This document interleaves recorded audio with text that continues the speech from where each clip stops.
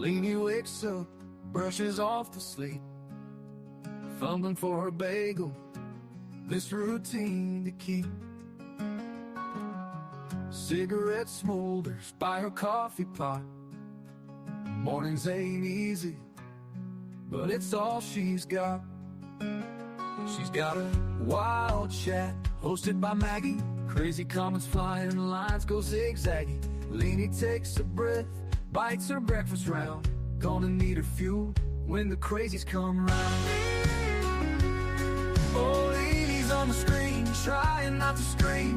Maggie's holding down this wild, wild dream. Bagel in her hand, coffee by her side. She's ready for the madness, with Maggie as her guide. The chat explodes with every single ding. Leanie's got her caffeine, she can handle anything. Maggie reads the messages, keeping things in line. Leanie laughs it off, says, "Folks, you're doing fine." Oh, Leanie's on the screen, trying not to scream. Maggie's holding down this wild, wild dream. Bagel in her hand, coffee by her side. She's ready for the madness, with Maggie as a guide.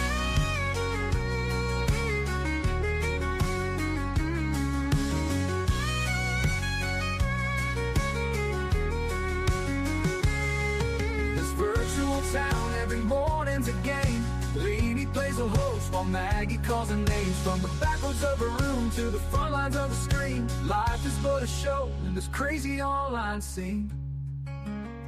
Oh, Leanie's on the screen, trying not to scream. Maggie's holding down this wild, wild dream. Bagel in her hand, coffee by her side. She's ready for the madness, with Maggie as her guide. Maggie as a guide.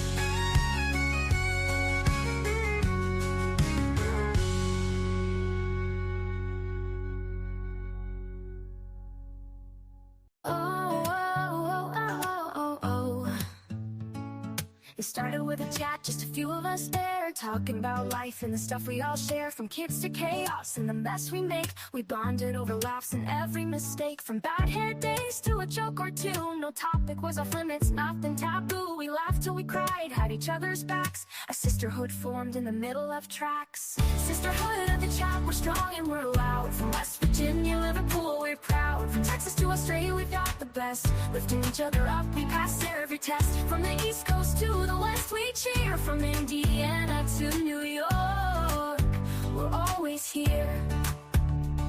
From late night texts to early morning calls, we've been through it all, big and small. From talking fashion to the crazy stuff, we got each other's backs when life gets tough. We send memes and pics of the day gone wrong, and the occasional "can you believe this song?" We share everything, no secrets to keep, like a wild dream that we never want to sleep. Sisterhood of the chat, we're strong and we're loud. From West Virginia, Liverpool, we're proud. From Texas to Australia, we've got the best. Lifting each other up, we pass every test. From the East Coast to the West, we cheer. From Indiana to New York, we're always here. From Tennessee, where the music plays, to sweet tea nights and lazy days. From England's hills to the country roads, our sisterhood's a bond that forever grows. Sisterhood of the chat, we're strong and we're loud. From West Virginia, Liverpool, we're proud. From Texas to Australia, we've got the best. Lifting each other up, we pass every test. From the East Coast to the West, we cheer. From Indiana to New York, we're always here. Through the highs and the lows, we've been there. When the world feels heavy, we just don't care. We're loud, we're bold, we're a little bit wild, but always there for each other, with hearts so mild. Sisterhood of the chat, we're strong and we're loud. From West Virginia, Liverpool, we're proud. From Texas to Australia, we've got the best. Lifting each other up, we pass every test. From the East Coast to the West, we cheer. From Indiana to New York, we're always here. So here's to the sisters who make life so sweet. We've got each other, no defeat. From the chat to the heart, it's all the same. We're a sisterhood forever in the friendship game. According to Leanie, the eclipse is to blame, but truly the Lord brought us together, and we'll never be the same.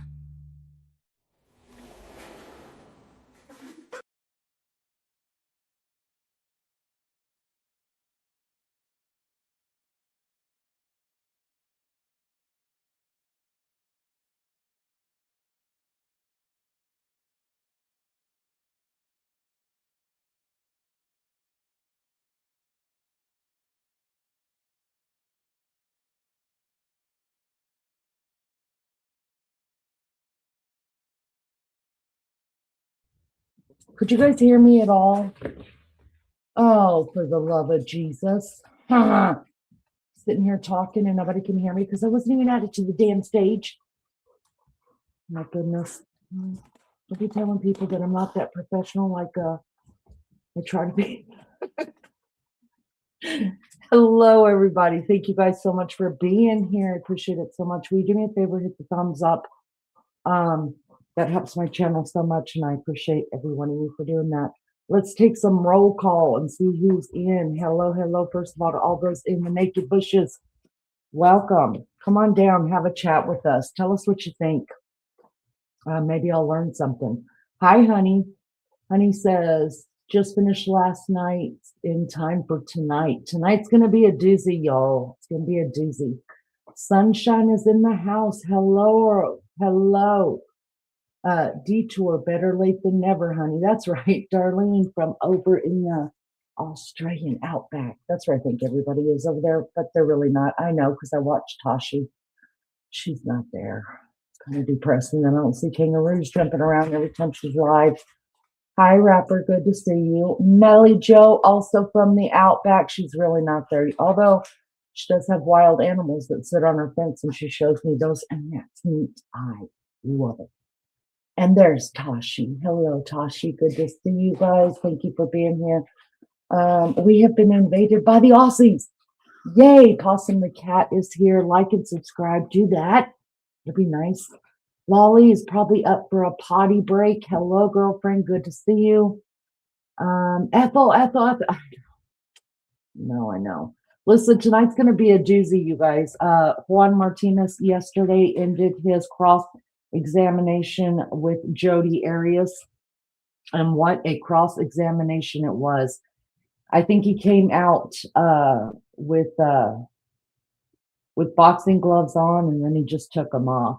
And they went to town. She gave him hell. She gave Juan some hell, and he gave it right back. We could definitely see a difference in her personality with as the days went on stand. The first day, she was, well, the first time when she was on the stand with the defense team, she was all meek and mild and weepy and crying, and oh my God, someone hand her a tissue. And then Juan comes up and he comes out, fist blazing, and she just started that smug, know-it-all, not knowing anything, exasperated attitude of hers that gave me a stomach ache every freaking night. I've never had to deal with anybody that was that mouthy before, nor would I. I would have walked away. So kudos to Juan for hanging in there and not rage quitting like Tashi said she was going to do.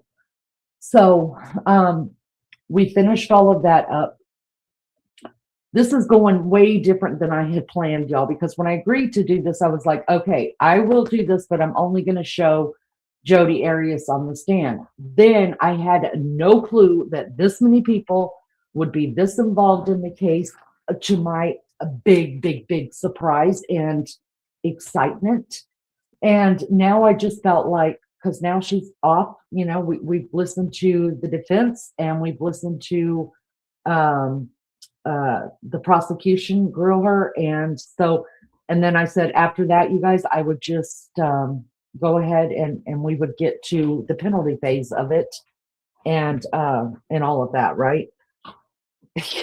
Well, now, damn, I don't know about you guys, but I want to hear and see the forensics of it again. And I also want to hear what the medical examiner said. Yesterday, we did see some of the pictures. I will let you know tonight. We are hearing from forensics, the forensic team, and also the medical examiner will go over the autopsy. It's going to be graphic. This is the only warning you're getting. I'm not trying to be rude about it, but I run an over 18 channel. I would much rather have people that are like over 30 in here. But anyways, it can get pretty raunchy. My mouth can get pretty raunchy. What I say can get really raunchy, and I try to control it, y'all, but it doesn't always work, to tell you the truth. And everybody that knows me, and it's okay. But anyways, it's gonna get, some of it's gonna be very, very, very graphic. So if that is true, no offense taken, just exit stage right and protect your own mental health, because I can't do that for you. All I can do is say, look, this is going to be very graphic. So that's what we're going to do. We're going to jump right into it. And go ahead and do this. I've got it. I'm going to speed it up just a little bit, because it's a lot to take in with these next two guests that are up here. After we do this, you guys, I think we're just going to go to closing arguments. And then, as we know, the first, she was found guilty, and then they couldn't figure out, they couldn't figure out the death penalty. So we'll figure out what part of that to watch, and then we'll be done with this and move on to the next case. And I'm super excited about that, because I've got 3 in my head that I'm going to put on the poll, and then I'm going to let you guys decide. And we're going to do it a little bit different, because we are going to watch it from start to finish, day by day by day. Now, of course, some of those I'll be able to put the days together, but some I will not. And I've been lucky with this case, because I've been able to find things that or videos that take out all of the sidebars, because that takes up a shit ton of time, and nobody cares about that. We can't hear it anyway, so I don't want to watch everybody while the sidebars go on. So hopefully I can, whatever we case we pick next to watch, I'll be able to find one that takes out sidebars and has little to no commercials in it. I'm not sure. This is a different place that I'm going tonight for the rest of these, and it's because it's the best that I've seen visually. So I'm not sure if it has any sidebars in these ones, or if it has any commercials in it, because I haven't watched without you guys. I wanted to watch with you, and you guys, we can all react together. I think it's more fun to have a watch party than to watch by yourself. That's what I always say.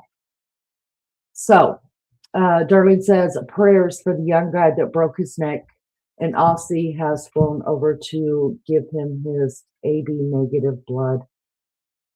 Oh, I didn't. Due to her prayer, Darlene, prayers going up for speedy recovery and God's healing power. I don't know what you're talking about, but of course, yes, prayers for him. I haven't watched anything. No, I haven't watched nothing. Zero. When it comes to the experts, it was infuriating. Well, yeah, but I really want to. I really want to hear the autopsy report again. And then when I was looking for that, I found the forensics, and they're showing all the stuff they collected at the scene. And that's my jam, y'all. That's my jam is forensics. I love it so much. He had a surfing accident in the Philippines. Oh, I did not know that. Well, God bless him and his family. Hello again, Dawn. Good to see you. Thank you for being here. All right, guys, listen up. Let's just go ahead and get into it. I don't think any of you are here to hear my mouth. So let's pull this up.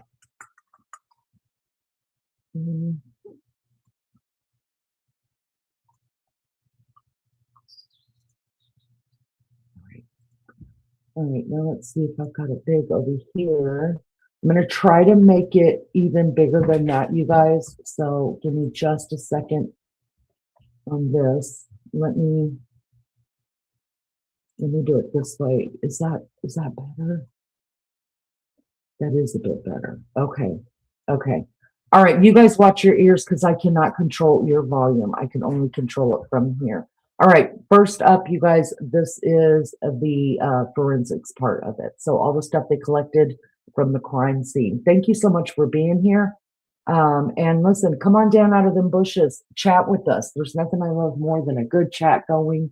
And you don't have to agree with my opinion of anything at all. We're just respectful of each other, and we respect the right of people to be able to have their own opinion in this. All right, and we're adults, so we know how to do that. All right, guys, here we go. Who do you work for? I work for the Mesa Police Department. And how long have you worked for the Mesa Police Department? I was hired in September of 2004. And what were your duties when you were initially hired? When I was originally hired at the Mesa Police Department, I was hired as a crime scene technician. I was promoted in June of 2005 to latent print examiner. And what kind of, do you have to have a degree for that sort of thing? What kind of experience did you have or education prior to being hired? I hold a Bachelor of Science degree in anthropology and journalism. I have an Associate of Science degree in forensic technology. And what were your duties back in June of 2008? In June of 2008, I was a latent print examiner. Among my duties includes performing the comparative analysis of unknown finger and palm prints that are recovered from crime scenes and items of evidence to known subjects' prints. I also process evidence in the laboratory using various chemicals and powders, and I respond to major crime scenes. I take photographs, collect evidence, and process for latent prints. With regard to this issue of latent fingerprints, what is a latent fingerprint? A latent fingerprint is a chance impression. On the palmar sides of your hands and the soles of your feet, we have a specialized type of skin that's called friction ridge skin. It's very similar to corduroy in that there are peaks and valleys to that skin.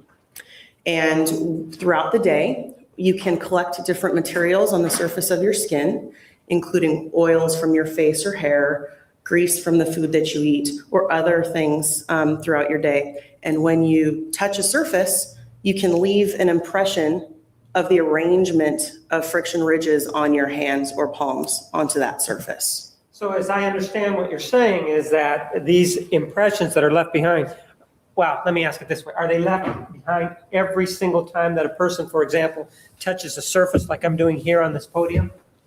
No, there are many reasons a print may or may not be left behind. Well, does environment have anything to do with whether or not this impression is going to be left behind? Yes. Specifically, what environmental factors affect whether or not a print is going to be left behind? If it's a very warm day, most of the perspiration on your fingers is water. It can evaporate. So if it's a very warm day, you may not leave an impression behind. You may have very dry hands. The residue left behind could evaporate from the surface.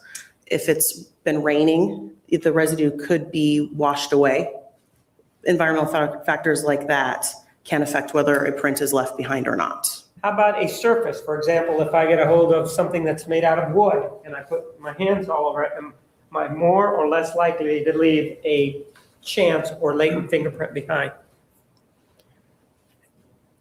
It's got a lot of holes in it. It's just a piece of wood. I would say in that case, you're less likely to leave a latent print behind on a very rough, holey surface than a smooth, hard surface. If you think of a fingerprint as a rubber stamp and think about if you ink up a rubber stamp and press it on a very rough surface, you don't get a very clear impression of that stamp left behind. A fingerprint is the same sort of thing. What about movement? What if I'm, for example, going through something and I'm moving very quickly and I slide my hand against the surface like I did of the podium there? Am I less or more likely to leave a fingerprint? You may leave a fingerprint behind in that circumstance, but you could be smearing the fingerprint and the arrangement won't be visible. It won't be very clear based on the movement. So you get these fingerprints. Let's assume that you actually left them.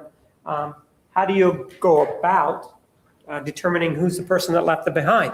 Let's say in this world where you have billions and billions of people, you don't know who the person was that left it behind. That's why you're checking. So how is it that you go about effecting an identification? The methodology that we use to compare fingerprints, it goes by the acronym ACE-V. That's ACE-V. That stands for analysis, comparison, evaluation, and verification. In the analysis phase, what an examiner will do is examine the latent impression to determine its overall suitability for comparison, the overall ridge flow of that print. Can I tell if it's a finger or a palm? Can I tell the orientation of the print? How clear is the information? Is there a great deal of difficulty in distinguishing between the raised portions, which would be the ridges, and the furrows? We're looking for 3 levels of detail in a fingerprint. Level 1 detail is the overall ridge flow, and in the fingers will be pattern type. And we're looking for level 2 detail. That's called ridge characteristics. There's many other terms that can be used, such as minutia, Galton detail, things like that. That's going to be where a ridge is flowing along and abruptly ends. Call that an ending ridge. You also have ridges that flow along and then branch into 2 ridges, and that's called a bifurcation. So that's the second level of detail that we're looking at in the analysis phase. The third level of detail is pores on the friction ridge surfaces. There are pores that exude sweat. The location, shape, and size of those pores is visible in some impressions. And the other part of third level detail would be the shapes of the edges of the ridges themselves. So in the analysis phase, we're looking for all of that information. It's fact gathering. We're looking to see, do we have level 1 detail? Do we have level 2 detail? Do we have level 3 detail? That's all with just the latent impression. Then we move to the known impressions or exemplars, and we're performing an analysis Well, of... let me stop you there. Okay. What if you don't know who the person is? When you go out to a scene, you really don't know, correct? That's correct. So are you familiar with something called APHIS? Yes, What is, APHIS is an acronym, correct? it is. And what does APHIS stand for? APHIS is the Automated Fingerprint Identification System. And without talking about the actual bank that's involved, I'm just talking about the machine. I don't want to know how the knowns go in there, okay? Do you understand what I'm saying? Yes. Okay. Does this machine help you then make a comparison to other knowns that may be around? Yes or no? Yes. And what is the advantage of having the APHIS system as opposed to a human being sitting down and making this comparison? The APHIS system is a searching database. So we're able to enter a latent print into the database, the first joint of the fingers and the palms, and it will create a mathematical algorithm and bring back 10 candidates that the computer believes are close to this latent impression. The examiner then is able to... Well, then let me stop you then. Are you telling me that the advantage of APHIS is speed? Yes. Because it can go through thousands upon thousands of fingerprints within a very short period of time, right? Yes. And if any of them are similar, then it spits it out, right? Yes. But as an examiner, that's not an identification, correct? No, it's not. Because then that's when the human person comes in, right? Yes. And then the human person does what with those candidates that have been spit out? The examiner initially views the latent and the known impression on the screen one at a time and determines whether or not they have a hit. If a hit is declared, then a known exemplar, that known exemplar will be obtained by the examiner, and a one-to-one comparison will be performed between the latent and the known. The examiner is the one who does that final comparison. In our talk today, one of the things that we keep referring to is that the fingerprints, and we've been talking about that. How about palms, for example? Are palms also unique to individuals, or is it a situation where the only comparison that can be done is involving the fingerprints? No, the arrangement of skin on all the palmar surface of the hands is unique. And so once let's say that you have, does this APHIS system also have the palm prints in it that can be used or not? Yes, it does. When you look at a fingerprint and you're doing this comparison, are you then also able to orient it and find out what part of the hand is involved, whether it's one of the fingers or in the palm? Can you do that? It depends on the quality. It's a great quality, the best quality you ever had. Can you do it then? In many cases, yes. And if you have the palm, you can tell what part of the palm it is then, right? If there's enough information in the palm, you can use those to help determine where the latent is from. So in other words, are you saying that if you have a palm print, you cannot tell what part of the palm print it is, what part of the palm it is? There are latent impressions that are palm prints that are very clear that you cannot tell necessarily where it originates from. On the hand? Yes, correct. But there's some that you can then, right? Yes, So that's part of what you do then, correct? that is part of Is yes. that done out at the scene or is that done somewhere else? The entry of latents into APHIS and the comparison of prints is done in the lab. And so that the gathering of these latent fingerprints, how is that done out at the scene? A majority of the processing that we'll do at a scene in order to collect latent prints is done with powder and lift tape. And the others, which indicates that there may be others, what are the other processes that are out there? There is some chemical processing techniques that we can use at the scene, depending on the type of residue that we believe a latent impression may have been left in. In this particular case, for example, was black powder the only method that was used at the scene to attempt to gather latent prints? No, it was not. Why don't you tell me what those other processes were in this case? Leucocrystal violet, And what is that?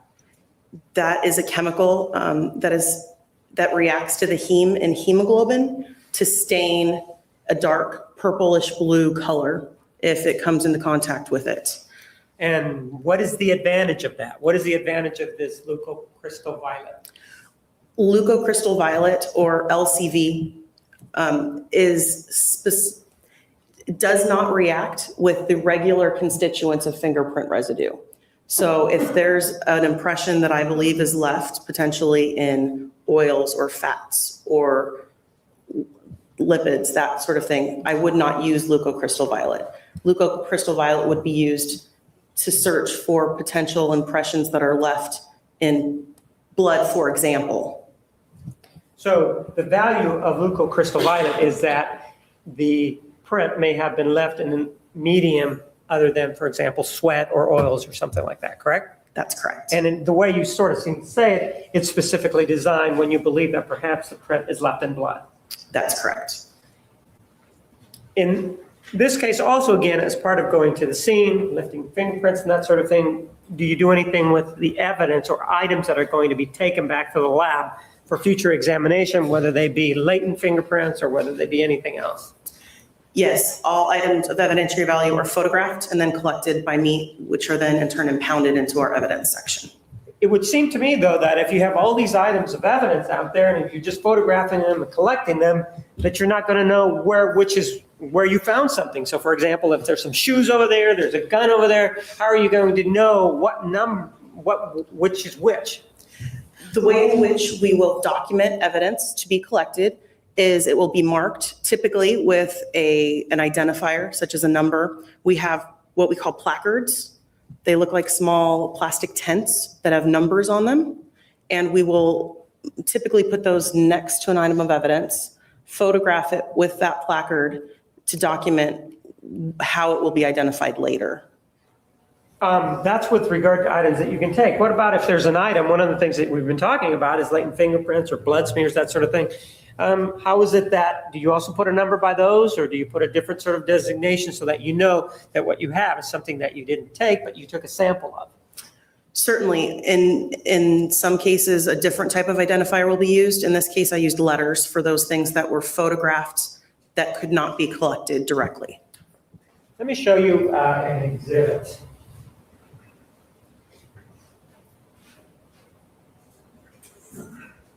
You recognize exhibit 249? Yes, I do. What is it? That is a diagram of a portion of the scene that I responded to. Which portion of the scene are we talking about? It appears to be the master bedroom. When you say and it appears, bathroom. it sounds like you're not sure. Are you sure or are you not sure? Yes, it is. It's the master bedroom, closet, and bathroom. Is this a true and accurate depiction of the scene as it existed when you were there and you conducted your work? Yes, it is. And how long were you there conducting your work? We spent over 3 days at the crime scene. When you say we, it's sort of a royal thing. I'm not interested in what others may have done. How long were you at the scene? Because that's what it really is testifying. 3 days. All right. And there were others that were there with you, correct? Yes, there were. Were there also technicians there with you? Yes. And who else would have been there with you assisting throughout this thing? In what capacity? In any capacity? There were several detectives there at various times. officers. There was members of the biology unit of the Mesa Police Department and also another latent print examiner. When you say the members of biology unit, what do they concentrate on? DNA evidence. And in this particular case, you can see that there's a variety of numbers here, and there's also red areas and body and that sort of thing. Is this a true and accurate depiction of all the items that were at the scene at the time that you were there during those 3 days in June of 2008? Yes. I move the admission of exhibit 249. Moment, Your Honor.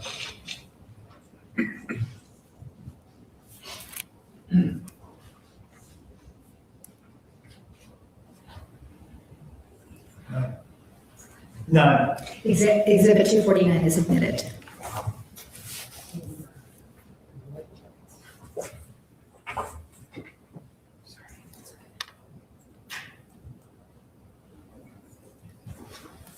I think we may have already talked a little bit about this, but just your review of it. This area.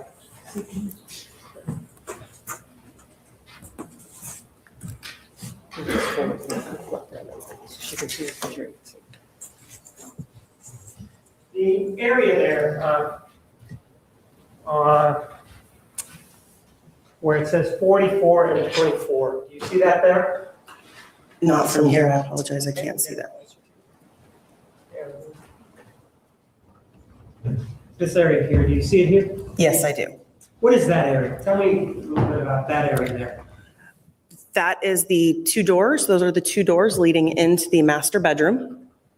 And those are numbers designating items of evidence that were collected from those doors. With regard to the doors, did you check, anybody that you were supervising, did anybody check to see what type of lock that was involved in? There is a photograph of that locking mechanism, and I have. Okay. Now, after you walk in there and you take a look at this right here, what is this that's marked as 45? I mean, what are we looking at there? 45 is a piece of carpeting that was at the entry to the hallway leading to the master bathroom that had a large area of red staining on it that was collected. And did you walk down that hallway? Yes. And as you walk down that hallway, where did it take you? To the master bathroom. And once in the master bathroom, where is the tub in comparison to the door as you walk in? It would be to your left. And is that where the body was found? The body was found in the shower. That was to the left, yes. And just to make it clear, they had both a bathtub and a shower, correct? Yes. Was the body found in the shower, I think is what you said, correct? Yes. All right, let's take a look at some photographs. Thanks, Steve.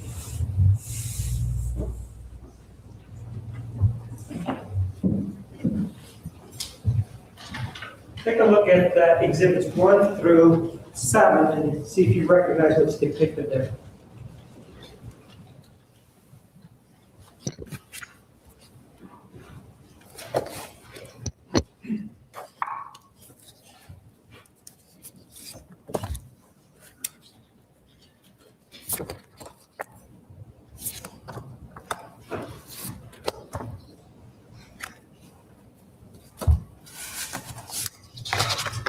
Recognize what's there? Yes, I do. And what areas do those photographs depict? This depicts the entry and the front of the home that I responded to, the garage, and a portion of the laundry room of that scene. Are those true and accurate depictions of those areas, again, as they were on the date that you responded and were there? Yes, they are.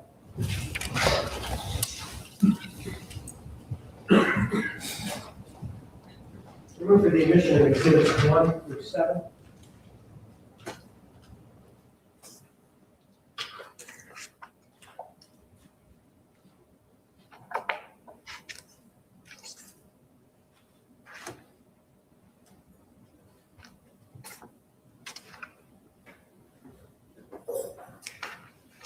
No objection, Your Honor. Exhibits 1 through 7 are admitted. Let's take a look at exhibit number 1. What are we looking at here? This is the front of the house. And the exposure of the house, what direction is towards my pen this way? North, Okay, wouldn't that be that way, north, that way, rather than this way? Isn't this south? Let's continue looking at it, okay? Exhibit number 2. What is that? that is another view of the front of the house showing the front door. And it also shows a closer up of what? The vehicles that are parked in the garage and driveway. And how many are there? 3 total. And exhibit number 3.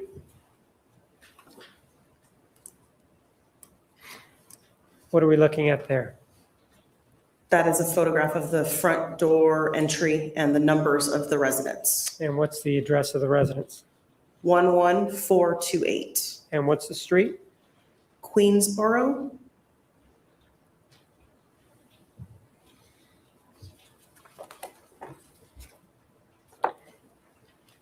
Exhibit number 4.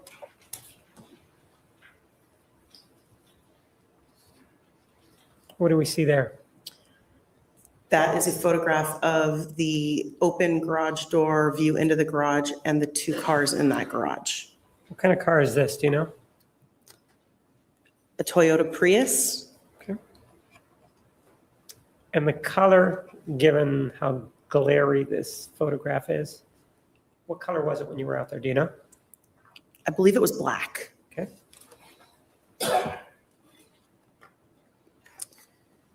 Exhibit number 5.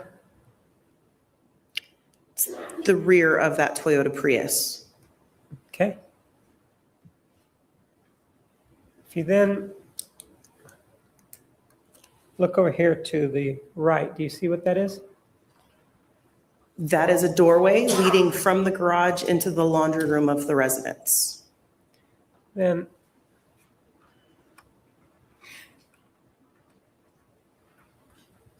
and this right here is what? It appears to be a garage door opener. Okay, and this right here? I don't know what that is. You familiar with light switches? Yes, Does that look like it could be a light switch? it appears to be. And then if we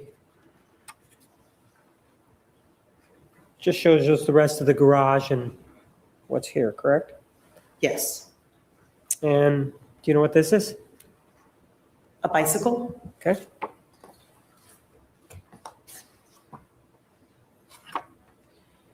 Now, exhibit number 6 is what? That is a view, a view of the laundry room that includes the washer and dryer that were inside that room. And this door here, does that lead to? That door leads to the garage. And if we take a look at exhibit number 5, do you see this door here? Yes, I do. Are those one and the same doors? They are. Exhibit number 7 also shows us a door. Are you familiar with which door this one is? I believe that is the same door we've been discussing from the laundry room to the garage. When you say you believe, it sort of implies that you're not sure. Take a look at it. And then if we take a look at exhibit number 6, you see that same door? Those are the same doors. And is this then the door that leads out to the garage? Yes, it is. And what is this up here? An alarm keypad of some kind. Take a look at some more photographs.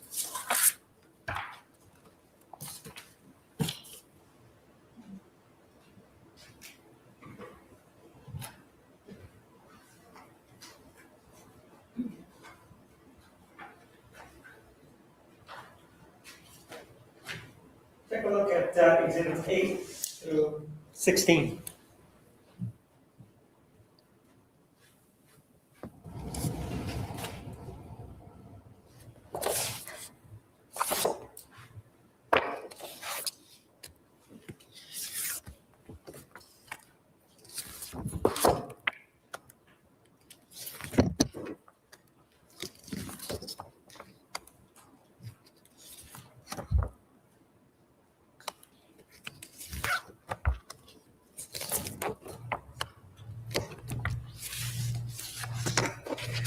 Do you recognize those photographs? Yes, I do. What do they depict?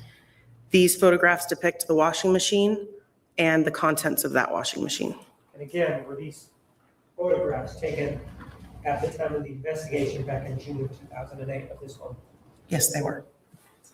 I move for the admission of exhibits numbers 8 through 16.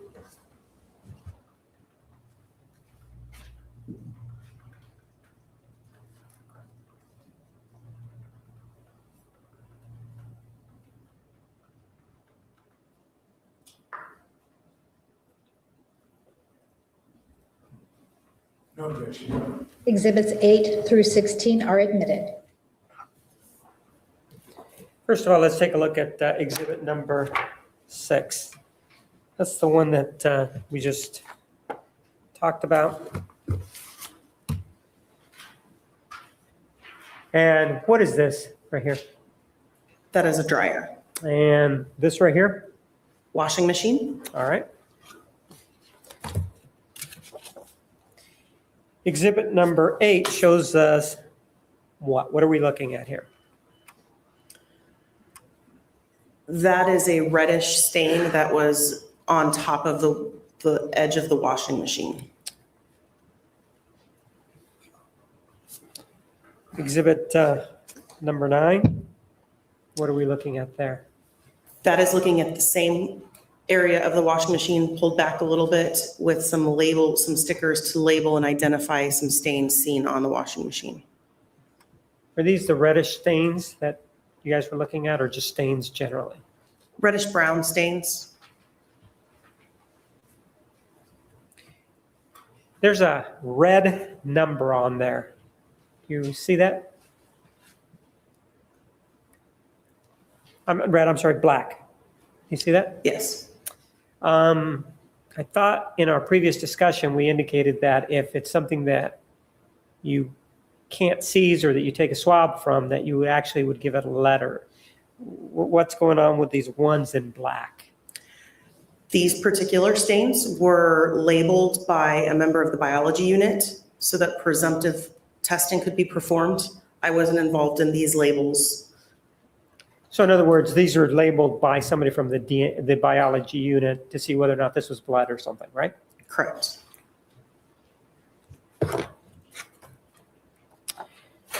Exhibit number 10 is a close-up of one of those ones, correct? Yes, it is. And if we bring it in a little bit closer, it has something to the side of it. You see that? I do. What is that? The letter B. So for example, then, if we go to the previous exhibit, there are 2 ones there. One would be either, well, we can look at it. We can see that they're labeled with letters also, correct?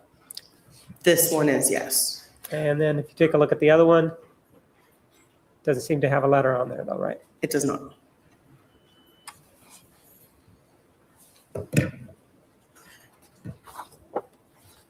Exhibit number 11, what are we, let me give you a better view of that.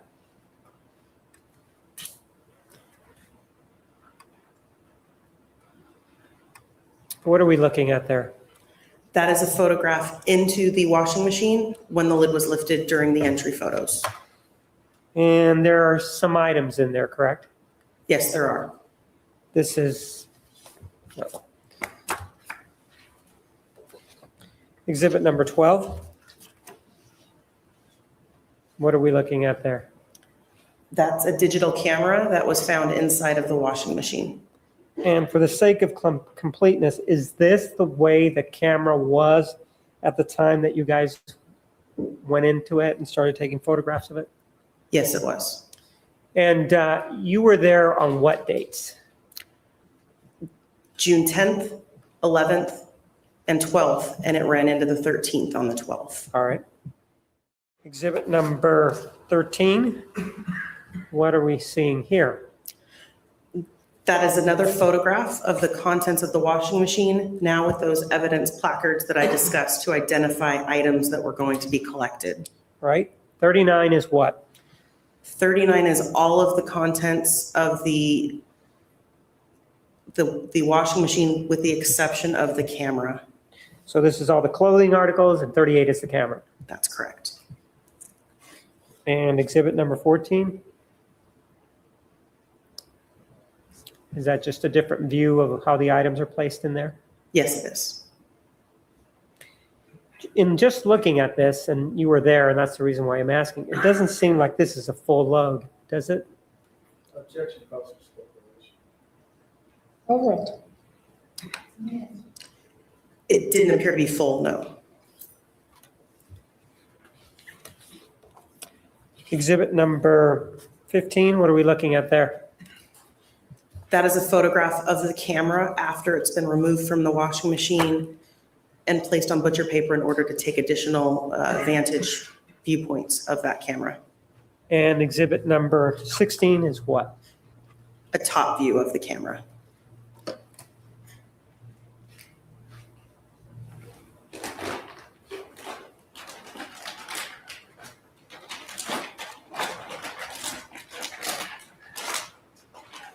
Let's take a look at exhibit number 214.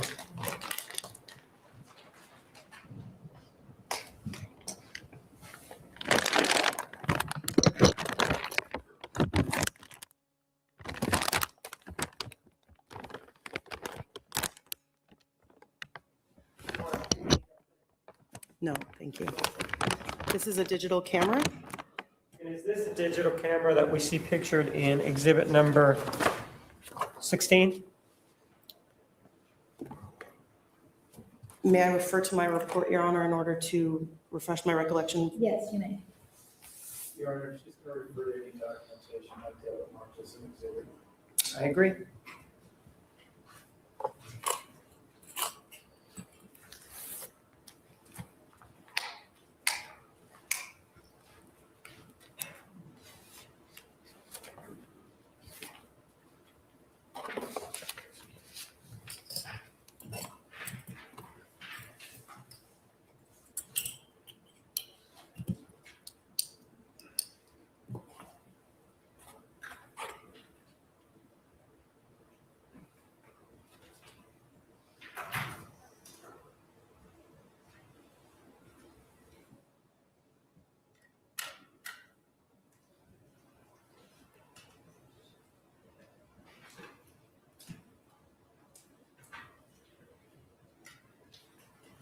And take a look at exhibit 276 and see if that helps you out.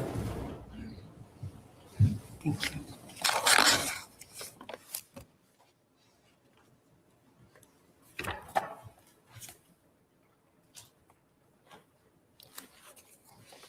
This is the same camera that is depicted in the was collected from inside the washing machine. But inside of that plastic is something else beside the camera, right? Yes. Do you know what that is? Looks like power cords of some kind. Right, but as far as you're concerned, the only thing that was taken from that washing machine is the camera that's in that exhibit, correct? Yes. If I may have it back. Judge, I would move to the addition of exhibit 214 with the exception of this power device or maybe camera taken or this cord taken out.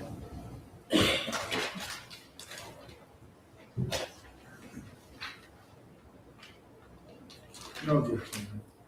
All right, exhibit 214 is admitted and it will be repackaged without the power cord. Correct.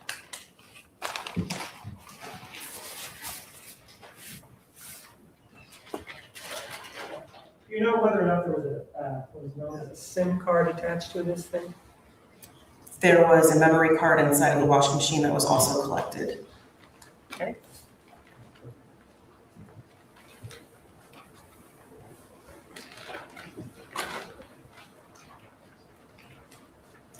Please take a look at exhibit number 215.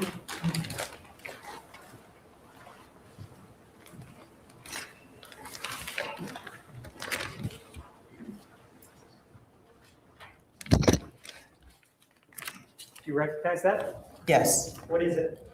This is the memory card that was collected from inside the washing machine. And you were the one that actually packaged it, I guess, correct? When it was originally in the envelope, yes. I move for the admission of Exhibit 215.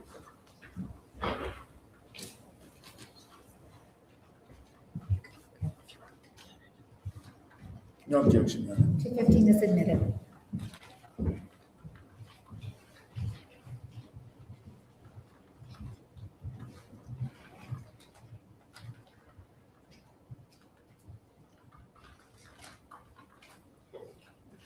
Let's take a look at this. Exhibit 215.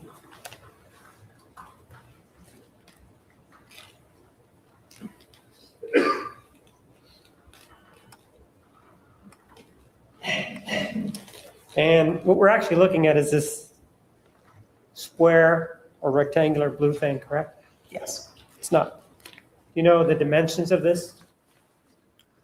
Or is it just very small? It's small. Let's take a look at exhibit number 220.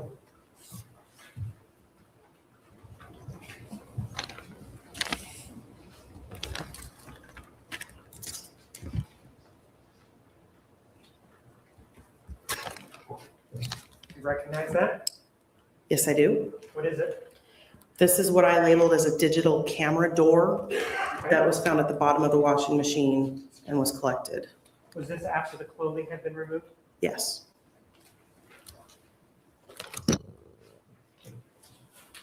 I move for the admission of exhibit number 220.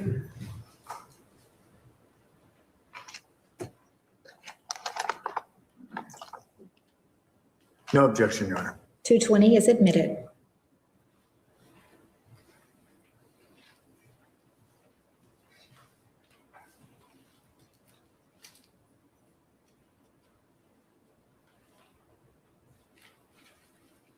Take a look at this one.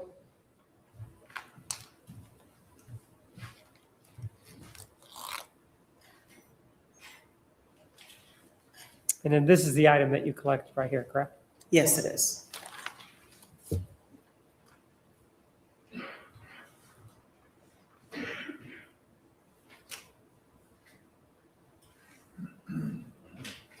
Let's take a look at exhibits.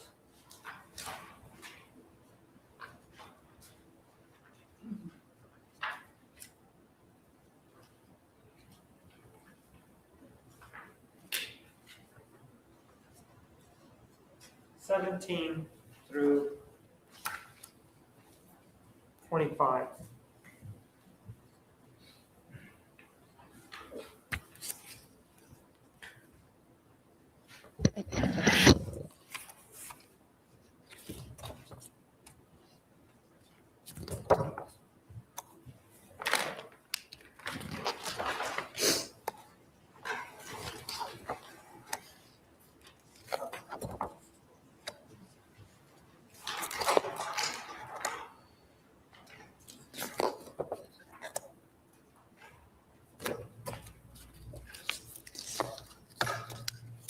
You recognize what's in those photographs? Yes, I do. What do they show?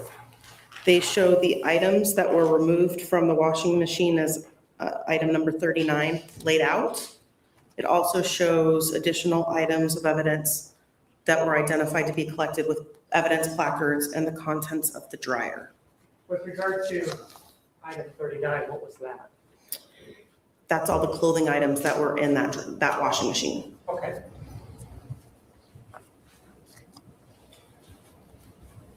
I move for the admission of exhibits numbers 17 through 25.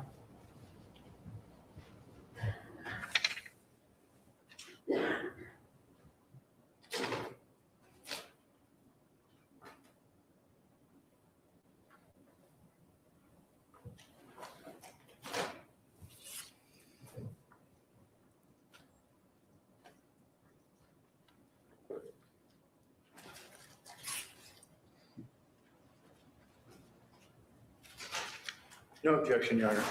Exhibits 17 through 25 are admitted. Let's go ahead and take a look at these. Exhibit number 17. We see the placard 39. What is this up here? It's a towel, right? And directly underneath it, what are those? socks. And to the left, Those are also socks. okay? It does seem that, do you see this part up here on the towel? I do. It does seem that the towel is a bit discolored, doesn't it? Yes, it does. Exhibit number 18, is that the same towel? Yes, it is. And it shows this other end here, right? Yes. What is this right here?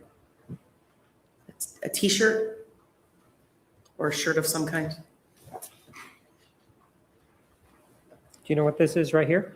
I know the glare is bad, but I don't recall specifically the particular clothing items that were contained. and exhibit number 19. Do you know what these are right here? Underwear, And this, another shirt. and these right here. They appear to be shorts. Take a look at exhibit 216. You recognize this? Here.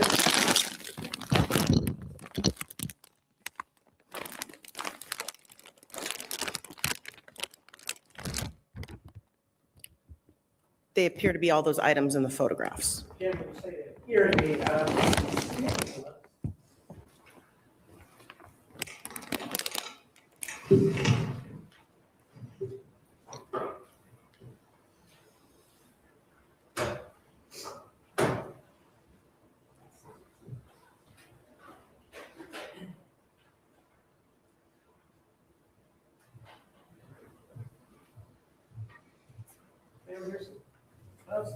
scissors, why don't you go ahead and open it up, take a look at what's in there, and then tell me if this is in fact your item 39. Okay.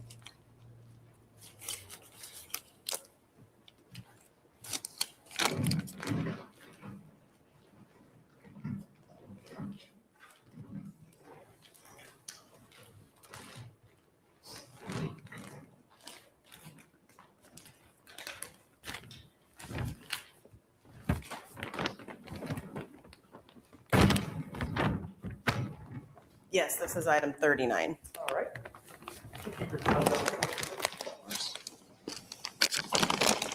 I move for the admission of exhibit 216. No objection. Exhibit 216 is admitted.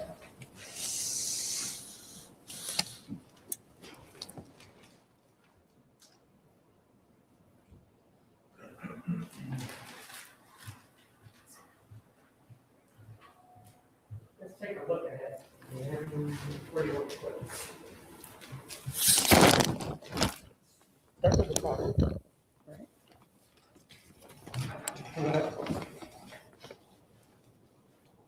This has some spots on there, right? Yes, it does. Are you familiar with what bleach is? Yes, I am. What is bleach? It's a liquid that we use to clean clean various things. And do you know what bleach does to an item that has color to it? It will take that color out and cause spotting. With regard to the towel, is that consistent with bleach being added to the load? Objection calls for speculation. You may answer yes or no, overruled. Yes. Okay. Take a look at the other items.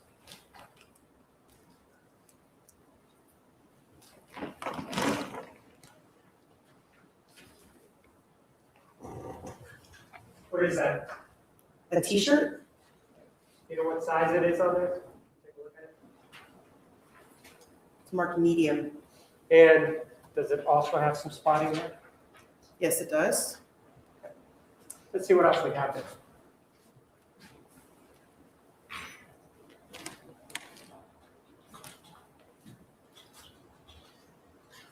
Those are the shorts or underwear. Yes. What else? All right, what else do we have?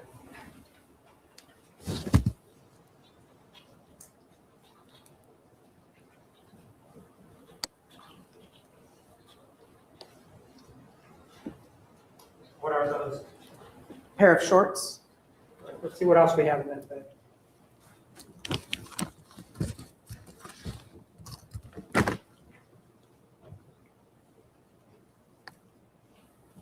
What is that? A t-shirt. Okay. What else?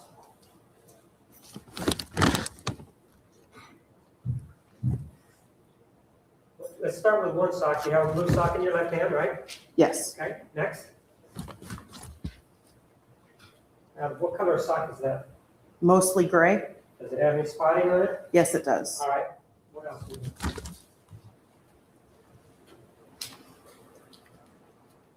What is that? A black sock. Go ahead.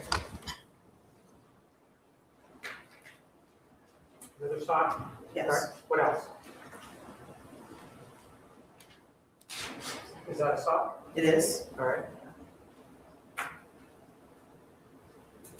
Another sock? Yes. And? Another sock.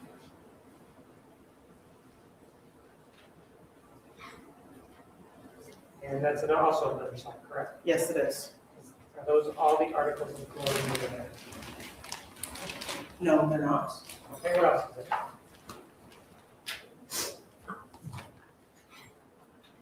What is that? This is a pair of pants. Are you familiar with the term sweatpants? Yes. Would that be what that is? Yes. What size are they? You can inside for us. They're marked men's large. Anything else in that bag?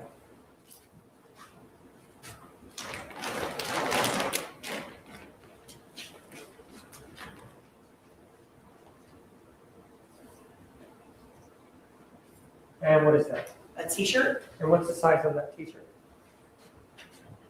Large. All right, try to have that item back.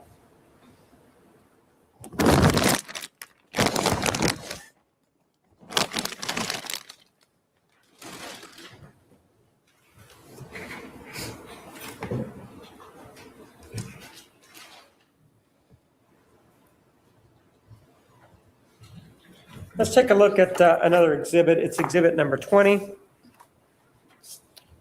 And if we take a look at, first of all, exhibit 37, what is that? Or item 37, not exhibit 37, I apologize. That is the memory card that was originally in the washing machine and then was collected as item 37. And what was the color of that memory card? From my recollection, it's blue. Okay. And then we have some numbers here, 40 and 41. First of all, this appliance to the right is a what? That's a dryer. And now we have a close-up, exhibit 21, of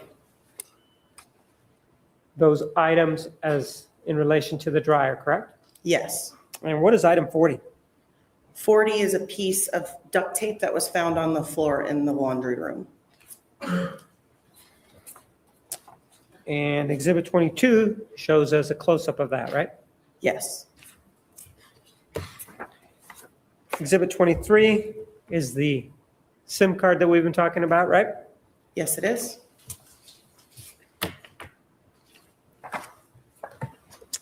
And exhibit 24 is a close-up of that, right?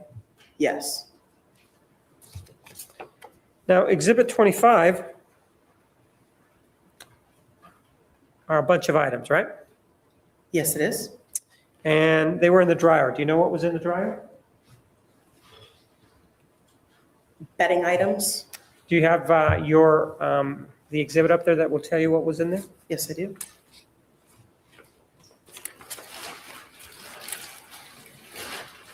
I have it labeled as bedding items.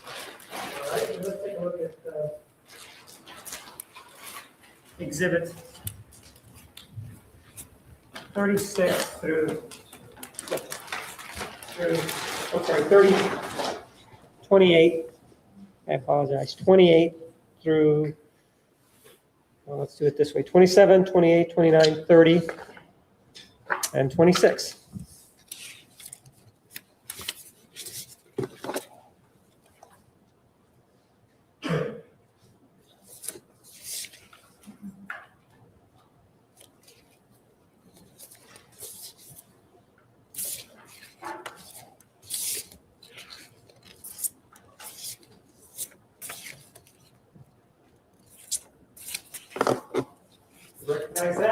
Yes, I do. What is it? Those are photographs of the items from inside the dryer, as well as a photograph of them inside the dryer. And are these true and accurate depictions of those items back when the investigation was conducted in June of 2008? Yes, they are. I move for the admission of exhibits numbers 26, 30.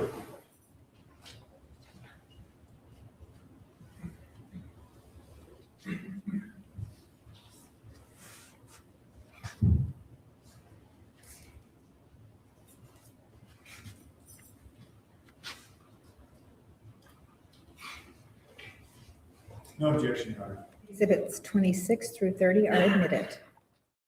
That is a view of the contents of the dryer and the items that were going to be collected as item 41.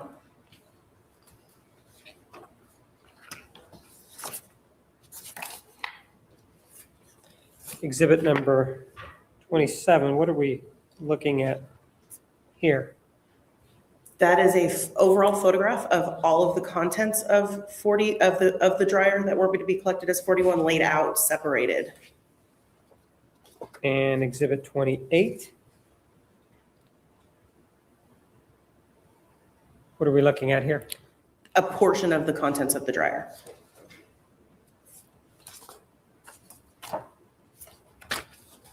I'm sorry, 29? Those are additional contents of the dryer. And finally, number 30, what is that? That is also something removed from the dryer. Take a look at exhibit number 212. You may want to just get it on the side. Recognize what's in there.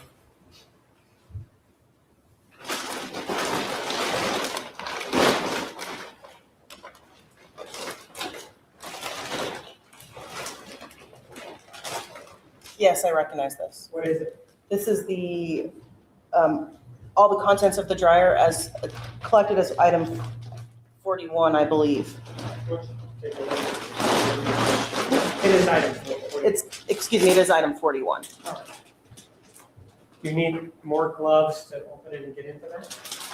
If we're going to pull them out, I would like some additional gloves, please. Would you like me to cut this open entirely? Just enough so that we can pull the items out and it's in.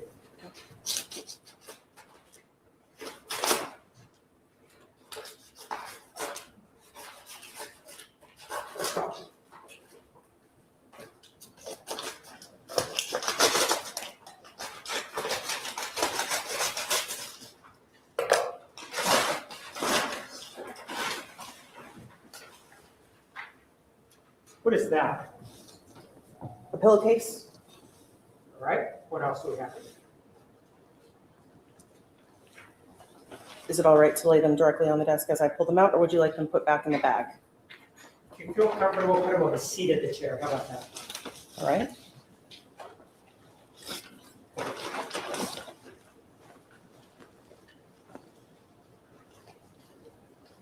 And what is that? A pillowcase? All right, next.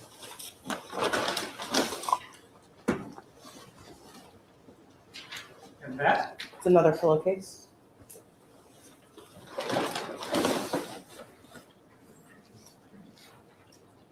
That is what?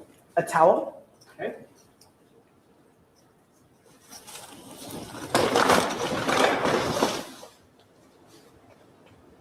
What are those? A pair of pants. Do they have a size on them? Yes, they do. Okay. What size is that? Size large. Next.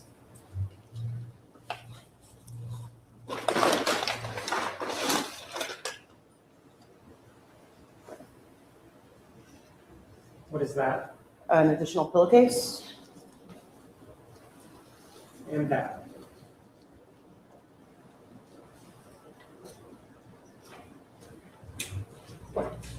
It's another pillowcase.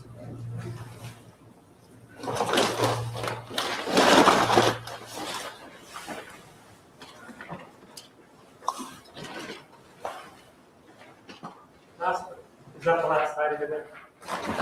No, it's not. All right, what is that? This is a bed covering of some sort with buttons. So Okay, what else is in that exhibit?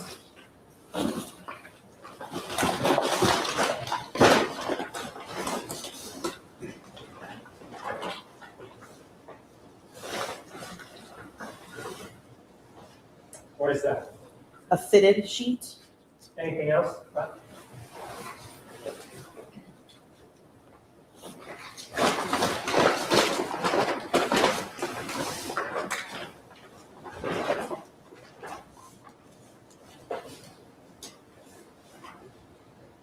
What is that? A flat sheet.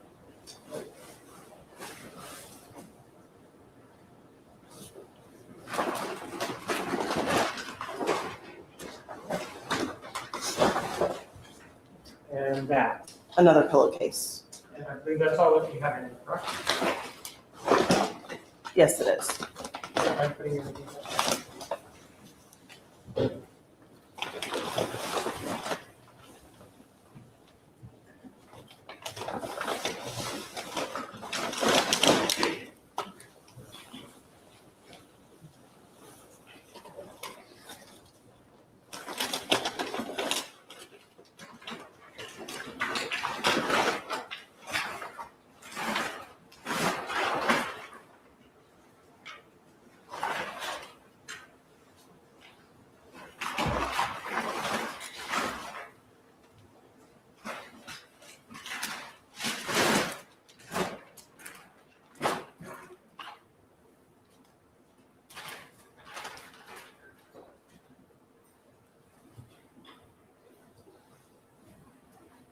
Ma'am, let me show you exhibits 31 through 46.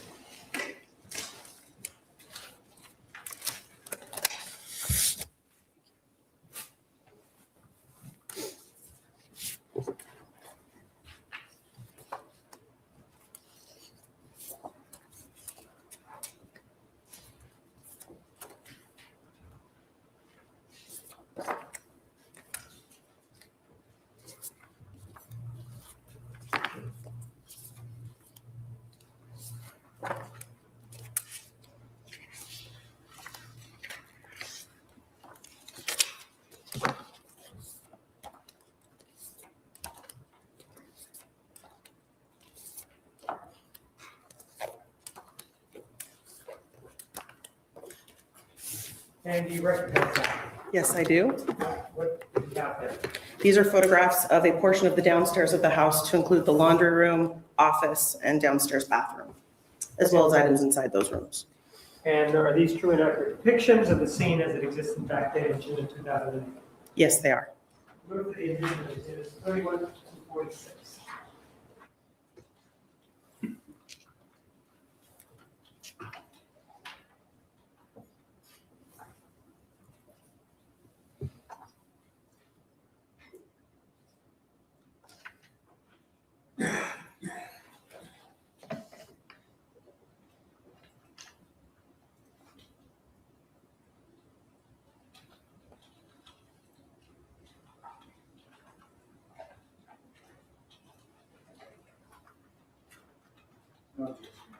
Exhibits 31 through 46 are admitted.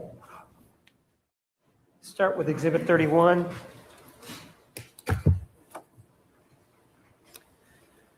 And what are we looking at here? That is another view of the laundry room from the vantage point of the doorway leading into the garage, into the corner. What is this door here? Is this door leading to the garage, or is that the door leading somewhere else? That door leads into the house, further into the house.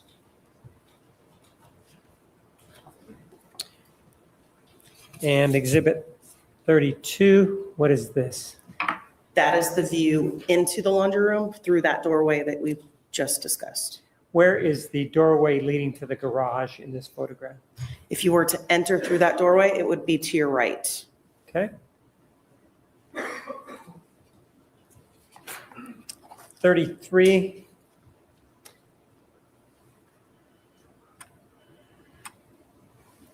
This area here, what is this back here? That's the laundry room. And what's to the left here, do you know? There is a closet and a doorway leading to an office space, And to the right here, what's there? a bathroom. Do you know what this item is here? If you know. It looks like a punching apparatus of some kind.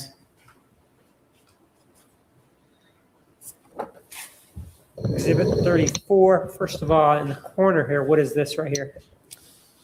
That's the doorway leading from the house into the laundry room. And this right here? That is the entryway into the office space. Exhibit 35. First of all, we look, what is this right here?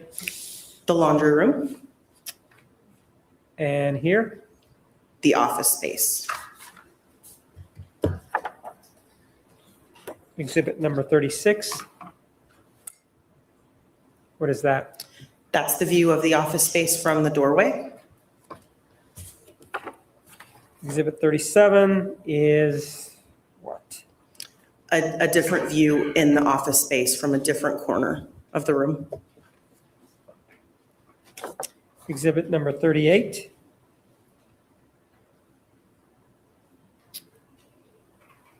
What are we looking at there? That is the desk in the office space, and there are items marked with evidence placards in that photograph. This up here, what is that up here? Do you see that white item there? It's a closet door.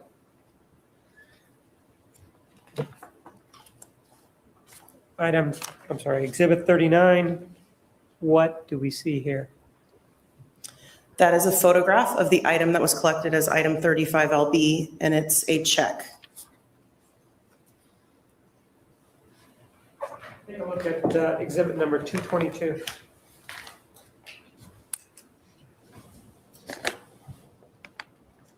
You recognize it? Yes, What is it? this is the box, including the check that was collected as item 35. Okay.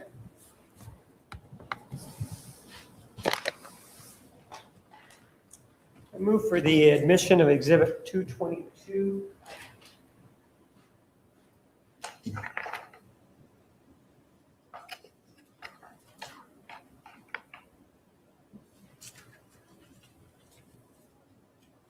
No objection.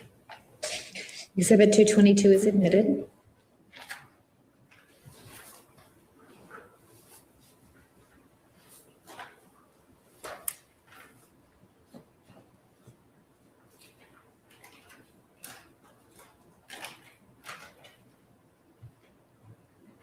Let's take a look at that.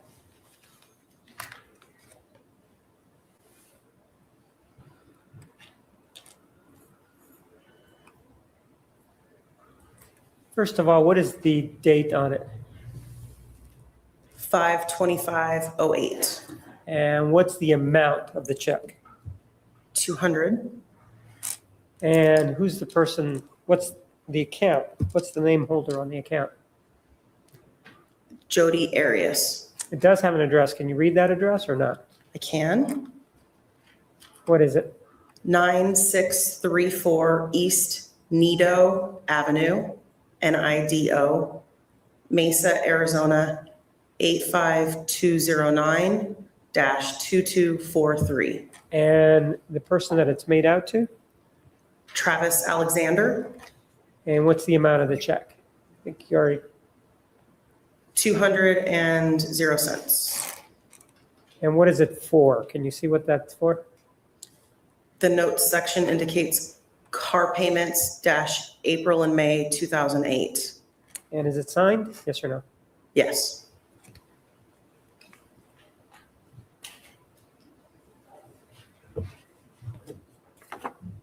Exhibit number 40 is what? What are we looking at here?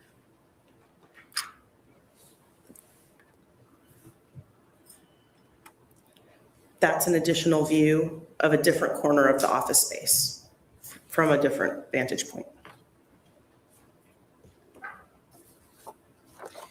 Exhibit 41, what do we see here? That's the final corner of the office space, and you're seeing the entry doorway from where the photographer is standing.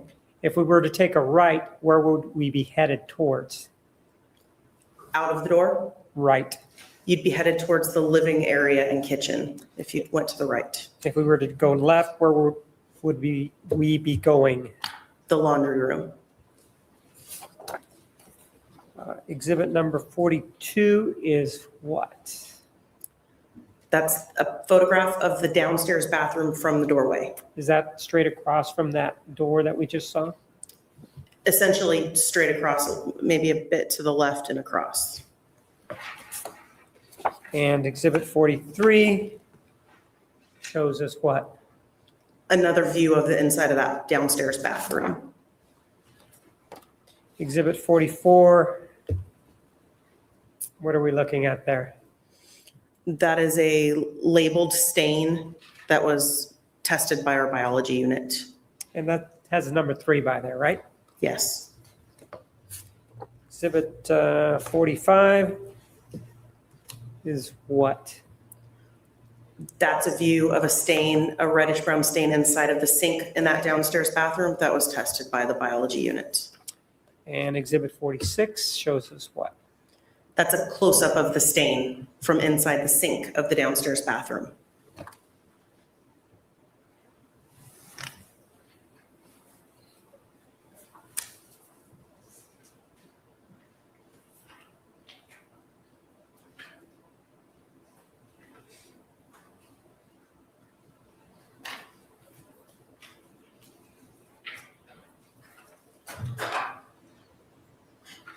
Let's take a look at exhibits 47 through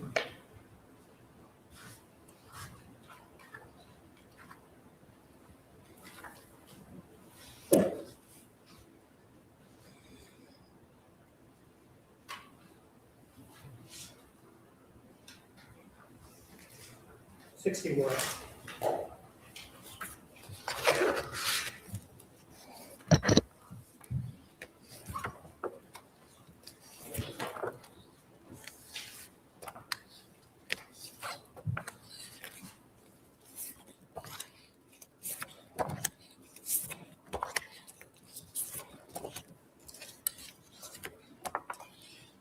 These numbers, we need a break.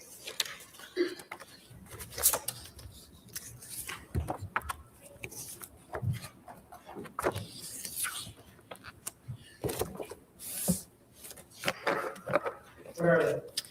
These are photographs of the remainder of the house, the downstairs portion of the house, the staircase leading to the loft upstairs, and the stairway itself. All right. And again, are these truly accurate depictions of when you were out at the scene back in June of 2008? Yes, they are. Move for the admission of exhibits 47 through 61. No objection, Your Honor. Exhibits 47 through 61 are admitted. Okay, what are we looking at here? That's a view of the dining room, living room area, and the hallway that led down to the office space, laundry room, and downstairs bathroom in the far portion of the photograph. And what is this right here? That's that punching apparatus that was in near that hallway. Number 48? That's a view of the front door from that dining room, living room area. Where's the laundry room door from here? It would be to my left where your pen is leading. Yes, that direction. And I guess we'll ask about this 48. What is this right here? A floor cleaner of some kind.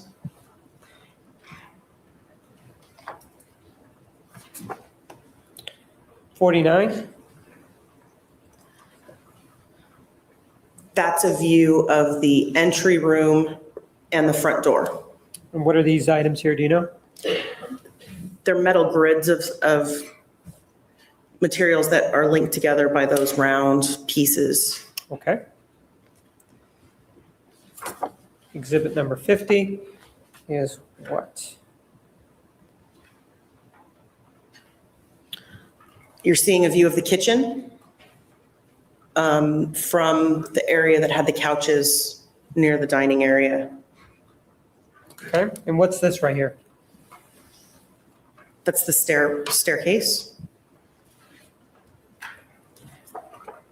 Exhibit 51, do we see that same staircase? Yes. Is that right there? Yes, it is. Exhibit 52.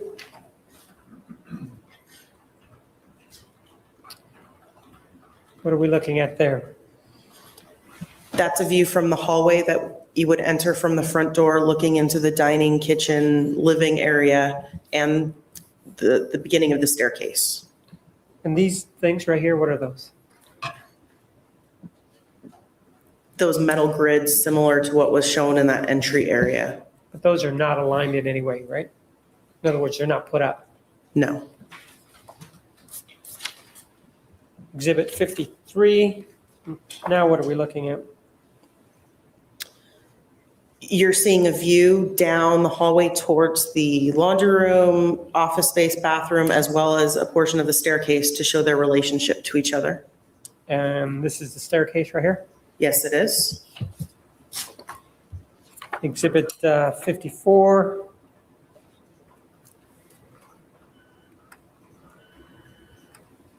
Shows us what? That is a view of the staircase and what you see from the bottom of the staircase. Exhibit 55 is what? A view from about halfway up the stairs, slightly more perhaps.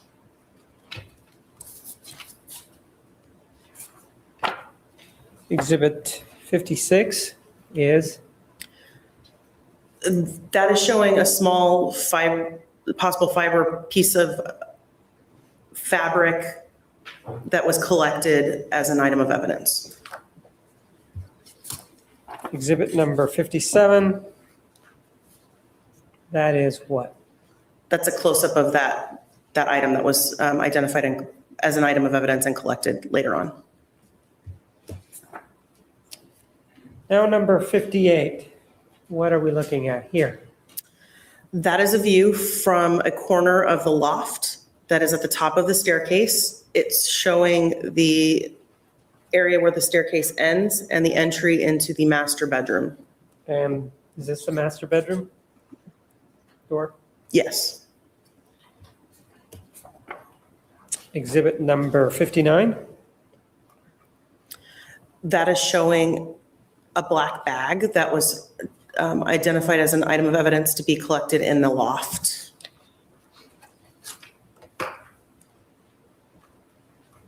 Are you familiar with exhibit number 231?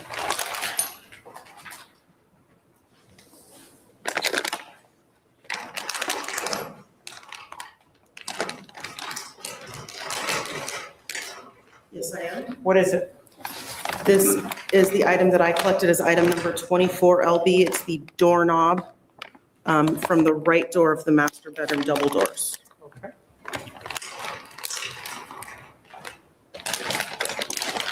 I move for the admission of exhibit number 231. The objection. None, Your Honor. 231 is admitted.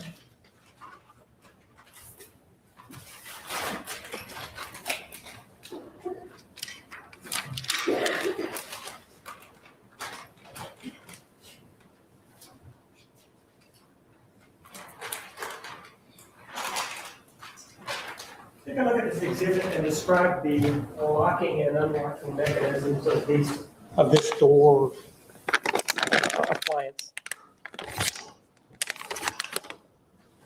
The unlocking mechanism is a key hole. Okay. The locking mechanism is a flat piece that's turned. Which one was on the inside and which one was on the outside of that door? The inside was the locking mechanism, which has the flat piece that turns, and the exterior doorknob was the one that has the unlocking key mechanism on it. So in order to get into that room, if it had been locked from the inside, would a person need a key? Yes. And in order to lock it, if you were inside, would a person need a key or would they just need to turn the knob or the item there?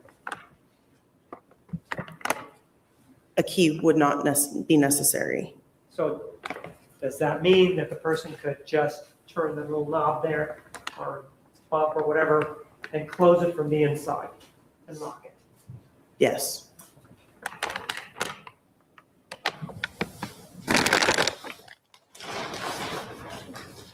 And Exhibit 231, the item that we're looking here, is that the inside or the outside? It was the interior doorknob. And you were talking about turning, this is what you would turn, correct? Yes. To lock it. And this portion of it right here, is that the inside or the outside? That was the exterior side of the doorknob. And that's the one that would require the key, correct? Yes.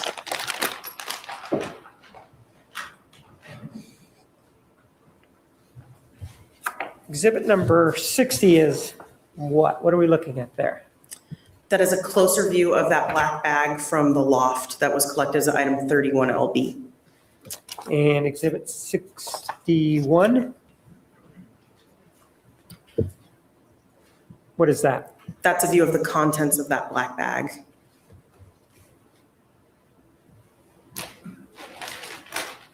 Take a look at exhibit 213.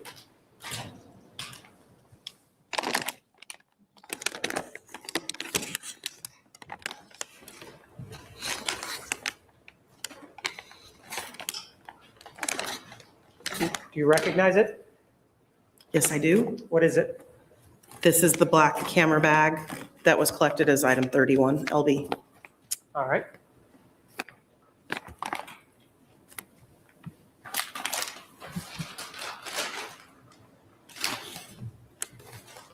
I move the addition of exhibit number 213.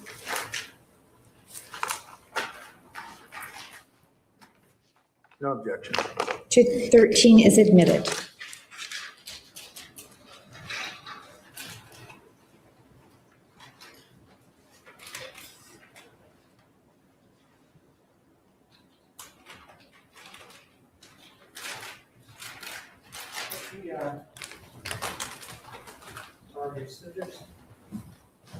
Do you want gloves for this or not? I'd prefer gloves, yes. I'll get them for you. Thank you.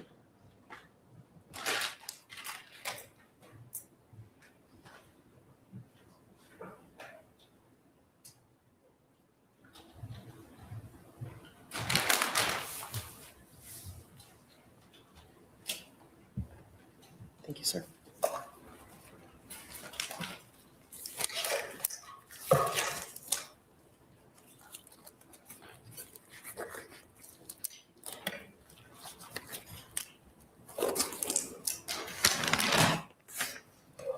I assume I'm opening this. Sure. Please.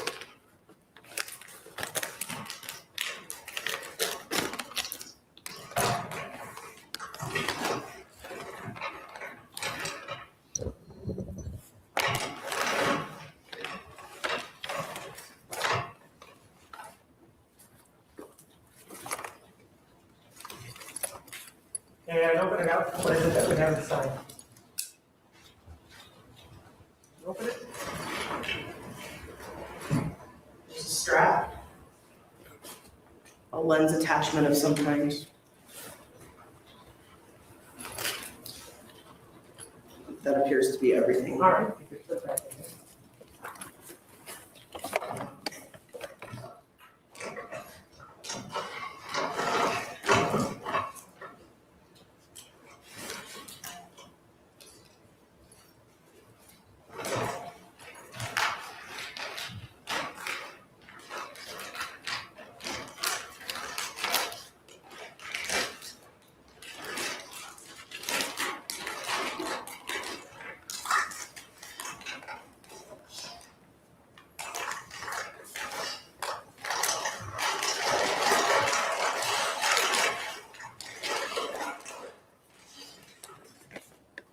Let's take a look at exhibits 62 through 72.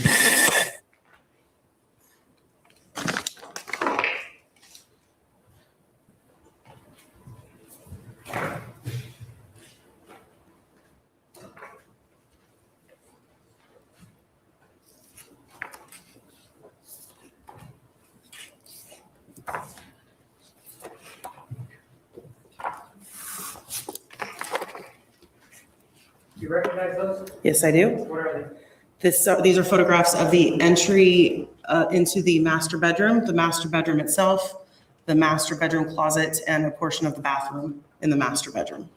I move for the admission of exhibits number 62 through 72. Council exhibits 63, 64, and 68 have already been admitted. That's correct. That's what we were talking about. Yes, sir. No objections to those photos previously not admitted being admitted. All right, 62 through 72 will be admitted. Let's take a look at photograph, which is number 62.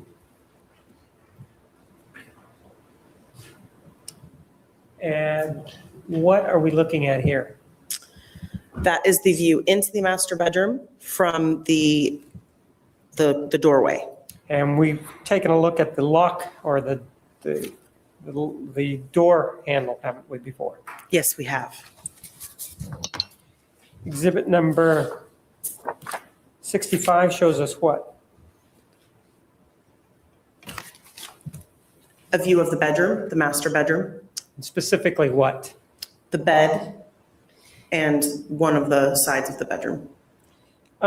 In this one, we see that the bedding, if you will, is crumpled up on the bed. Do you see that? Yes, I do. Is that the way the bed was found when you Yeah. were there? That was how it appeared when I was there, yes. 66 shows us what? That's another view of the bed from the opposite side and more of the bedroom itself. And what is this right here? That is a doorway leading, one of the doorways in the master bedroom closet. So where does it lead to? Is there more than 2 doors from the bedroom going into the bedroom closet? No, that's the doorway from the bedroom to the closet. All right.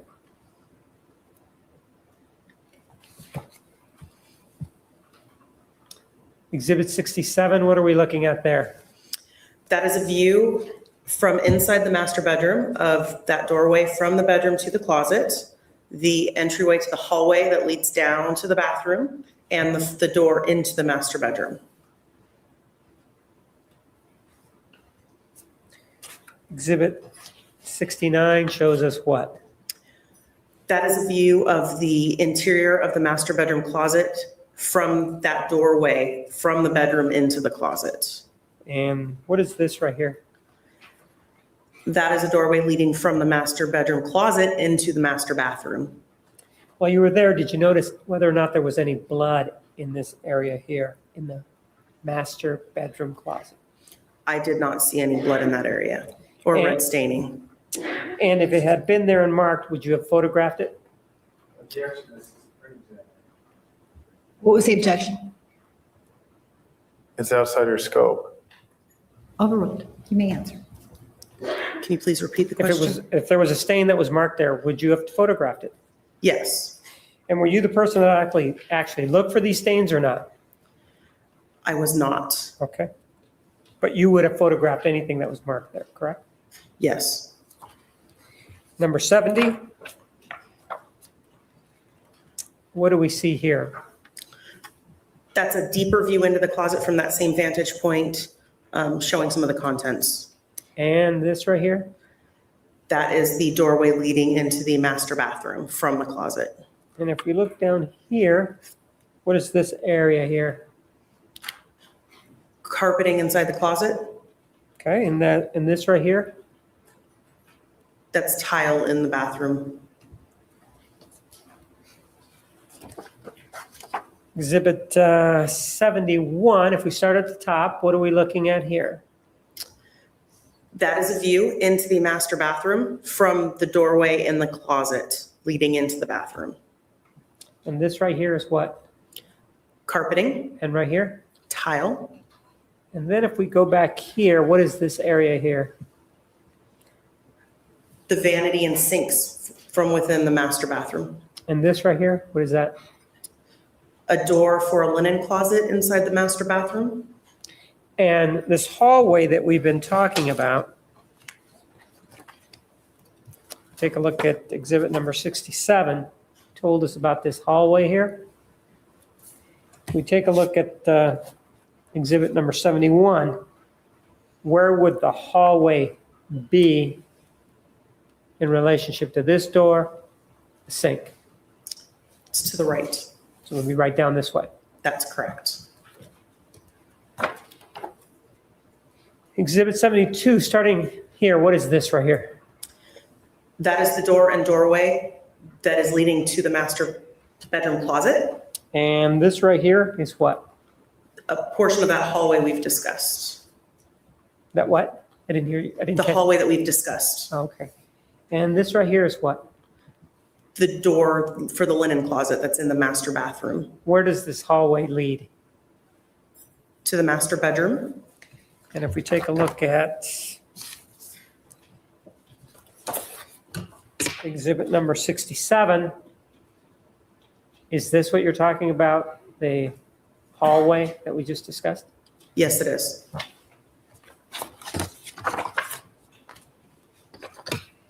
And this right here is, The bathtub in the bathroom. and right here, That's the shower. and this, That's the victim inside of the shower. and this greenish, bluish, I believe it's a robe.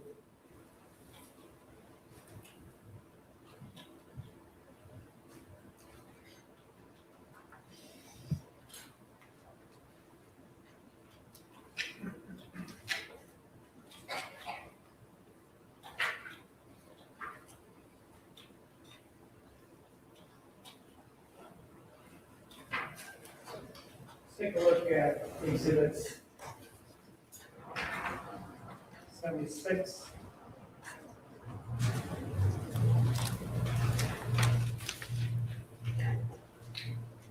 Through 80, 82.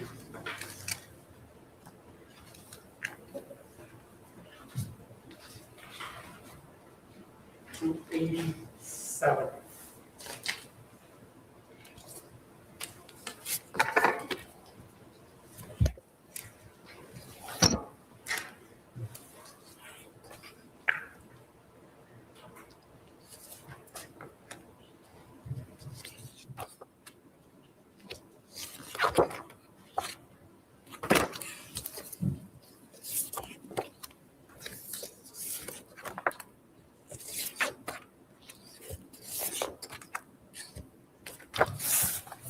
What are they?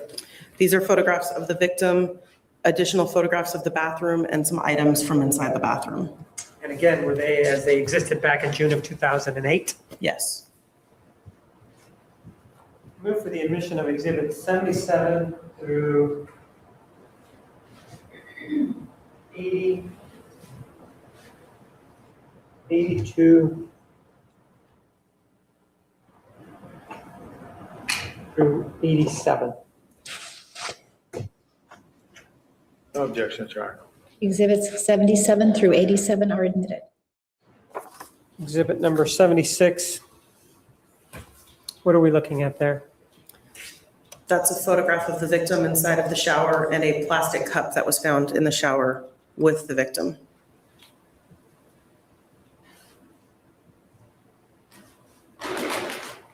Take a look at exhibit 230.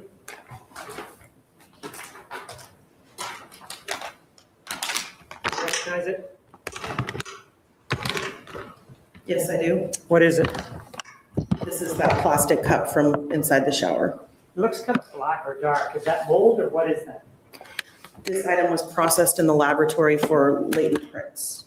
And you indicated that there was a couple of processes that could be used, one of them being powder and the other one being leucocrystal violet, correct? Those were types of processing that we do at a scene. Right. Yes. But in this one, powder was used, right? This item was brought back to the laboratory and was processed with a variety of different things. All right. And were any results obtained? I may refer to my reports.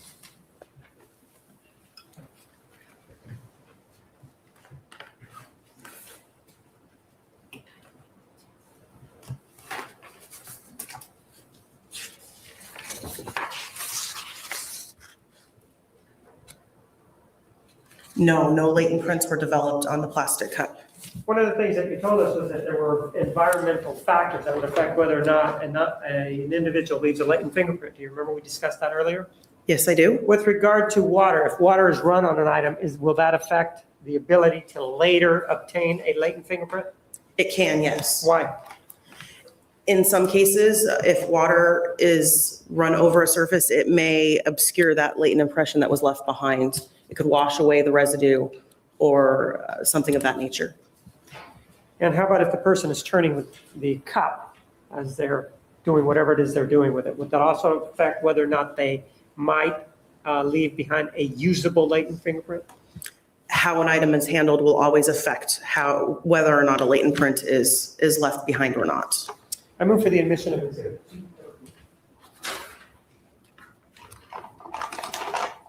No objection. 230 is admitted.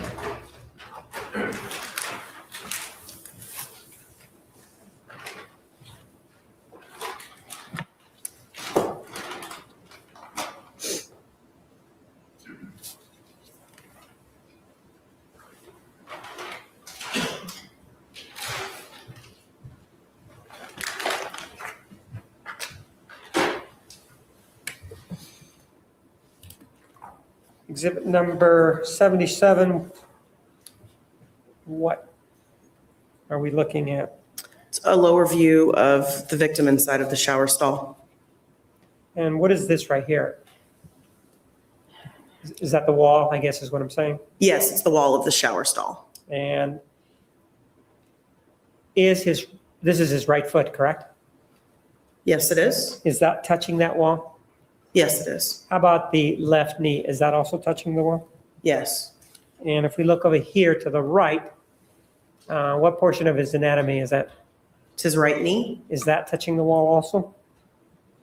It looks like it is. I don't know specifically if it is or not. If we go back to exhibit number 76, his head, correct? Yes, it is. Is that up against the portion of the shower there? Yes, it is. Now, exhibit 78, we're starting to see, first of all, the victim's body here, correct? That is the victim inside the shower stall, yes. And 2, 3, and 4, what are we looking at there? Those were some hair and fiber-like materials that were found around the shower stall that were designated to be collected as items of evidence. And exhibit number 79, we're also looking at this area here, right? 2 is actually just indicating the hairs that you see here on the floor. Right. But you can see the red staining in this photograph. And this is, what is this, the trim right here? Baseboard trim of some kind, yes. And there's also some staining up here, correct? Yes, And there's also staining here. yes. Exhibit number 80 is what? That's a fiber-like material that was found on the floor in the bathroom that was collected as item number 3LB. And exhibit number 82, we're now looking at what? You can see a small portion of the shower stall with the victim inside, the bathtub, and a doorway leading into what I called the toilet room. The toilet's contained in that room. There's a door, and then a portion of the bathroom to the right side of the photograph. What's this right here? It's a towel. Take a look at exhibit number 228, see if you recognize it.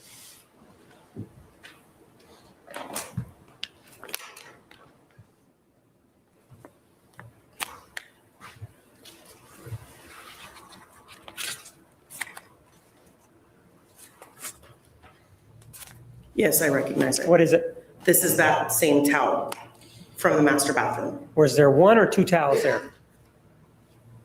I believe there's only one. When you say you believe, it means you're not sure. Why don't you go ahead and open it and take a look at it and make sure. Okay.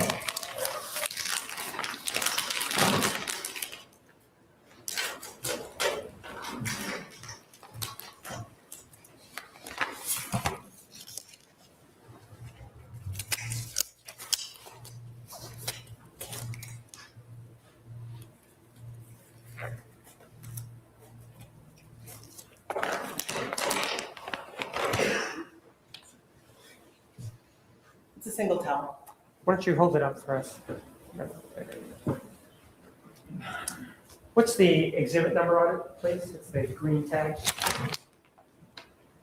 228. I move for the admission of exhibit 228. 228 is admitted. Why don't you take a look at the label there on there and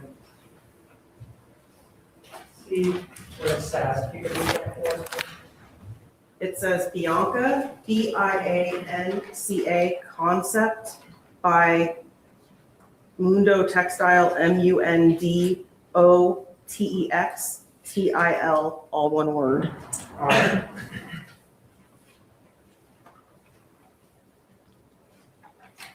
Put it back in its container.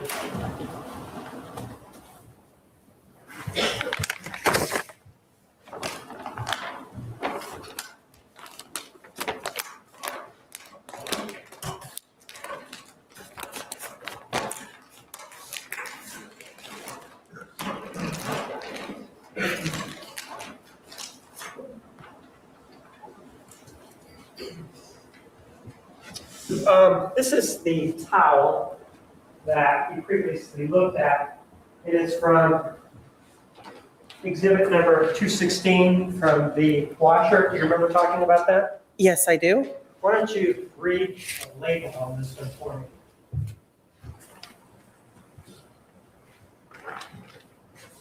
It's labeled Bianca concept by Mundo Textile. Do at least the labels, do the labels match? How about that? Yes, they do. All right. And if we hold these two up, I'll hold this one here, and you hold the other one up.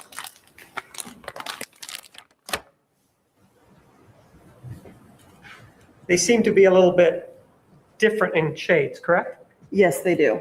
And also one is spotted and one is not, right?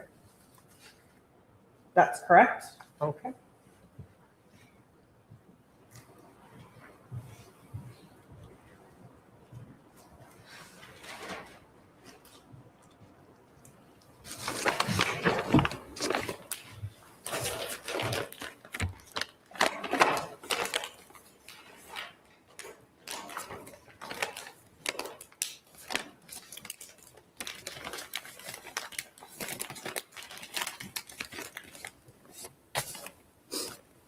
Exhibit 83 shows us, first of all, what is this right here?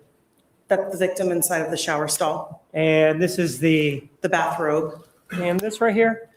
Some staining or some material that was seen on the wall by the shower stall. Exhibit number 84, we're looking at what? That is a view of the bathtub inside the master bathroom. And this room was what again? I called it the toilet room. It's the room that contained the toilet in the bathroom. And what is this right here? That is reddish brown staining that was seen on the wall And or door jamb. I may have to show you the photograph because of the glare on this one. You know what this is down here? If you want, I'll bring the photograph up there. That's a bath mat. Okay.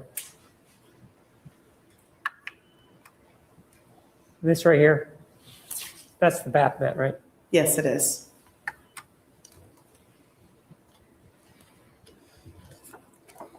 Number 85, what are we looking at there?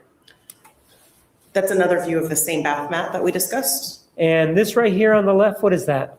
That is the door jamb of the entry into the toilet room with the red staining that we saw in the previous photograph. And this right here is what? More staining, And down here on the ground is, more reddish brown substance. and this right here It's also a reddish brown stain. on the mat, correct? Correct. And this right here is what right there? Additional staining. The towels that we looked at, where are they in relationship to this staining right here where I'm pointing to?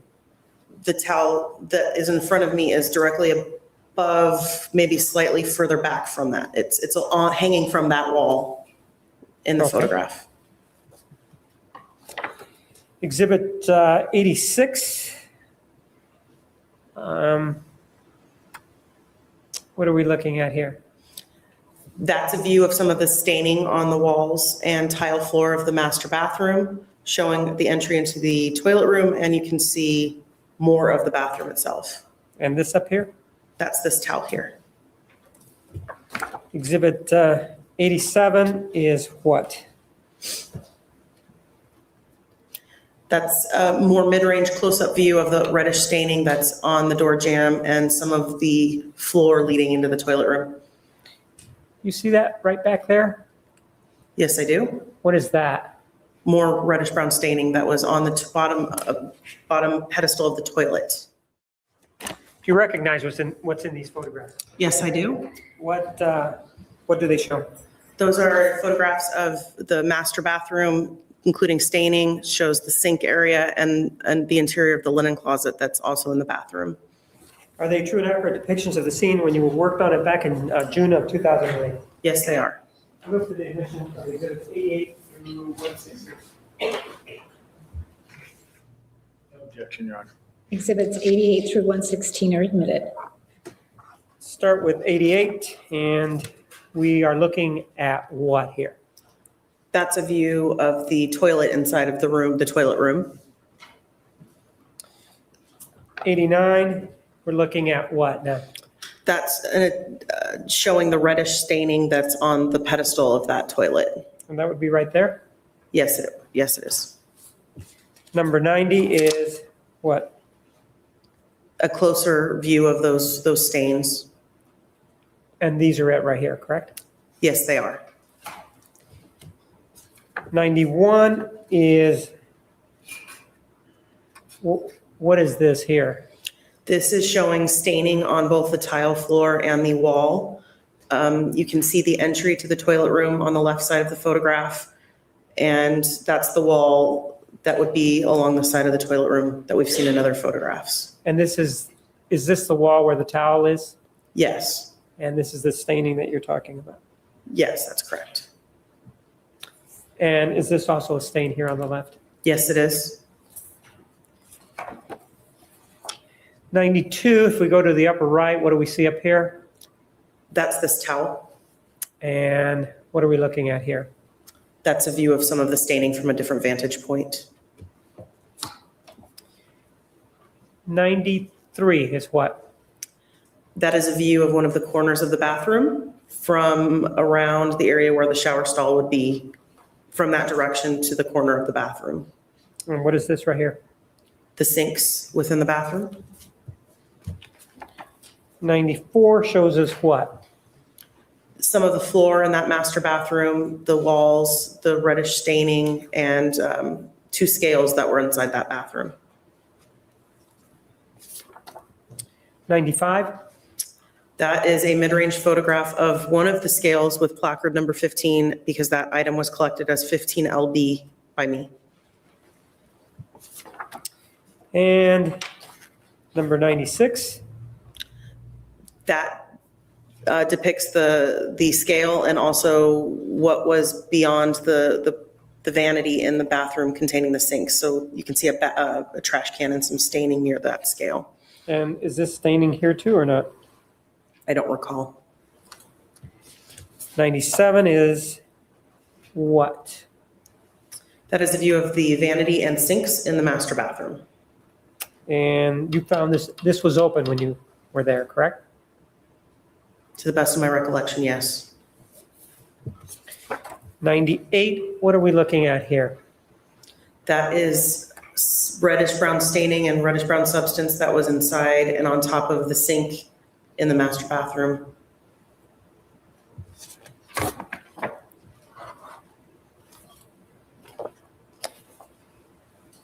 '99 is what? What are we looking at here? That's another view of the right side sink in the master bathroom with staining. There's also scales in the photograph that were placed in order to do additional documentation photographs of that staining within the mirror and sink areas. And 100 is what? Another view of the same staining with the scales for reference. And it also shows us the edge here, doesn't it? Yes, it does. And it does have red. Does it have red staining on it?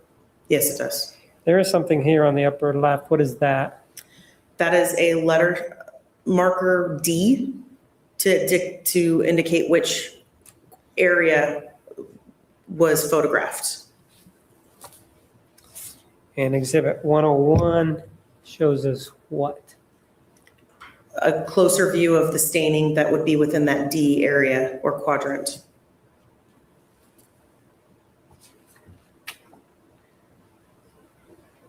$102. That's an overhead view of the sink on the right side and the staining on top of the sink and countertop. This looks like a wipe pattern. Are you familiar with like wiping or not? I don't do blood spatter Okay. interpretation.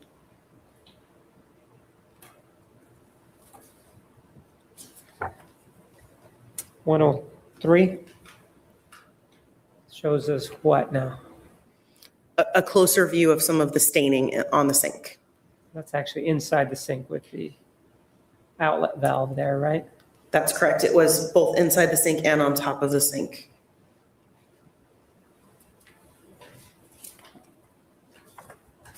$104. What are we looking at there?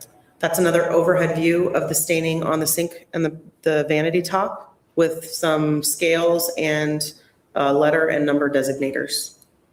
This bottle that's here, do you see whether or not it has any staining on it? Can you tell?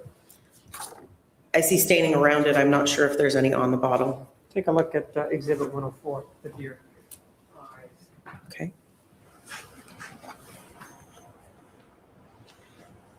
It appears that there's staining on the bottle, yes.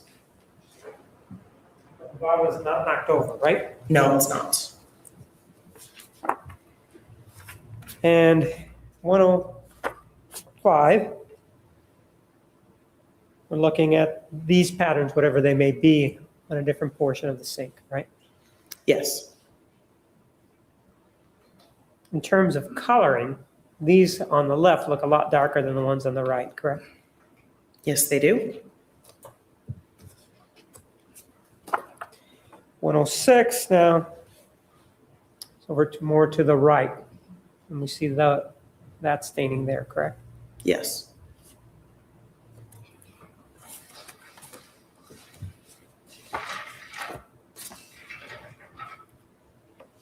$107 is what? That's a photograph of the staining on the sink from a different viewpoint. It shows the edge of the sink and some of the spatter inside of the sink running down. Right here. So we're Yes. looking at.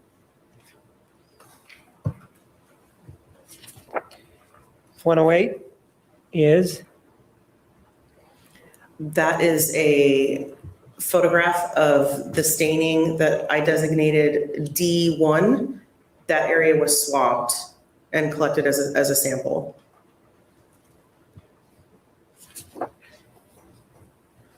And 109, what is this right here?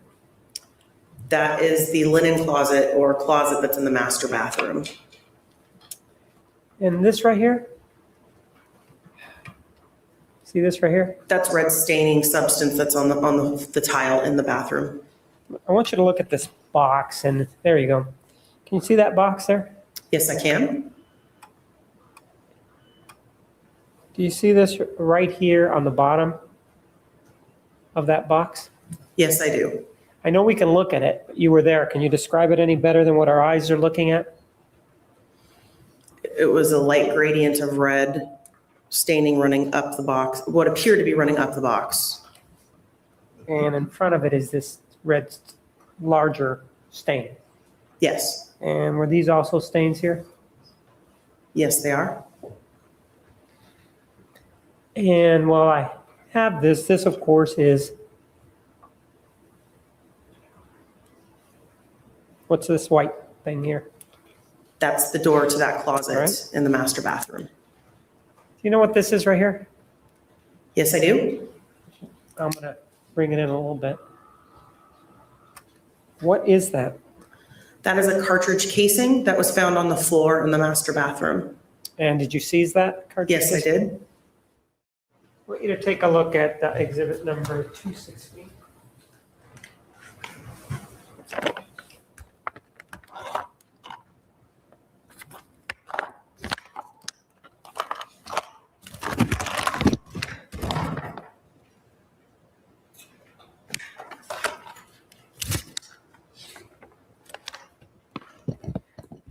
What is it? That's the cartridge casing that I collected as number 1 LB. I move for the admission of exhibit number 218. No objection. 216, 18 is admitted. When you packaged it, did you notice the caliber of it, write down the caliber of it or not? I documented what was written on the head stamp of the cartridge casing, yes. And what was written on the head stamp of this cartridge casing? WIN 25 Auto. Do you know what WIN stands for? It may not be your area. It's not my area. Do you know what the 25 stands for?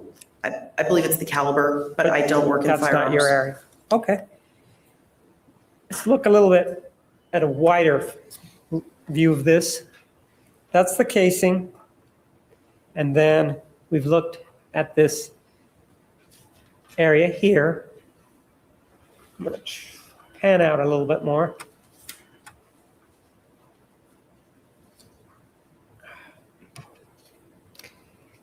And what is this right here?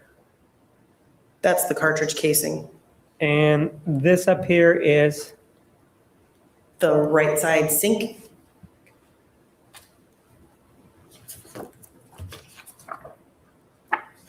exhibit number 110 shows us what?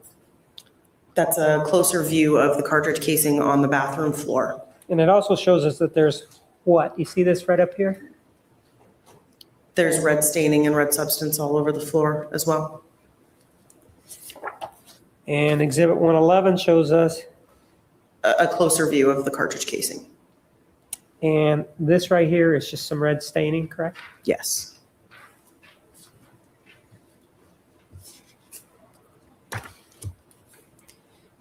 It may be stating the obvious, but I'm going to ask you, to the naked eye, your eye, and you were there, is there any staining on the top of this casing that's in this red stain? Not that I see. See that? It's a little blurry, but I still don't see any red staining on the top.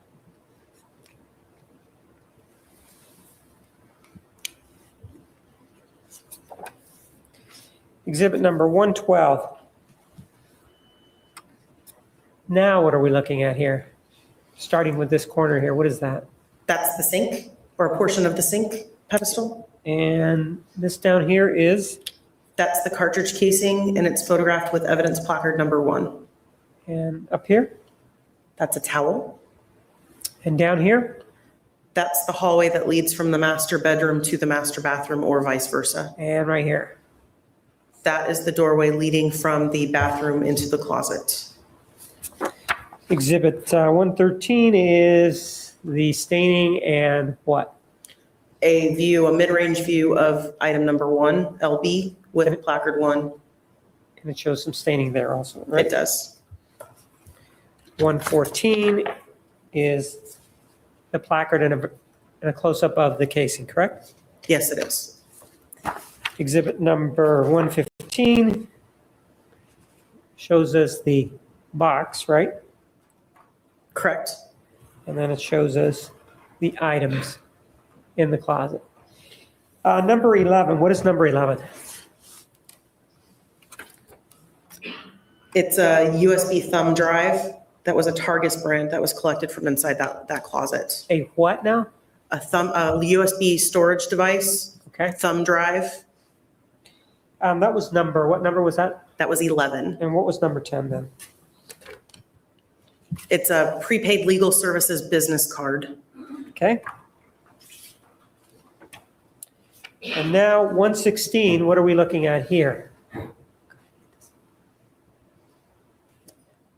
That is red substance staining that's on the floor in the master bathroom and hallway to the master bathroom. And now are we headed into the master bathroom and bedroom now? You're heading down the hallway towards the master bedroom and that to the Okay. right. Great, thank you. Ms. Connor, you are still under oath. Do you understand? Yes. Mr. Martinez, you may continue. Your name, please? Heather Connor, Judge, I had exhibit 249 marked. And previously we just used it as our poster board, and I was asked to substitute a smaller version of it. So for the record, 249 is now an 8.5 on that. Now let's take a look at exhibit 249.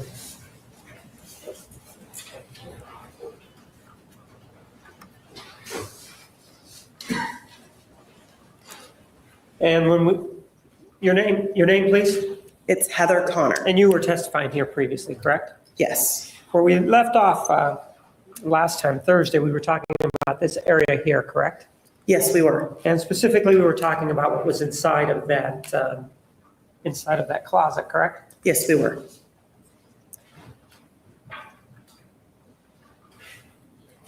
Take a look at exhibit 219 and tell me if you recognize it.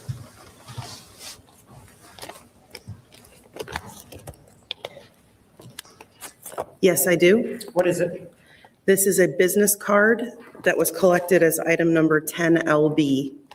And just for illustrative purposes, if we then go to our diagram, do we see the number 10 there?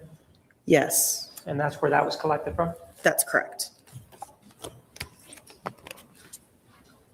What is it? What is this? It's a business card. For whom? Do you know who it's for? I believe, Well, may I see it, please? Sure. It says Travis Alexander on the card.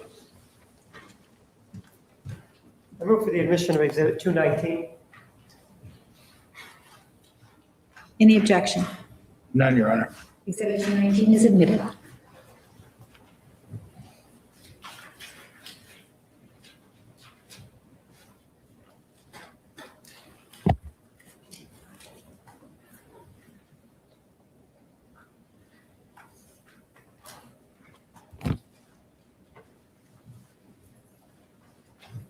Take a look at exhibit 219.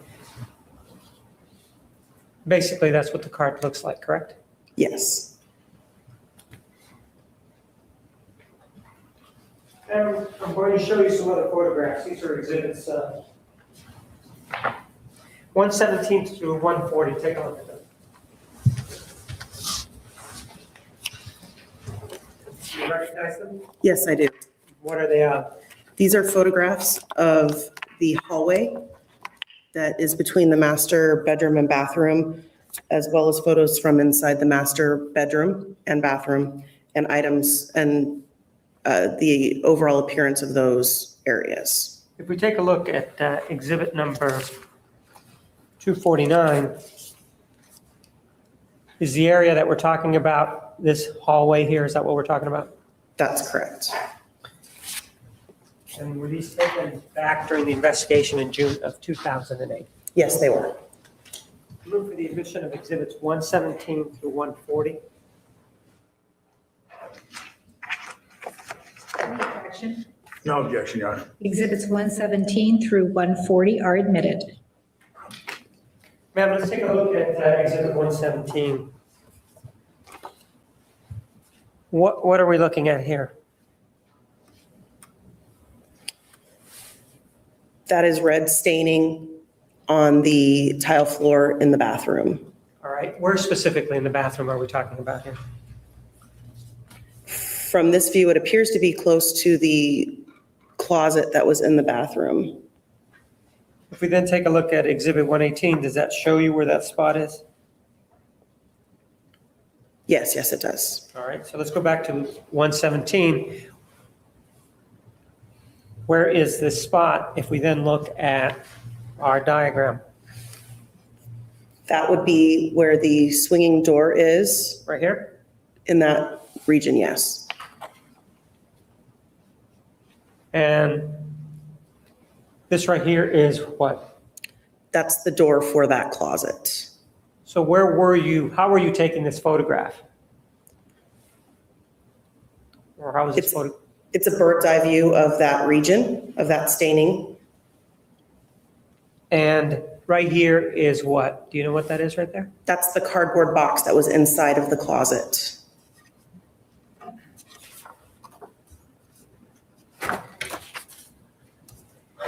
Exhibit 118.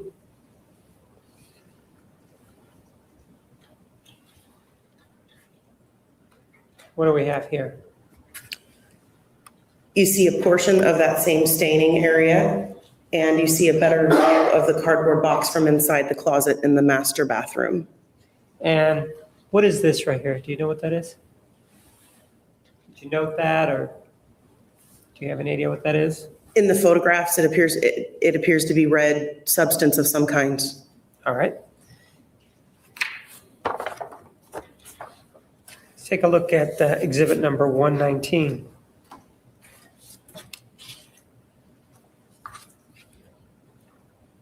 Do you see this stain here? Yes, I do. If we go back to exhibit number 118, do we see that same stain? You see a portion of that same stain, yes. Where? In the lower right region. So now what are we looking at? This is a view of the tile floor in the bathroom and heading towards the hallway, as well as evidence placards marking items 5 through 7 that were to be collected. And if we say this is 5, what number is this one? That would be 6. And this one is where number 7 is, right? That's correct. There are also some placards further up here, correct? I do see those now, yes. Where does this room lead into? Right here. That is the master bedroom closet. And what is this down here? The master bathroom, or excuse me, bedroom. And if we're looking at it this way, where is the body? Would be, from this vantage point, would be to your right. It would be this way, correct? Yes. That's number 119. And the vantage point is from here this way, correct? Yes, that's correct. And to get this issue of the placards taken care of, you said this was to 5, this was 6, and this was 7, correct? Yes. Just sort of to see if we can follow it. What is 5? What do your records indicate 5 is? May I see the report that was submitted Sure. last Thursday? Take a look at that exhibit 276. See if that helps you. Look at it, and then I will re-ask you the question. Thank you. Okay, what's number 5? Possible hairs and or fibers that were collected from inside the bathroom. And number 6? Is a possible hair, And number 7? is also possible fibers or hair. Let's take a look at exhibit number 7. I'm sorry, 120.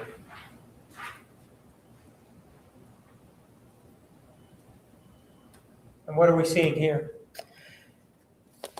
It's more of a mid-range view of the tile floor in that hallway and the items marked as 5, 6, and 7. And then we also see, what is this? Is this some staining here that we have here? Yes, there was quite a bit of staining visible in this photograph. 121 shows us what? A closer view of the items that were collected as number 5 LB. Right? And what is this area here? That's the carpeting inside of the closet. And what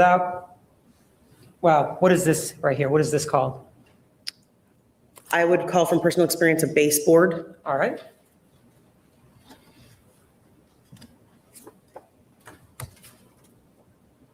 $122, what are we looking at there? That is a possible shoe impression that was found on the tile floor in the bathroom. And what number is that you marked it? It was labeled impression number 1 when it was photographed with the scale. And if we take a look at this diagram, do you know where it was found? Yes. Go ahead. It is, you see a bubble that says shoe impression in an oval with Right. an arrow pointing to where it was somewhat between 5 and 6. You said that it was labeled number 1, right? It was. Well, if I go down here to this diagram, which is exhibit 249, See this right there? I do. Isn't that a number 1 already? It is. And what is number 1 here? That was item number 1LB. That was a cartridge casing. Okay, so how do you differentiate so that we can keep them straight? Some items that are not able to be collected will be labeled with a letter, some with a number, and some may be labeled with a combination of the two. In this case, latent impressions, finger and palm impressions were labeled with letters. The shoe impression was labeled impression number 1. It was just a manner for us to keep track of what was being photographed. I understand that. How do we know that number 1 isn't the same as cartridge casing? How do you keep track of that? Do the photographs assist you in that? Is that how that's done? Photographs and report, correct. All right. Exhibit number 123, what are we looking at here? That is a close-up view of a portion of the possible hair that was collected as item number 6LB. Is this the hair that we're talking about? Possible? That's a portion of it, yes. Exhibit 124 shows us what? The placard has been moved to show more of that hair along the floor, or possible hair. Exhibit 125. What do we see here? That's an overall view of the hallway and floor, including the red staining from the hallway in the master bathroom. How is this different from anything that we've been seeing? There are no evidence placards in this. In terms of processing a scene or investigating a scene, how, in this photograph that we have here, what is the process whereby the photographs are taken? What is the sequence of the photographs taken and the placards placed? Why don't you explain that to me? Absolutely. When we first arrive at a scene, we will take overall entry photographs of the residence or wherever the scene is to document its condition when we arrived. There won't be any evidence placards or anything in those photographs so that it's showing the location of items within the residence or scene without us having introduced anything by the crime scene investigator. Once items have been identified as needing to be collected, we will take additional photographs of those items. We will mark those items with evidence placards so that we can keep track of which item is which in the photographs and in diagrams, for example. And additional photographs will be taken of the scene again with those evidence placards in the photograph. That's for later reference. So the first photographs have no evidence marking, and the second photographs will have evidence marking, sets of photographs. In taking a look at exhibit number 125, I want you to note this area here. Do you see that right there? Yes. What is that? Where does that lead to? That is the closet, the linen type closet that was in the master bathroom. And we've talked about the trim here at the bottom, haven't we? Yes, we have. And then also take a look at this, for example. You see that right there? Yes. And I'll bring it up just so that we could look at it. See that? Yes. If we then go to exhibit number 126 to orient yourself.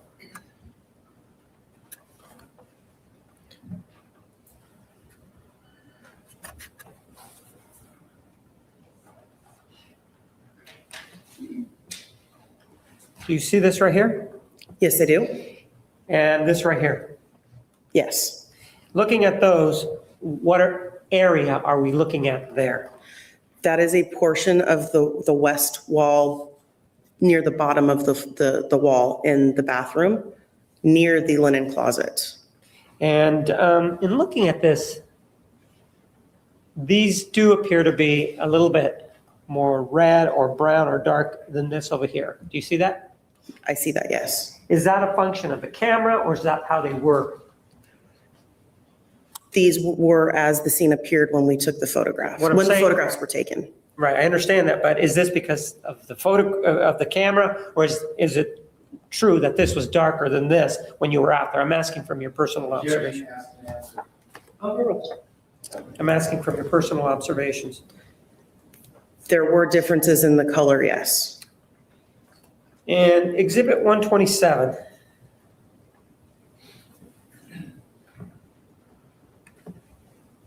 what are we seeing here? This is a view of the baseboard, wall, and tile floor in the hallway bathroom, the hallway between the bathroom and bedroom. And what is this over here? What is that right there? Is that carpet? It appears to be carpet. Well, why don't you take a look at it so that you can tell us, you were out there, right? Absolutely. Why don't you take a look at 127 and tell us what that is? That is the carpet in the, Objection as to foundation. She hasn't testified to testing any of this. Well, ask another question. What is this right over here? that's the carpet in the master bedroom. Okay. And again, is this a true and accurate depiction of this area and whatever marks are there as it existed back then? Yes, it is.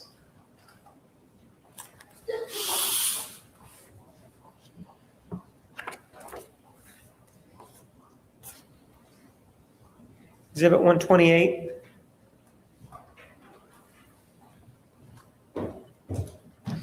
What is this up here? That is the door leading to the linen closet in that hall, in that bathroom. And this right here is what? What direction? Is this east or west? That's the west wall. And this right here is, Red staining on the carpet in the master bedroom. it is the master bedroom then, correct? That is correct. If that's the west wall, what wall is this one right here?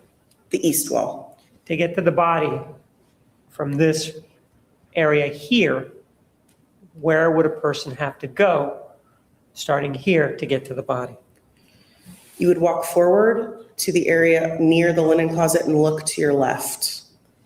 And if we look at exhibit number 249, because the directional is up here is north, how would they be able to walk? You would walk south and then to the east. I'm looking at this diagram. I'm going to bring it in pretty close so that way. And if you need to, I'll bring it up to you. Okay. From, what is that number there? Do you know how, can you read that there or not? It's trying to focus it. 11 foot 4 inches is what I can see. And over here on the right is what? 12 feet 6 inches. Okay.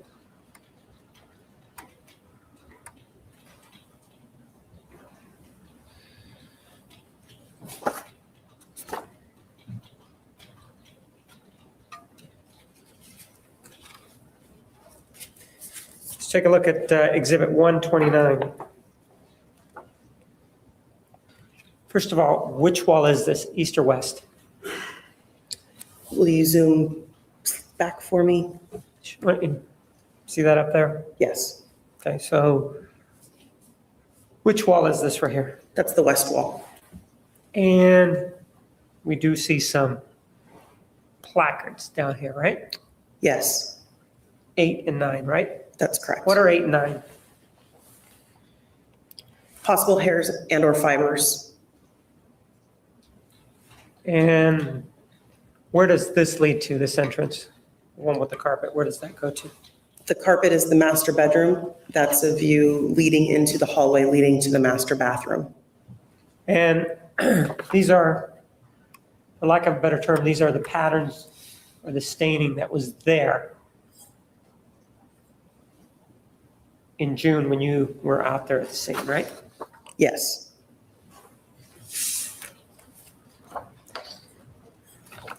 Take a look at exhibit 130.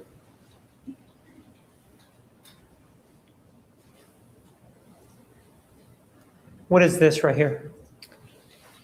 That is the entry to the master bedroom closet. And do you know what this is down here? Those were sandals, flip-flop type sandals that were collected. And then as we look here, this door up here, what is that? That is the door to the linen closet that's inside of the master bathroom. This, you see this down here, this trim down at the bottom? Yes, I do. What is just to the right of that? What is to the right of that? That's the master bedroom door That leads to the outside? to the loft in the upstairs, correct?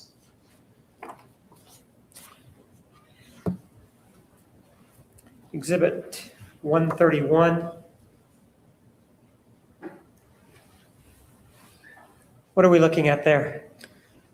That is red staining that was on the carpet in the master bedroom. Is that a close-up of it? Yes, it is. A closer view of it. Okay. Exhibit 132. First of all, what wall are we looking at there? That is the east wall. And these are, for example, the patterns that were there when you were out there in June of 2008, correct? Yes, they are.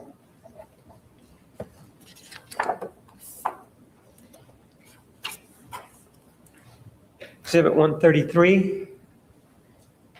What do we see here? That is a different vantage point of some of the red staining that was on the east wall of the hallway.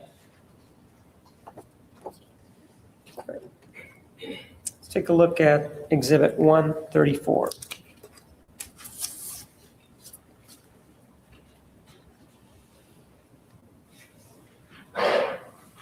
What is this area here? What is this? Where does that lead to? That is the hallway that leads to the master bathroom. And this door leads where? That is the master bedroom door. You're seeing a view of it from inside the master bedroom looking out. And this lock that's on this door, can you describe the locking mechanism from the inside for me? Yes, it is a flat piece of metal that is turned. So can it lock from the inside? Yes. Do you need a key to lock it from the inside? No, you don't. Do you need a key to get into it from the outside? Yes.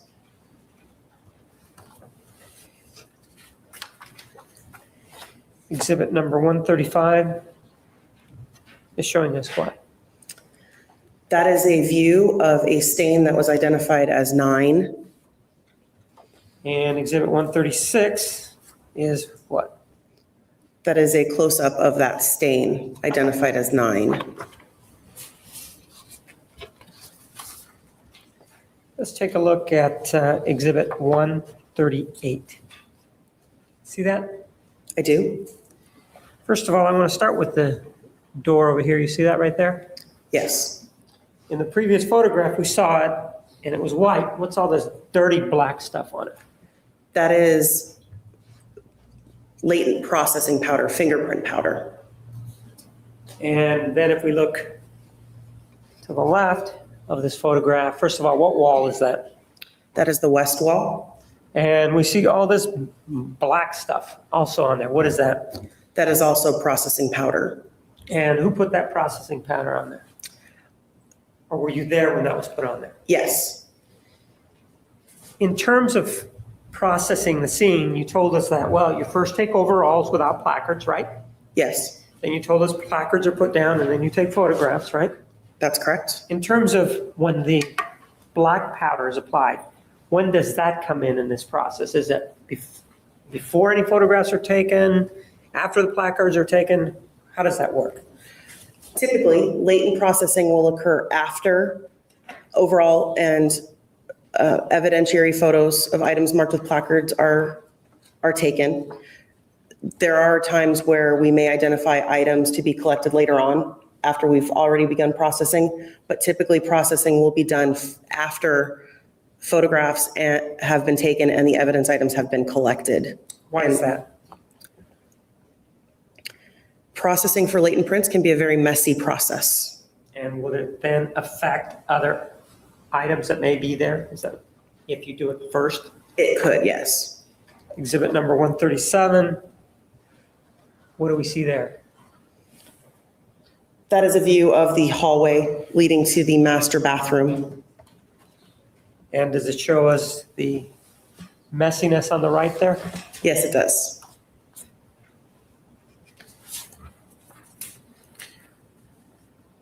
Exhibit 139. What are we looking at there?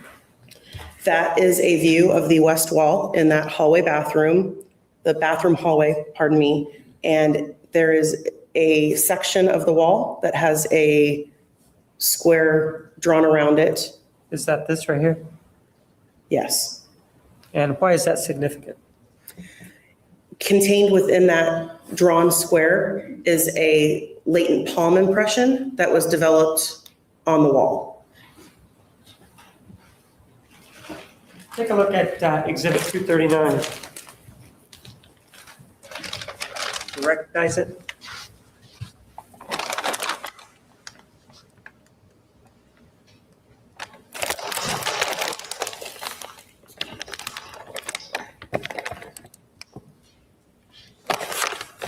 Yes, I do. What is it? This is the piece of wall that was cut out and collected as item number 77 LB. And this is what we're looking at in this photograph. While it's still in the wall, yes. I move for the admission of Exhibit 239. Any objection? None, Your Honor. 239 is admitted.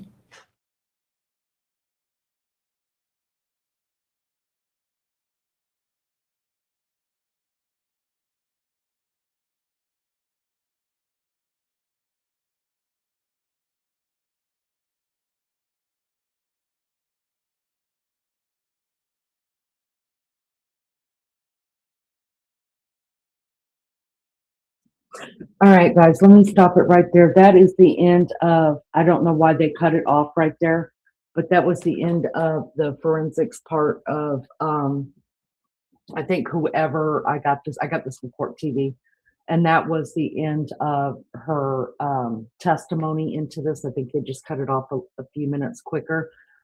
Just to let you guys know, the next part that we're going to be watching is the autopsy of Travis Alexander. The medical examiner is coming on onto the stand right now. You guys protect your own mental health here, and this is going to be gruesome to some, and I get that. So if you don't like seeing stuff like this or watching stuff like this, then we'll see you on the next live, hopefully. If not, let's just keep going. And thank you guys so much for being here. If you do me a favor and hit the like for me, double tap your screen or hit the three buttons in the very top, the three little dots. It'll give you the option to click the thumbs up, and I appreciate that so much. All right, let's jump back into this. Let's see if this one will work right here. I couldn't hear anything. Why can't I hear anything?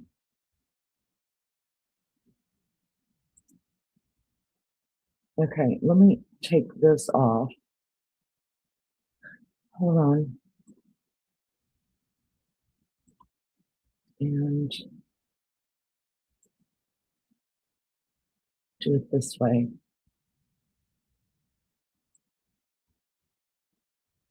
All right. Yeah, now let me do it this way. Hold on. For some reason that one wasn't playing. Let's see.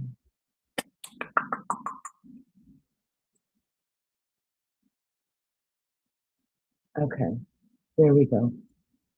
All right, I'll make it as big as I can. Y'all watch your ears because I can't control your volume. This is the medical examiner, y'all. Work for it. Maricopa County Medical Examiner's Office. How long have you worked there? Almost 12 years. And what is it that you do over there at the medical examiner's office? I am a medical examiner. I'm charged with examining deceased individuals and certifying a cause and manner of death within the county. And in terms of your education, where did you go to medical school? The University of Maryland, And what year did you graduate? 1995. When did you begin working for the medical examiner's office again? 2001. And drawing your attention back to June of 2008, did you have occasion to conduct a medical examination on the body of Travis Alexander? Yes. With regard to an examination of an individual such as this, what are the first steps that are taken? The body is received under seal. It's in a sealed body bag with a number that's unique to that case. That seal is broken in my presence. The bag is opened, and then we examine the outside of the body, collecting evidence, performing photographs, And then we move on to an external examination documenting injuries, and then an internal examination or an autopsy. In this particular case, were there any x-rays taken? Yes. And what is the purpose of the x-rays? Mostly to document internal trauma and or projectiles that we may need to recover. I'm going to show you some photographs.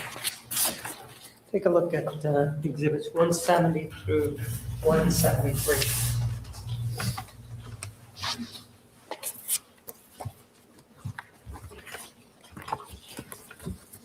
You recognize those? I do.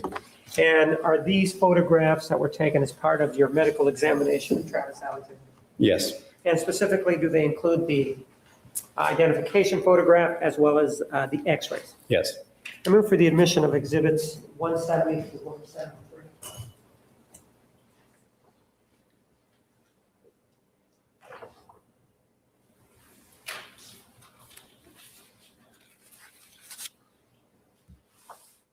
Any objection? Judge, I would object to one number 170. Council approach. Exhibits 170 through 173 are admitted.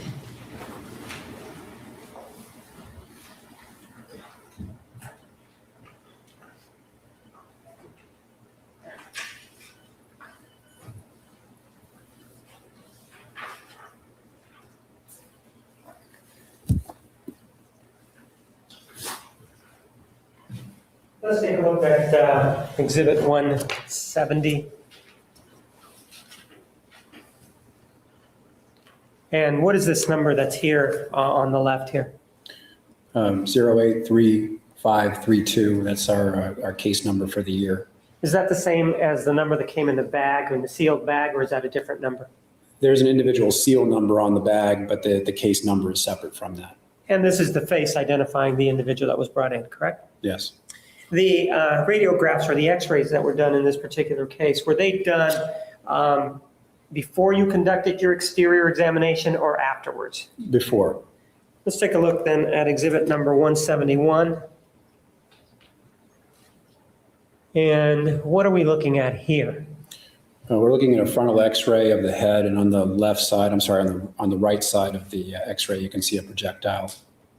When you say, you said the left side, that would be the left side of Mr. Alexander, correct?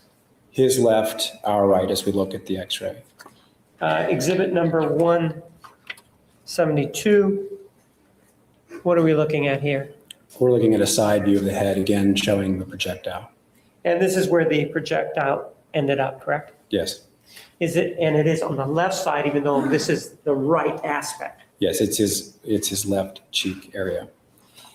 In looking at 173, this is a radiograph or an x-ray of the top, or the top portion or the chest portion. Why was this taken, or does the medical examiner's office just take a full view x-ray of everybody that comes in? We usually do a full series of, especially in homicides, we'll do a full series of x-rays to look for any sort of hidden projectiles or any sort of, especially in a stabbing case, we'll look for the tip of a knife or something like that, something that could harm us as we're doing the examination. And is there anything that is shown in this x-ray as it applies to the stabbing or the shooting? No, there's no metal fragments visible.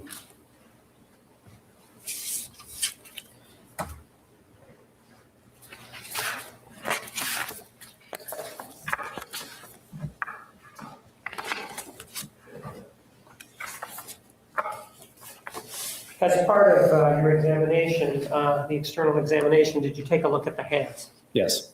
Take a look at exhibits 174 through 183 and see if that depicts photographs of Mr. Alexander's hands.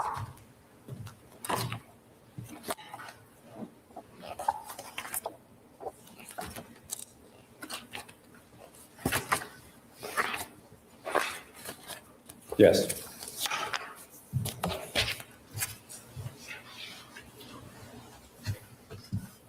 I move for the admission of exhibits 174 through 183.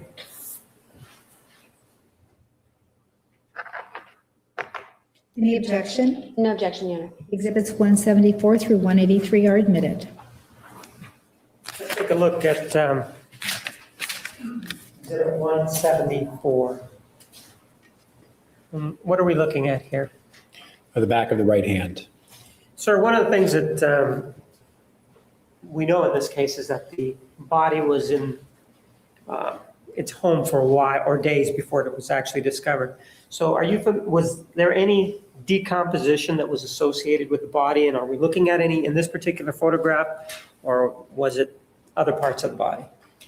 Yes, there was a state of what we would call intermediate decomposition, or the middle stage of decomposition, and it involved the whole body. And in this picture in particular, we can see green discoloration of the hand and also early what we call mummification of the fingertips.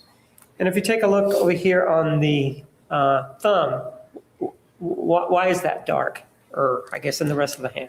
It's dried. And is that part of the mummification process that you described for me? Yes. Are there any injuries to the upper portion of Mr. Alexander's right hand? No. Let's take a look at Exhibit 175. Now the fingers are extended, and we do see that there is some darkness on each of those fingers. Do you see it? Fingernail areas. Do you see that? Yes. What causes that? Again, that's decompositional change. And are there any injuries on the top of the arm? There is an injury to the thumb, which I don't think is really clearly visible in this photograph. All right, let's then take a look at exhibit number 176, which shows us what? What are we looking at here? This is the palm of the right hand, and I think there may be another picture that shows this better, but there is an incised or a cutting injury of the tip of the right thumb. And exhibit 177, is that what you're talking about? Yes. In looking at injuries, are you able to tell whether they were made before death, after death, or at the time of death as part of the examination? Sometimes, it depends on the case. How about this one right here? Could you tell by looking at it and conducting an analysis whether or not this was done either before death, at the time of death, or after death? I think it was done before death. There is hemorrhage associated with it. When you say that there's hemorrhage associated with it, explain that a little bit more to me. What is it that causes a person to hemorrhage if they're alive, which is what I think you're telling me? Well, if you have a heartbeat, you're going to have blood flow to an area that's injured, and so you'll have blood flow from an injury. So if the skin is cut or torn, there will be a great deal of blood that will come from an injury in a living person. A deceased person will ooze some blood, but not a great deal. So in this one right here, it is your opinion that Mr. Alexander was alive when this was inflicted? Yes, taking into consideration what I said and also in context with other injuries that are on the hands. And what kind of injury is this one that we're looking at? It's a sharp force injury. It's caused by a blade or a sharp forced object. If an individual, let's get away a little bit from a knife right now and just focus on the individual maybe who is dragged or is hit, that kind of thing. If an individual is dead and somebody applies some force, hits them, are they going to bruise necessarily or not? There may be something that would look like a bruise, but it will not be as large and the color will be different in a deceased person because there's no blood flow to the area. So you'll actually just breaking blood vessels in that area, and whatever blood happens to be there will ooze out, but there won't be blood pumped into the area. And part of the reason I ask that is I see that there's sort of like on top of it a little bit of a darker area. Is that mummification or is that bruising? It may be a combination of both. There's some darkening underneath the nail there, but in the context of the mummification, I can't really say for sure. Are you familiar with the term defensive wounds? Yes. And define that for me, please. They're based largely on location on the body. If you have injuries to the backs of the forearms or to the palms or backs of the hands, you can have gunshot wounds in those locations, or in the case of an assault with a knife or an edged weapon, you can have cuts or incised injuries to the backs or the palms or the backs of the forearm, and it's consistent with someone trying to either grab the knife or fend off wounds or fend off injury. And the way you described it, by necessity, the person would have to be conscious and alive, correct? Yes. And is this that we're looking at, the right thumb, is that a defensive wound? Could be, yes, consistent with that. Let's take a look now at exhibit number 178. What do we see here? It's the back of the left hand. And again, with the back of the left hand, if you notice this little portion right here, what is that right there? It appears to be what we would call a void in the blood. Maybe there's an area of pooling the blood the hand was resting in, and the blood is not staining that area. Okay. But that's not an injury, correct? No. Exhibit 179, what are we looking at there? This is the back of the left hand. Do we see any injuries here or not? You can see the edge of an injury on the side below the thumb, the side of the hand, and then also on the back of the thumb. So there are two injuries that are partially visible here. And those injuries, if we look at Exhibit 180, do those show those a little bit more? Yes, this is the palm of the left hand, again showing from the side of the thumb near the wrist. There's a fairly deep wound that's going into the muscle there. There are two separate wounds of the palm below the index finger. And then I believe there's another injury on the thumb that we've already described. In looking at these just to the naked eye, and obviously naked eye may not tell us everything, as we compare those to the injury to the right thumb, these seem to be a little bit deeper. Is that true or not? Yes. And how deep are these in comparison to the ones that we saw in the thumb? The one on the thumb is fairly superficial. It just clips off part of the nail. This is actually going into the soft tissue and the muscle beneath the hand, so it's going in a depth of about 1/4 of an inch for all three injuries. And if you look at this, are you able to tell us what type of blade is doing this other than that it's a knife blade? All I can say is that it's a sharp-edged object. Take a look at Exhibit 181. And this has a scale to it, correct? Yes. And so for those of us that are really not versed in metrics, how big would you say this one is, the larger of the two? That measurement in inches is 1 3/4 inch. And this one right here, the one down there? 3/4 of an inch. Taking a look at Exhibit 182. Now we're looking at those first two injuries that we described, the one near the wrist and the one on the higher up on the thumb, correct? Yes. Were these also deep, this one that I'm pointing to near the wrist, was that deeper than the one on the right thumb? Yes. And if we look at 183, we have the scale there, correct? Yes. How big was that one? That was measured in inches, 1 1/2 inch, and on the back of the thumb, 1 inch.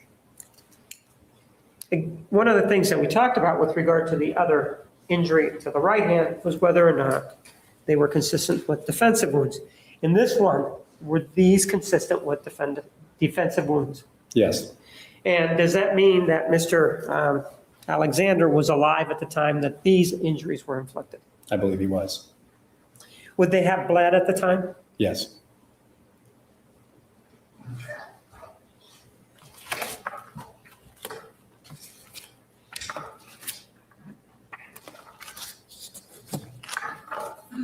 Let's take a look at exhibits 184 through 191.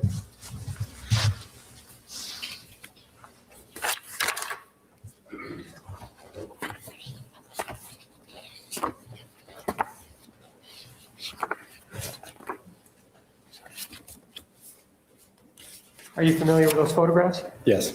Do they depict the injuries to Mr. Alexander's front area from the head down to, I guess it would be down to his toes, correct? Yes.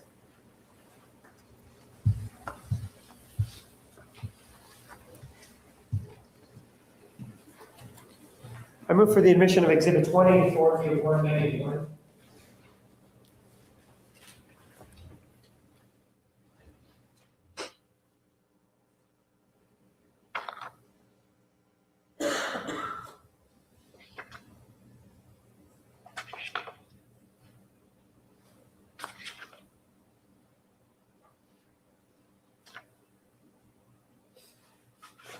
No objection. 184 through 191 are admitted. Sir, while those are being marked, how tall was Mr., well, as part of the examination, is the body administered for height? Yes. How tall is Mr. Alexander? 69 inches, That's 5'9". 5'9", yes. And how much did the body weigh at the time of the examination? 189 pounds. The decomposition process, does that add weight or does that take away weight or does it just not affect it much? Generally, you're not going to add weight. You'll take away weight. And also in a person who's been bleeding, that will also take away weight.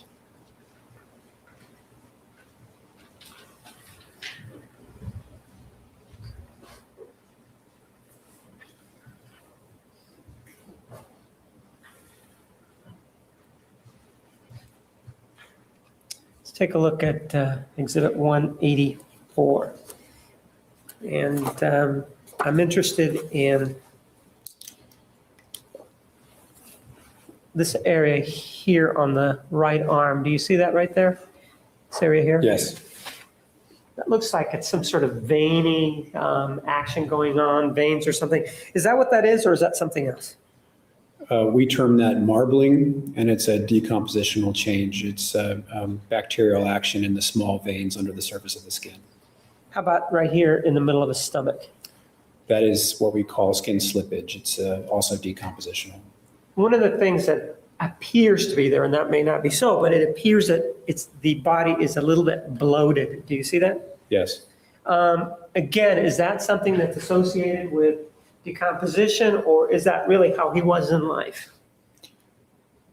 I do believe he does have a bit of bloating. He may have been a slightly heavy-set person in life, but there is some bloating, and that's from bacterial gas formation after death. Let's take a look at Exhibit 185. On the shoulder there, do you see that? Yes. Is that an injury there? Yes. How big is that injury in terms of inches? I know we have the metric scale there, but how big is that? It's on the right shoulder. Just looking at the photograph, you do have an English and a metric scale on the same side. So it's about, each of them, the largest of them is about an inch. Is this a deep sort of cut, or is this sort of a grazing kind of cut? Very superficial grazing injury. But it would bleed, correct? Yes. And how about this one right here that we're looking at right there? That is characterized as a stab wound, so it's actually a deeper wound, but it actually terminates at the breastbone, doesn't go into the chest cavity. So as it was going in, it actually hit the breastbone and did not go any further, correct? Right, yes. Would this wound have been fatal, whether immediately or rapidly or alternatively longer term? Not in and of itself, no. But it would bleed, correct? Yes. We then go to the one right here. First of all, how big is that one? Just in looking at the scale, it's about 2.5 inches in length. It's transverse across the chest, or extending horizontally across the chest. And it's also, it's a deeply incised wound, so the blade is going below the skin, but it's not entering the chest cavity either. You used the term incised that Yes. I don't think you used before. How do you define incised? Oh, well, sharp force injuries are usually divided into stab wounds and incised wounds. So a stab wound is deeper than it is long on the surface of the skin, and the incised wound is just the opposite. It's So if you longer take than it is deep. Yes, if you take a razor and cut yourself on the skin, that's an incised wound. But if you stab yourself with a knife, then that's a deeper wound. And this one right here, which is sort of below the chin and down here to the sort of the median, can you tell me a little bit about that in terms of whether or not this is a stab wound, whether or not this is an incised wound? Can you tell me about that? It's a stab wound, and I do think we do have better views of it, but that one activates a major vessel coming into the heart. Let me show you then Exhibit 186. Is that the better view of it? Yes. You said something about it going into the vessel of the heart. Why don't you explain to us a little bit about what the heart is and whether or not, when you said that it stabbed the vessel of the heart, whether it actually hit the heart, whether it hit the pericardium is what surrounds the heart, right? The sac around the heart. The sac. Whether it hit that, if you could just sort of explain that one to us. I do want to clarify first on the photograph that it's the lower of the two wounds there, so not the one next to the scale, but the Right, one so it's below this it one that we're talking is the one about. that goes into the vessel. What this actually does is it goes through the cartilage between the ribs and the breastbone. There's some softer cartilage, especially in young people. And this knife has penetrated that cartilage and gone through the sac that surrounds the heart, which is the pericardial sac. And it has perforated or passed through the superior vena cava, which is a major vein that comes down from the upper body and the head and drains into the heart. And then from there, the heart beats and pushes the blood elsewhere in the body. But it's a major vessel. With regard to that major vessel, and I was talking about the tissue that encases the heart, is that vein inside that tissue that encases the heart, or is it outside, on top of it? It starts out outside and enters the sac and then enters the heart, which is fully within that sac. And this knife wound, did it penetrate the sac and hit this vein or not? Yes. So what happens when when a knife goes in and causes this amount of damage or this type of damage? Well, depending on the position of the body, you may have significant internal bleeding, or if the person is leaning forward, they may bleed outside of the body because there is a track leading from that vessel outside. But this is a major vessel. It's not going to bleed as fast as an artery, but it will bleed a considerable amount. With regard to this considerable amount of bleeding that's going on, is this a wound that could kill this person? Yes. And do you have an estimate, or is there any science out there that tells you, well, this type of wound, given what I know about it, would take X amount of time? No, it depends on so many factors. It depends on the person's health. It depends on care that they receive. It depends on their blood volume to begin with and the position of their body. Also, with regard to a situation like that, what if we have a person who's asleep, relaxed, versus an individual who's animating, jumping up and running around? Does that affect the amount of blood that is being lost and how quickly the blood is being lost? Yes, a person in action is going to have a rapidly beating heart and they will lose blood more quickly. And other than the blood coming out through here, we know that these others have bled also, correct? Yes. This one above and this one. Would any of these injuries, and for the example, this one, would what we associate with television, would blood come out of the mouth, the ears, or just out of the chest area? It depends on what's hit inside the body. If the lung was nicked, which is possible in this case because we're dealing with a decomposed body, so the organs aren't as pristine, they're not as they don't lend themselves to examination as in a fresh individual. But if the lung is nicked, they can cough up blood.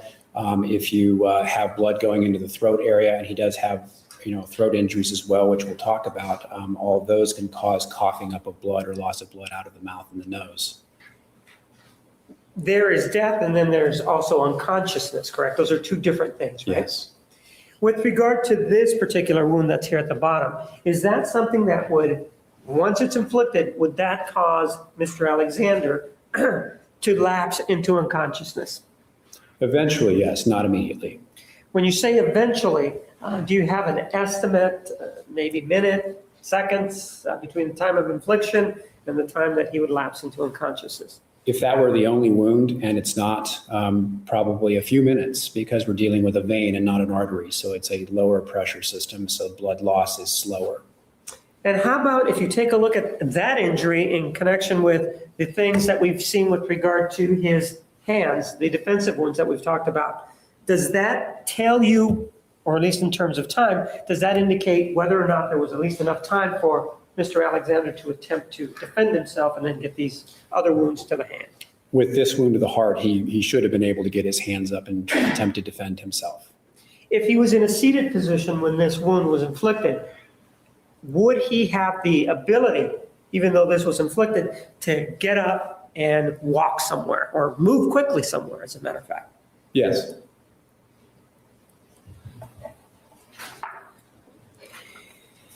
Exhibit number 187 shows us the injury to the right shoulder. Do you see that? Yes. Looks more like a scratch, doesn't it? It's very superficial, yes. Do any of these injuries including the one to Exhibit 180 in Exhibit 186. Do any of these speak to movement or anything like that, or is just that's not something that these photographs show? Since they're on multiple parts of the body, they imply a motion of the assailant or a motion of the decedent, and I can't say which of those is the case. Exhibit 184, we do have the lower portion of his body, correct? The lower part of the abdomen. Right. And we have this injury here, right? And then we Yes. have these, right? Yes. If we go to Exhibit 188, is that a close-up of them? Yes. What are these down here to the, as we look at it, to the lower part of his belly button? There's another photograph which may not be entered into evidence, but there's a wound track that extends across the front of the belly from where this stab enters. So some of that, what you're seeing is blood actually appearing on the surface of the skin because of this track where the stab wound went is very close to the surface of the skin. So what I think you're saying with regard to this stab wound is that it went something like that. Yes. And so if we do that from the opening to the longest one, how far is that? I gave a maximum wound track depth of about 5 3/4 inches. If Dr. Horn is referring to his report, can we have that marked, please? Do you want to mark yours or do you want to mark another one? It's the same report, so. I think we have one marked.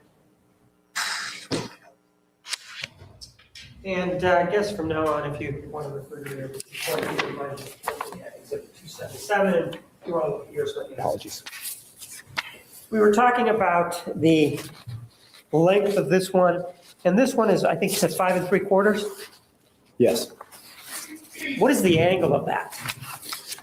It's across the body from left to right and slightly downwards. So it's sort of came sort of from the side right here, Yes. correct? And was he alive at the time that this happened, or was he deceased at that time? More likely than not alive, since there is bleeding associated with the wound. And you're talking about this down here, the bruising that's down here, correct? Yes. Is this area in the belly button, is that also associated with the stab wound? Yes, it's going across the navel. Exhibit 189, we're now looking at the lower portion of his body, right? Yes. And not to be indelicate, was there any decomposition in the testicular area, that sort of part of his body? Yeah, it's usual to see some drying there and some early mummification, and that is present. Yes. And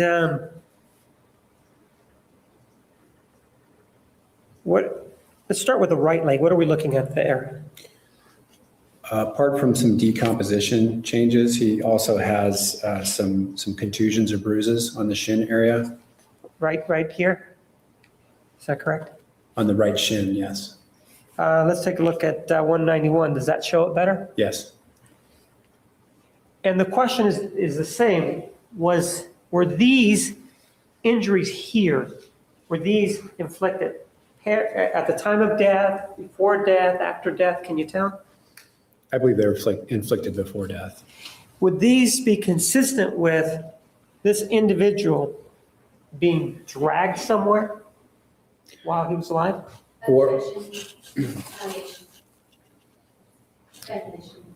Sustained.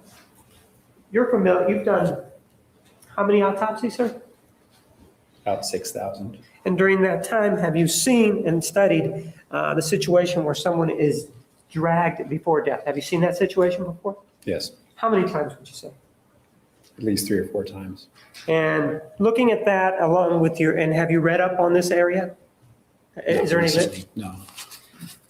given what you know and what you've seen in your work, and you said that these injuries are before death, could that be consistent with someone being dragged?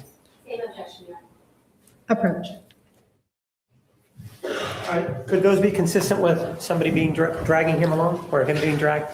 Usually what you see in a dragging is you'll see more drawn out abrasions. These look more like impacts to me against something. Bruising is usually from stumbling against something or being forced against something. So in other words, this are more consistent in your view with him hitting something before death? Yes, or something hitting him. How about if we then go to Exhibit 190. And this is the right heel or left heel? That is the left heel. And what do we have here in the back of the left heel? I call them abraded lacerations. So a laceration, as opposed to an incised wound, is actually a tearing of the skin rather than cutting, and it's abraded. So there's an abrasion or a scrape leading into the laceration, and that is also from a contact with an object of some kind. And again, were these made before or after his death? I believe before, because they are hemorrhagic. And you said hemorrhagic, that means they were bleeding, right? Bleeding into them, yes. But these do imply some sort of action, correct? I mean, there was movement. A force, yes, a blunt force. To go back to this exhibit, which is 191, and looking at the left foot, do you see this right here? That area there by the heel? Yes, What is that? that is a contusion or a bruise. So that's also this. How is that different than the abrasion that we've talked about? A contusion or a bruise is just bleeding under the skin. The skin is intact, whereas an abrasion or a laceration, the skin is scraped or torn. And if we look at the knee here, is that a contusion or an abrasion? I would characterize that as an abrasion, and in contrast, the other things we've been talking about, I'd say that looks more like a post-mortem change. It's got some drying and it's kind of a yellowish in color, so it really doesn't look like an ante-mortem or an injury before death. So this could be something after death? Yes. And if an individual, I know it begs the question, but if an individual is dead, they're not going to be moving around to cause this, right? No. Are you then telling me that actually a force was applied to this area as opposed to Mr. Alexander either moving or striking himself? That's more likely, yes.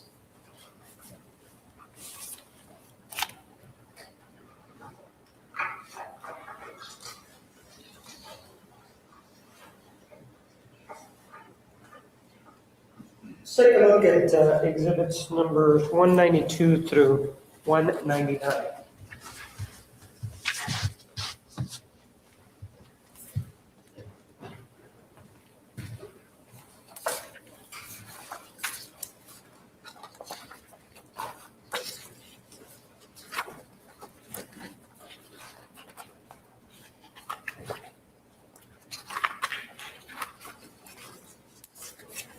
Are those photographs of the victim's injuries in the back area of his body when you conducted the examination in June of 2008?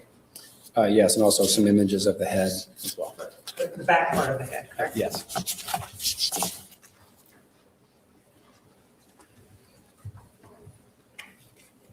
Move for the admission of exhibits 192 through 199.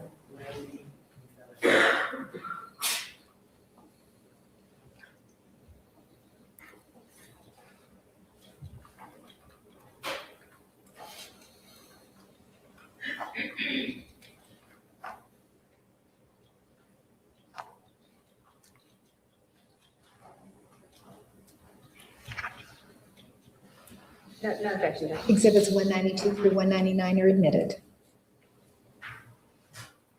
Let's take a look at exhibit 192.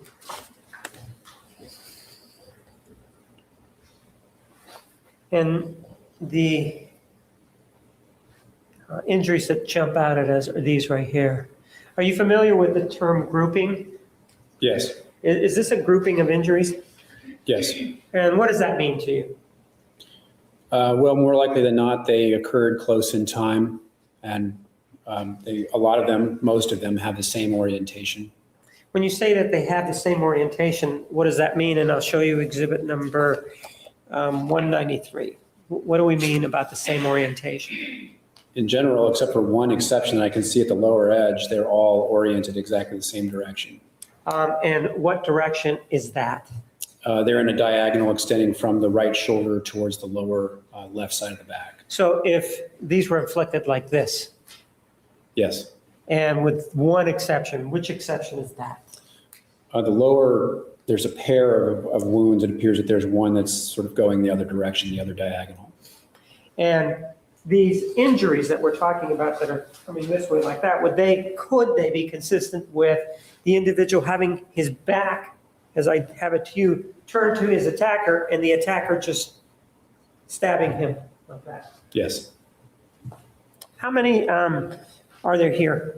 Starting with this one here, cutting across to the other shoulder, sort of in a triangular fashion, if you will. How many how many injuries do we have there? We have 9 injuries, and they're all clustered together there in the center. What you're seeing on the upper left side is actually a postmortem artifact. There's some skin slippage there and some drying. Is that what we're talking about there? Yes. Or in this all one? of this area here where your pen is. And also right here, I believe. Yes. Correct. And you said that there were how many? 9? 9. Are these stab wounds or are they incised wounds? Which is They're stab wounds. So which means that they're deeper than they are longer, correct? Yes. How deep is the deepest one there? They're all about the same depth. They're about 1 inch deep, and they're going into the back parts of the ribs and the spine, the spinal bone, and stopping there. And none of them, to my exam, none of them entered the chest cavity, although with decomposition, you can't completely rule that out. When you say that they went up to these bones, does it mean that they stopped there, or did the knife blade continue past the bone? Do we know that, or does decomposition affect that? They appear to all have been stopped by the bones. And that does speak a little bit to the pressure that's being applied to them, right? That they didn't go to the bone, right? It depends on the force of the assailant and also the type of weapon that's used. And if you know, maybe you do, maybe you don't, do you know approximately how much force there was that was applied there or not? I couldn't say. It would depend on the thickness of his bones as well. So there are a lot of variables. But needless, they didn't go through the bone, right? Correct.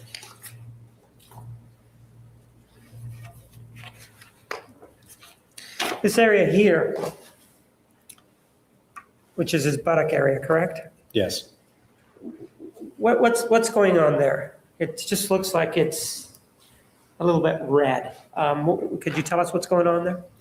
That's lividity. So this person was found in a semi-seated position, and the blood had settled to that part. So when the heart stops beating, the blood will settle to wherever gravity will guide it. And so in this case, since he's in a semi-seated position, most of the blood is going to go to the buttock area, and that's why it's kind of got this reddish color. Is part of the decomposition process, does that include gases being inside the body, being formed and then expelled? Is that part of the decomposition process? Yes.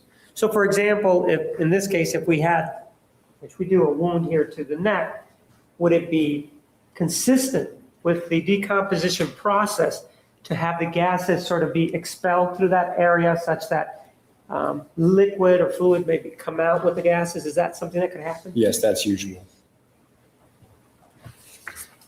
Let's take a look at 194, and I want to look at the right foot.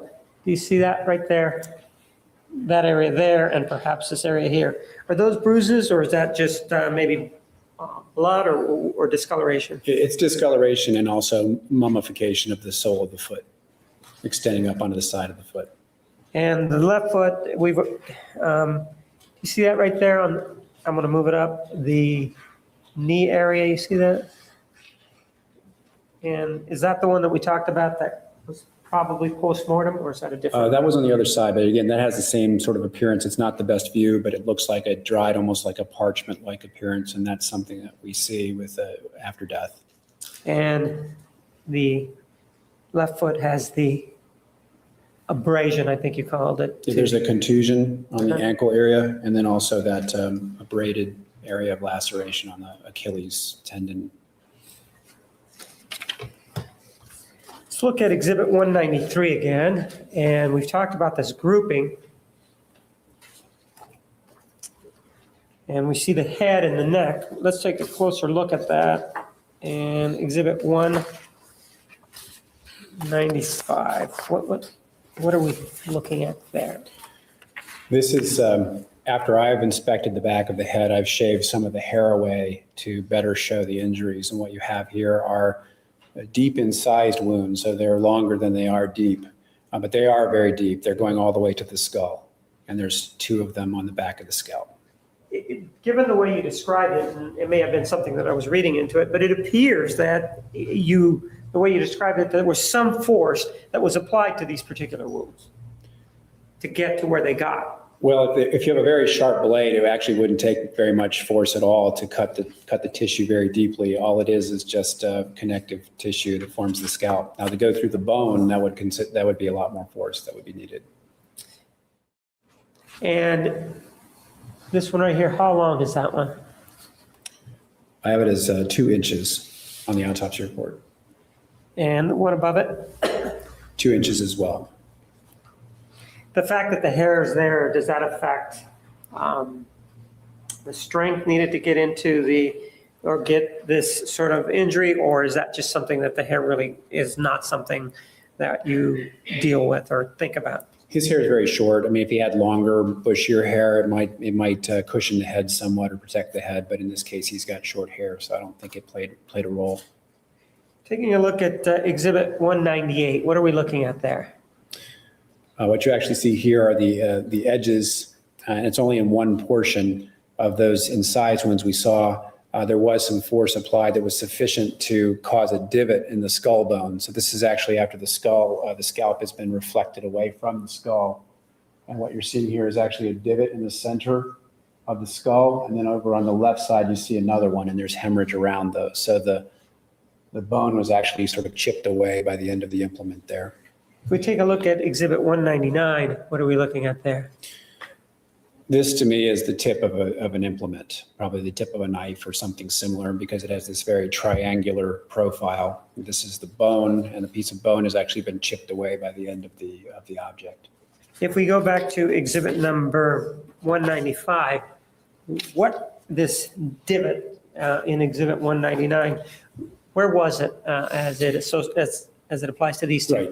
There's one at the extreme left end of the longer wound at the bottom. Right here? And then one towards the middle of the top wound. Right here? Yes. So we're looking at there and we're looking at there. When we look at Exhibit number 198, you're looking at here and here. Yes.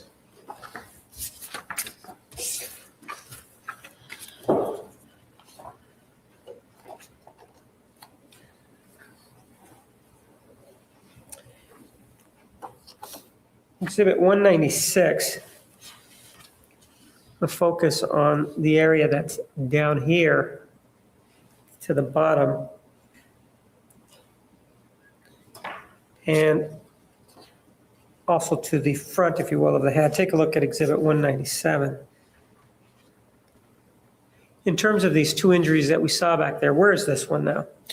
This one's actually towards the front of the head. So you're looking at the top of the head near the hairline on the forehead.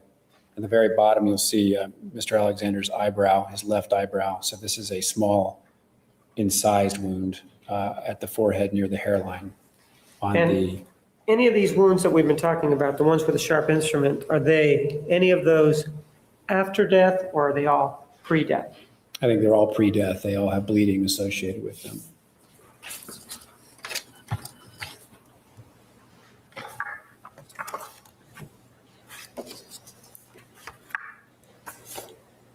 Let's take a look at Exhibits 200 and 201.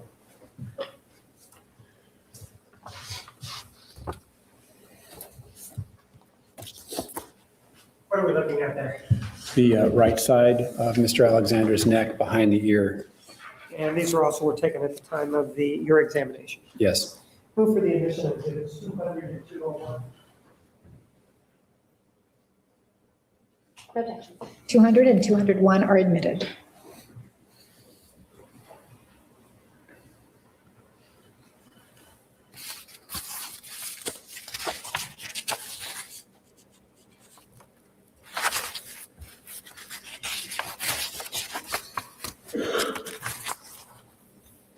Of all of these injuries that we've taken a look at so far, how many of those have been the type that would have been fatal? Of all the ones that we've looked at so far, head, the back, and then the ones at the front. Taken together, all the wounds of the back and the head could have been fatal from bleeding over time.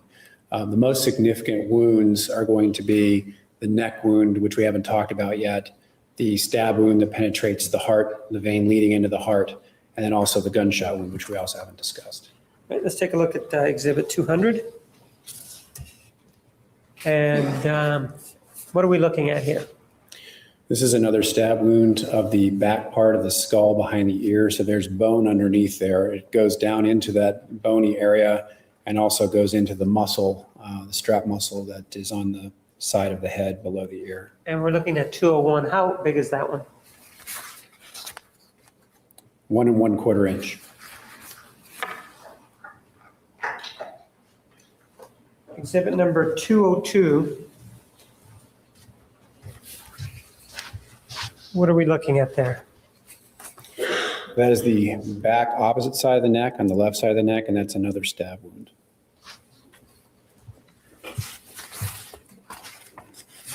I'm going to put the addition of exhibit 202. No objection. 202 is admitted.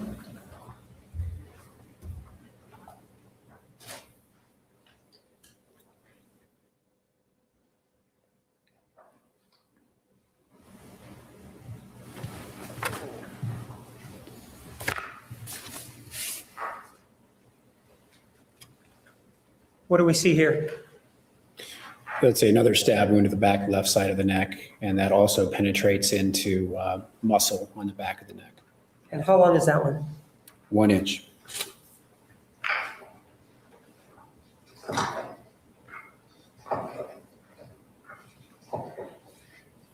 Take a look at exhibits 203 through 206.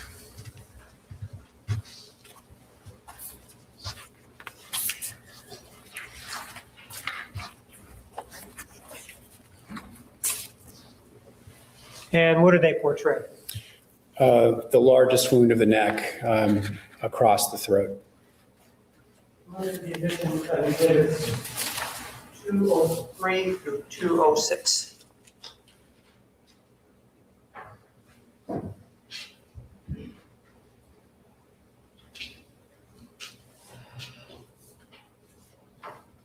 No objection. Exhibits 203 through 206 are admitted.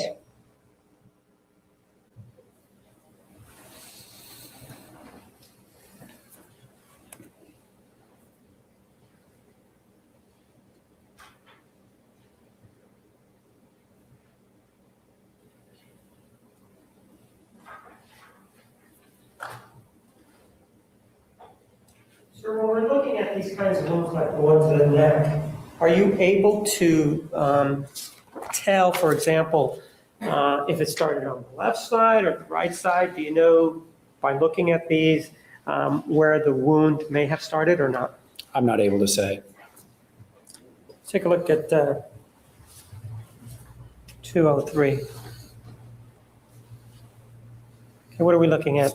I guess we'll do it this way. What are we looking at here? This is a side view of the neck wound, and it's probably one of the better views to show how deep it goes. And how deep is this wound? What is it that was cut as this knife came through the? Get referring to my autopsy report. It passes through the airway, so the windpipe is cut through. Let me stop you there. When it passes through the airway, does this individual, as it's going through there, lose the ability to scream at that point or not? It's below the larynx, below the voice box, so yes. And if this person, well, this person's alive at this point, according to you, right? He was Yes. still alive at the time Yes. this was inflicted. Where would the blood start coming out as a result of this wound here? Well, right next to the windpipe are the major vessels of the neck. So you've got the carotid artery, you've got the jugular vein, and on the right side, not the left, but on the right side. Let's take a look at exhibit number 204.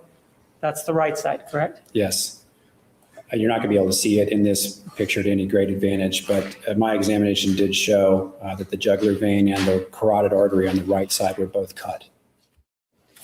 And looking at this, how deep is this wound that we have here?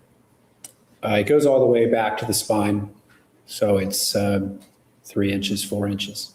And if a person were to have the spine cut off, is that where the feeling stops and they don't feel anything, or? Yeah, it doesn't go through the spinal cord, so it doesn't penetrate that bone. So it's actually the soft tissue and structures of the front of the neck and then stops at the bone. Exhibit 205, what are we looking at here? And this is a frontal view of the same wound. In looking at this, do you see how it's, my term, scalloped? Yes, there's some irregularity, and a lot of that is due to the drying of the wound that's happened after death. If you inspect the edges of the wound, it is actually a cleanly incised wound, and it just retracted a bit and gotten a bit larger after death because the tissue has dried and retracted away. Are you familiar with the term hesitation marks? Yes. And what are hesitation marks? Very occasionally, we'll get suicides like this. We'll get people that cut their own throat, and it's very unusual for them to just cut their throat. They will do shallow cuts, and they'll sort of do test cuts, and then they'll do a deep cut. So we call those little smaller cuts hesitation marks, and we don't see anything like that here. Exhibit 206, what are you doing here? I'm trying to show the profile of the wound a bit better, put the wound together so we have sort of an idea of what the wound looked like before it's separated. And see this right here? Is that an indication of where it started, or you can't tell where it started? I can't say whether it started on the right or the left, but it's across the neck. Once this was inflicted, what kind of wound is this? We've talked about the one that's in the chest, and you said, well, that's not immediately fatal, and the person would be conscious. Once this was inflicted on Mr. Alexander, is this something that's, number one, rapidly fatal, and number two,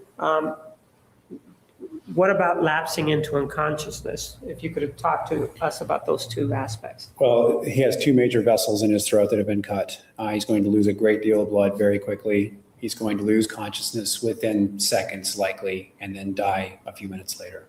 So if an individual receives this wound, would he be able to get up and walk, let's say, 12 feet 6 inches somewhere?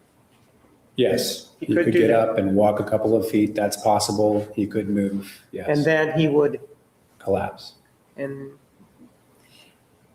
in terms of unconsciousness, so how much time are we talking about? A few seconds, probably.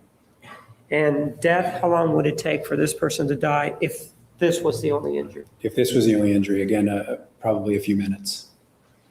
In this case, though, you've seen that there were other injuries, and you also alluded to the fact that there was a gunshot wound, right? Yes.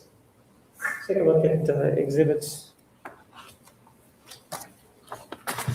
207 to 210.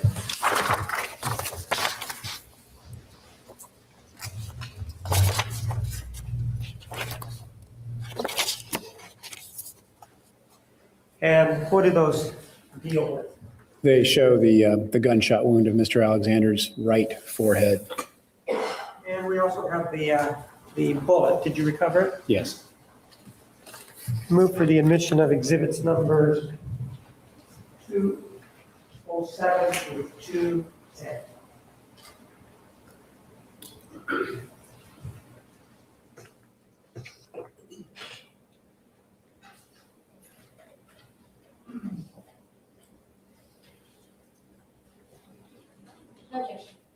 That's 207 through 210 are admitted. Exhibit 207. What is this right here? That's a gunshot entrance wound. And what's the trajectory of this gunshot wound? It passes down through the skull, passes through the face and downward and to the left, and terminates in the left cheek.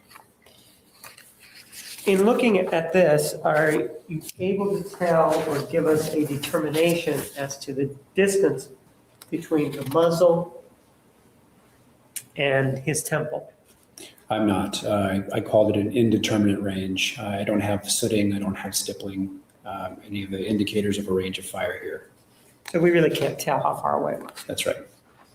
And 208 just shows us that same injury with the ruler next to it, right? Yes. Exhibit 209, what do we see there? That is the left cheek, and I've made an incision and removed the bullet here. This bullet and the trajectory that you've described, did it affect the brain at all? In other words, did it strike the brain or not? It must have. It passed through the front right portion of the skull. The problem in this case is that the brain was decomposed, and the brain is a very soft structure to begin with, so it falls apart very rapidly after death. So I was not able to see a track through the brain, but just because the bullet passes through the front part of the skull where the brain normally would be, I have to conclude that the brain was perforated. And if the brain is perforated, what would happen to this individual once he was shot? He'd be incapacitated. Went down? Yes. Immediately? Rapidly, yes. Exhibit 210 is what? That's the bullet after recovery. Let me show you Exhibit 244. If you want, go ahead and open it. If you need that, you know, I'll get your bigger gloves there. I'll get you some scissors. Do I need to view it, or you prefer that I did? Yeah, let me go ahead and get you some scissors.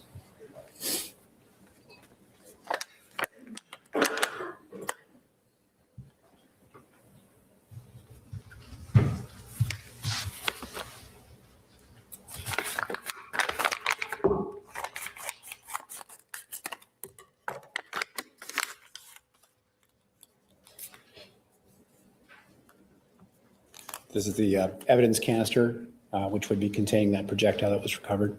And those are my initials. All right, if you don't mind putting it back.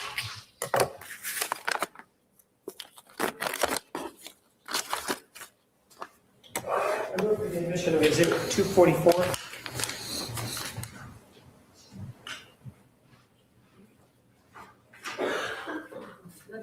244 is admitted. So how did Mr. Alexander die? What was the mechanism of death? In other words, how did he die? Primarily blood loss. And tell me how that works on the body in terms of the blood loss and what that does to the individual as he dies. Well, after you lose blood, you lose the ability to provide oxygen to your major organs, including your brain and your heart. In this case, the first thing that would happen would be dizziness, followed by loss of consciousness, and then death. In this particular case, you've indicated that there are three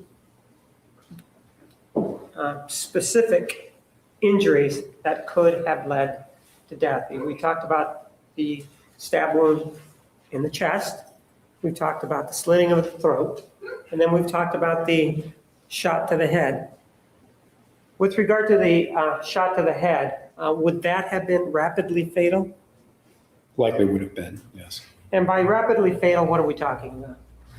Well, if you have a projectile going through the front part of the brain, the person may not die immediately, but they'll probably lose the ability to function normally. They'll lose consciousness and they'll be laying on the floor. Very short order. In other Yes. words, shot, they go down. Yes. How about the slashing to the throat in terms of whether or not it's rapidly fatal or not? I think by far it's the most significant injury. And would have And been why do you most, say that? well, it's just the most hemorrhagic injury. It's the one that I can demonstrate the most significant injury to the structures that are going to cause death, like the carotid artery, the windpipe, and the jugular vein. And then the one to the heart, is that, I think we've talked about it, but in terms of rapidly fatal, less fatal, which of these, if we're going to apply that standard as to which are the most fatal, how about the one to the chest? Is that the most fatal or the least fatal? Which may not be the Probably the middle. It's a significant injury. It would definitely cause death without medical attention. And would that cause unconsciousness immediately? Yes. Not immediately. Not the chest wound, no. From what I hear you say, of the three that we've talked about, two of them, the one to the neck and the one to the gunshot to the head, those appear, from what I hear you saying, that those would cause unconsciousness quickly. Immediately. Yes. And the one to the chest would not. Less likely. So if that's the scenario, and in this case we have the defensive wounds to the hands, what does that tell you about the sequencing of these three injuries? I believe the wounds to the hands must have occurred before the fatal injuries, either of the head or of the throat. And so what you're saying is that at some point during the stabbing, but before the slashing of the throat and before the gunshot to the head, this individual grabbed the knife. Or attempted to. Or the knife was applied. Objection leading. Rephrase. Tell me about the sequencing of events as it applies to the 2 injuries, and one to the head and the slitting of the throat, and when this individual may have grabbed the knife or the knife was applied to his hands. With the throat wound and the head wound, I don't think this person could have had a purposeful activity, meaning I don't think they could have raised their arms and attempted to defend themselves. With the chest wound, that's possible because he would not have been immediately unconscious. In terms then between the other 2, so that would mean then that it appears that, in your opinion, the first wound would have been the one to the chest. Objection leading. Rephrase. Which one would have been first in your opinion? Well, the stab wound could have occurred, and then the defensive injuries could have happened after the wound to the chest occurred. Right, okay. And then in terms of the sequence of the injuries involving the 3 major ones that we talked about, what is your opinion? Well, the throat injuries and or the head wound are going to be immediately incapacitating, and he's not going to attempt to defend himself after that. Okay, in terms of the shot to the head, do you have any opinion as to whether or not he was alive at the time that that shot was struck? I can't say.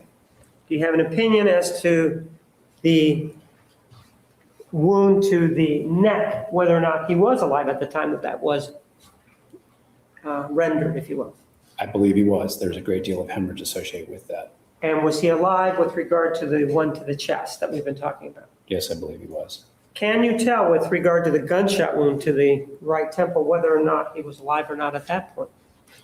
Again, there's a wound going through the head, and I don't see hemorrhage in the brain. I can't see a wound track through the brain. So all I know is that there's a bullet going through the brain. So I can't say with certainty. And if we don't see hemorrhaging or bleeding, as you talked about, is that an indication that the person was already dead? They may have been, yes. I don't have any other questions. Thank you. Good afternoon, Dr. Horn. Good afternoon.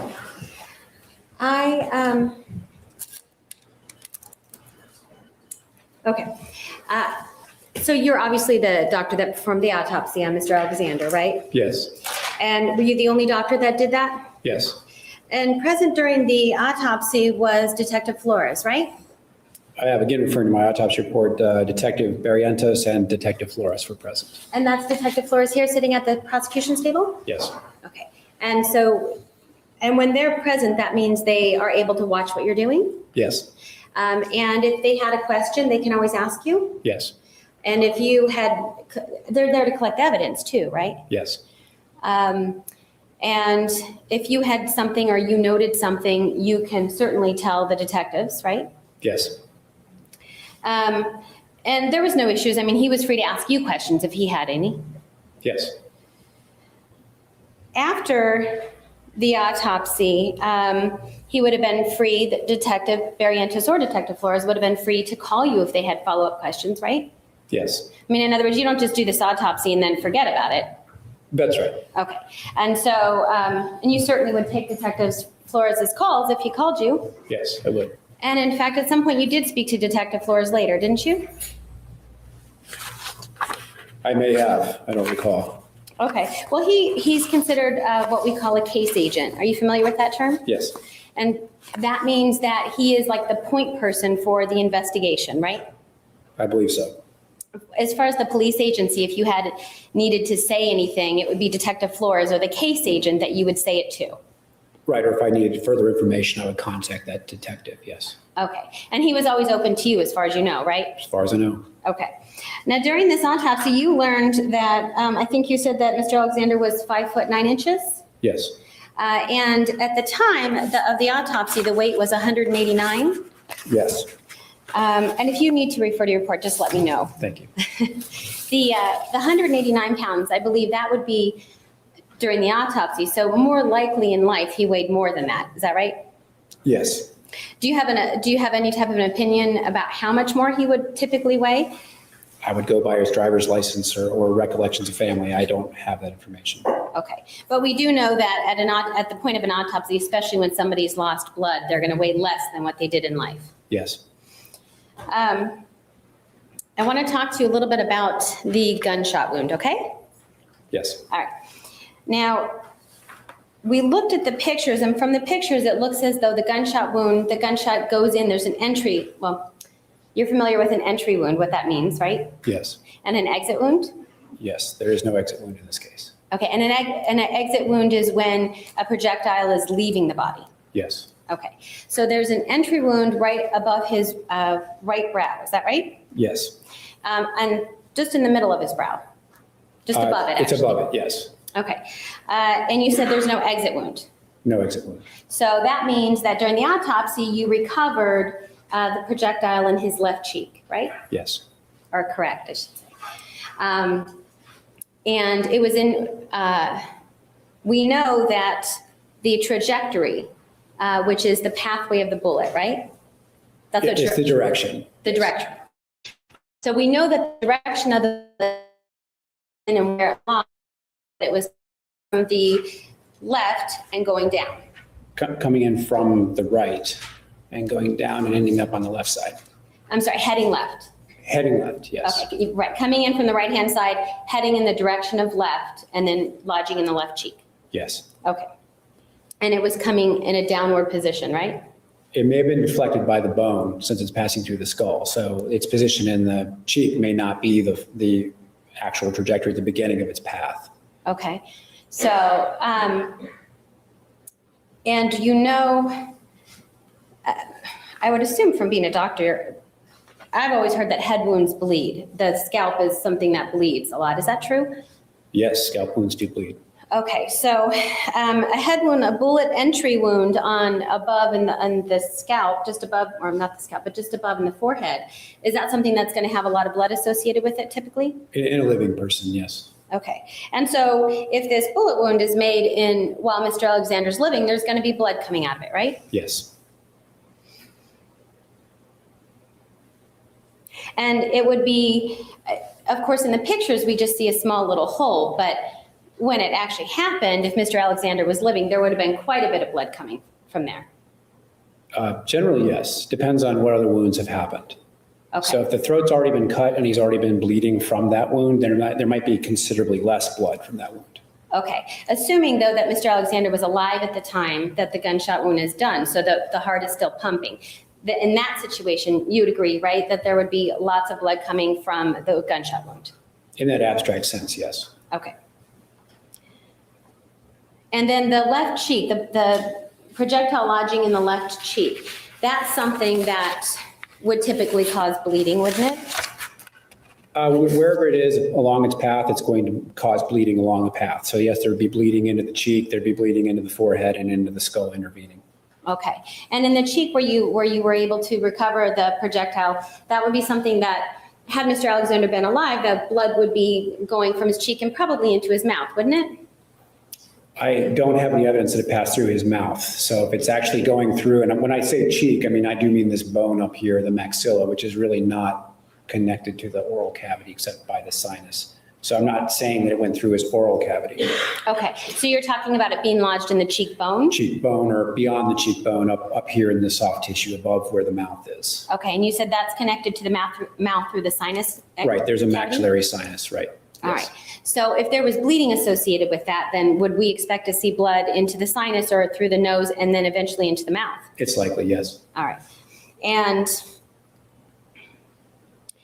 you talked about the pathway. Well, let me ask you this. You talked a little bit on direct about not knowing the distance from the muzzle of the gun to Mr. Alexander. Yes. So when you're talking about that, you're really talking about things like stippling, right? Stippling or soot. Soot. Deposits on the skin, right. Okay. Can you tell us what stippling is? Stippling is sometimes at the end of a firearm, if the person's close enough when they're being shot, you'll have little pieces of burning gunpowder that will come out of the end of the gun and will embed themselves in the skin. And so you'll get these little tiny dots, little stipple marks around the wound. And when we see that, we usually say that's an intermediate range of fire. And it depends on the type of firearm you're using, but it may be a couple of feet away or maybe up to a yard away, depending on what gun is used. Okay, so when you see stippling, that tells you it's the muzzle of the gun was probably within 2 to 3 feet away from the person? Depending on the gun. So some can be considerably further away, some can be closer than that and leave stippling. So what you'd have to do is actually get the gun and test fire it. Okay. Now, when you talk about stippling and it leaving marks, those are actual burn marks, aren't they? There are abrasions, and there may be some burn to that, but most of the time it's an abrasion and it's a piece of gunpowder that's embedding itself in the skin. Okay, and those abrasions, they're not just going to go away if somebody were to pour water over them, right? No, they're embedded in the skin. So we know that Mr. Alexander's body was found in the shower and that it appeared that there was water at some point put over his body. That's not going to get rid of any stippling, right? It may wash out some of the gunpowder fragments, but the marks, the stipple marks would still be there generally. All right, and you're confident that you would be able to know that, right? From your experience. Well, with decomposition, it may be less apparent, but in looking at him and looking at his face, I didn't see any stipple marks. All right, and so based on the fact that there's no stippling marks, you can say, I know you talk about an indeterminate range of fire, right? Yes. And that means, what does that mean to you? That means I couldn't determine a range of fire. Okay. Based on the autopsy alone. Okay. But because there's no stippling, doesn't it also mean that we know that the gun certainly wasn't next to his forehead? I don't think it's a contact wound. A contact wound will usually leave like a star-shaped tear, and I don't see that here. If it's not right up against the skin, but if it's very close, you usually see soot and not stippling. I don't see soot. I don't see a star-shaped tear, and I don't see stippling. So that, for me, takes it out beyond the range of an intermediate. So it's either a distant range or indeterminate. An indeterminate range of fire could be that there's some object in between the face and the gun. So if there's a garment, a towel, something like that, that can also cause you to be unable to determine a range of fire. All right. So you know that we're talking at least 2 to 3 feet away, if not more, because of the no stippling. That's likely. Okay. I want to talk to you a little bit about the wounds on the back, okay? All in all, on the back, there was 9 wounds. Is that correct? I'm sorry, in the upper back. Let me be more specific. Yes, a cluster of 9 stab wounds on the upper back. And I think that's what you call the grouping? Yes. And they're in between his shoulders. Is that right? Yes. And these wounds, you'd consider very shallow. Is that right? They are shallow, yes. And I'm going to show you what's in evidence as 193. All right, that's 193, and that's a picture of the wounds in between the shoulders, the grouping on the back, right? Yes. All right, and you see that there's a center. There's these in the center, right? Yes. This group, and then there's 3 here to his right shoulder. More towards his right shoulder, I should say. Yes. Now, the group in the center, those actually are more of a straight on direction, aren't they? They appear to be straight, yes. Okay. There's about equal amount of tissue on either side. All right. So, in other words, those are not, the ones that are the grouping in the center, those are not a diagonal, as far as you can tell, diagonal incoming. Well, I think we got off on a sidetrack on direct, that the directionality, like the way that they're oriented is in a diagonal, but the track itself going into the tissue is pretty much straight on. Okay. So when you talk about direction of diagonal, you're talking about that the wound is... The wound itself is diagonal. Vertical, up and down. Right. Okay. And so directionality, when we talk about directionality, we're talking about where the instrument might have been coming from. Yes, in terms of a trajectory. Yes, okay. So in terms of the trajectory, we're looking at the center and the back, and those look like the instrument would have been coming more of a straight on. Is that right? More straight on from back to front, yes. Okay. And the grouping on the right, we can see those look more like they are coming at a diagonal. The trajectory would be diagonal. Right. If you look at the tissue on the side, you can see that whitish tissue in the margin. And And you're seeing fatty tissue that is being sort of shaved as the knife is going in. So when I look at these 3 wounds here, it looks like the knife is actually going in from a little bit from right to left and into the back. Okay, so from right to left. Going in from his right shoulder heading towards his middle. Is that correct? Yes. All right. And you already talked about these wounds being shallow. When you see shallow wounds, that would typically mean that there's less force applied, right? Well, it depends on what the object is that's being penetrated. In this case, there's lots of bone underneath these. So whatever force was applied was insufficient to break through a rib or break through into the spine. Okay, well,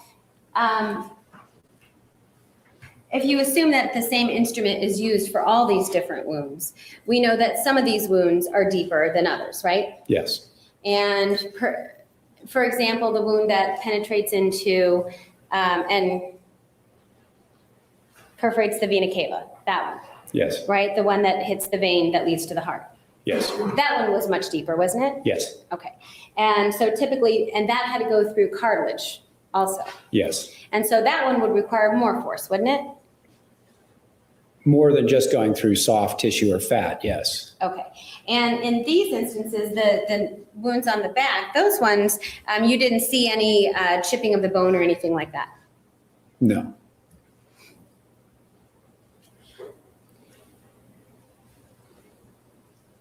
And you'd agree, wouldn't you, that if somebody were,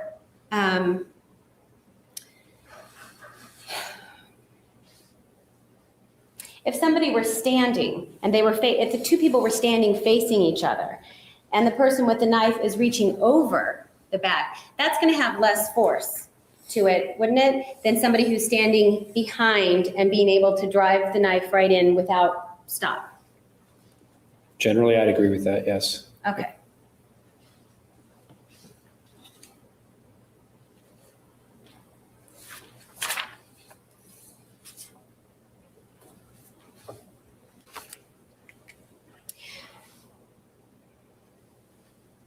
All right, so the wound to the one that we were just talking about, to the vena cava. In the pictures we saw that there's, it was basically in the middle of below his chest, right? Lower right chest, yes. Okay. And that one you said would eventually be fatal without medical attention. Yes. And that's due to blood loss? Yes. That wound, you were able to tell a direction or a trajectory on that wound, right? Yes, it's pretty much straight into the chest cavity from the right side of the chest. Okay, doesn't it have a slightly upper trajectory? If it is, it's very slight because the heart is right, the vena cava is right in that location where the wound is.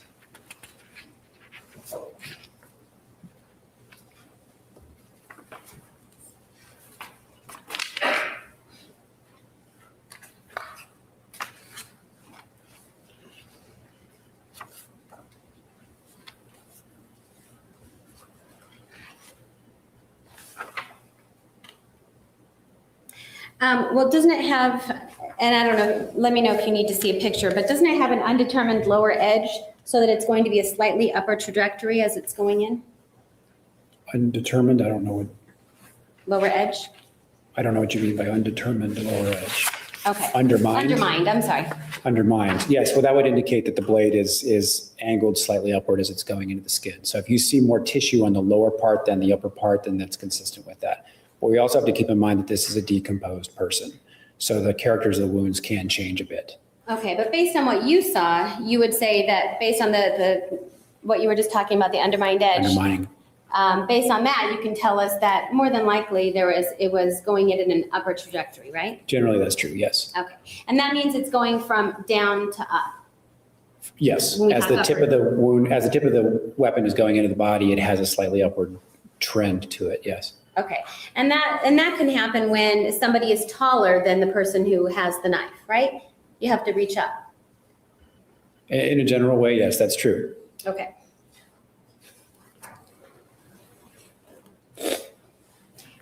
And you said that one,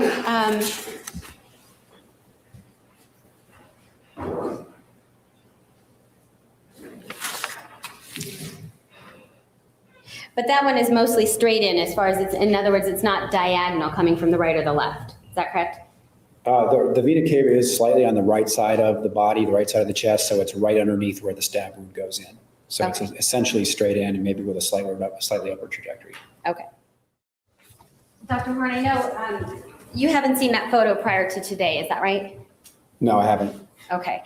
In that photo, can you see a person's head I think so. and a shoulder Yes. and what appears to be an arm? Yes. And then at the very back portion of the picture, and you can tell it's a distance because it's small, is a foot, right? Could be a foot. Yes. All right. I'm going to ask you to assume that that picture is of Mr. Alexander, okay? Okay. And Judge, I was going to ask to publish to the jury for demonstrative purposes. And the exhibit number for the record? 192? 162. 162. And Judge, I would move it into evidence, 162. Any objection? No objection. 162 is admitted and you may publish. Thank you.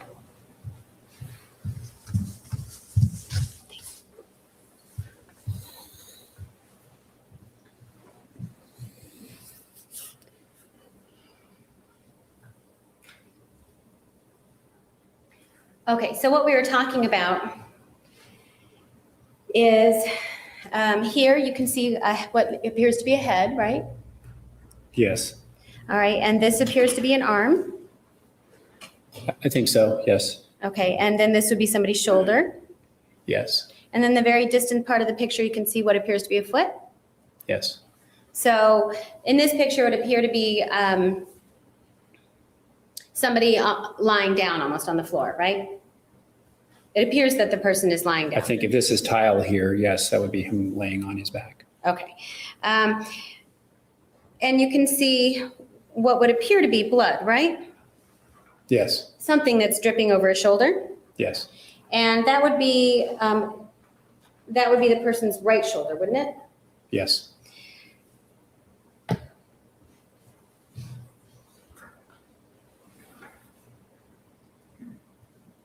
And also in this picture, the arm is up, isn't it? It looks like it's flexed up. Yes. Okay, so in other words, it's not just laying limp on the floor, right? Right. Okay. And the head is also up, right? Yes, except that I don't know what this blue object is, if it's something that the head's resting against or what this is in the foreground. Does this appear to be like a foot and then a pant leg? Could be. Okay. But from what you can tell from the shoulder is definitely off the ground, isn't it? I think so. Okay. And assume for a second if this is Mr. Alexander, once the wound to the neck occurs, having his head up and his arm up, certainly his head up, that would be near impossible, wouldn't it? Well, like I said, he's going to have a few seconds of consciousness, and it's certainly enough if he's laying on the ground to raise an arm or raise a head. That wouldn't be beyond the realm of possibility. But unlikely, isn't it? I wouldn't say that, no. I wouldn't think he'd be getting up and walking around, but picking your head up or moving your arm is not impossible. Okay. And you can see the blood coming over the shoulder, right? Yes. And if there was a neck wound at this point, wouldn't you expect to see quite a bit more blood than that? I don't see what's underneath him. That seems to be a lot of blood to me, but I have no way of quantifying or telling how much is here, just based on this photo. Okay. But we do know that the blood is on the right-hand side, right? Yes. And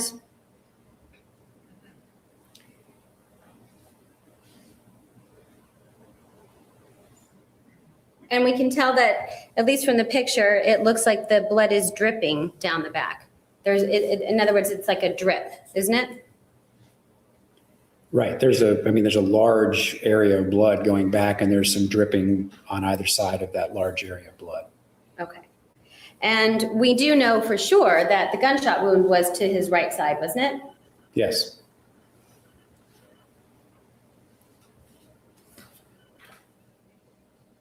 I want to talk to you a little bit more about the gunshot wound. Let's see. And we know with the gunshot wound, obviously you discuss it in your examination report, right? Yes. And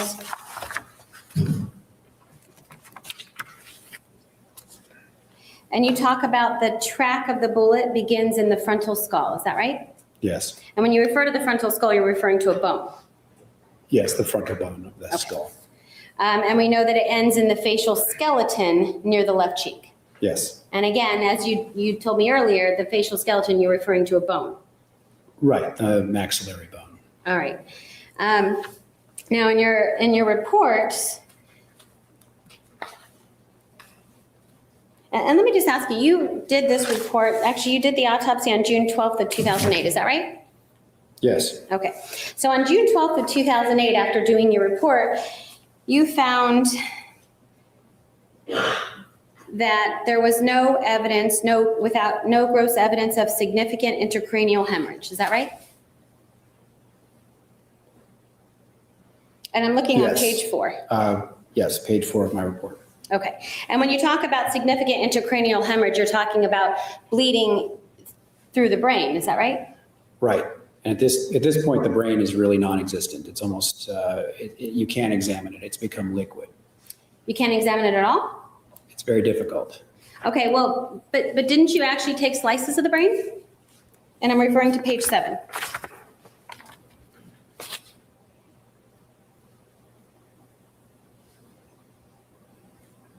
Yes. So it is softened. It's not liquefied. Okay. It is still present, but it's softened.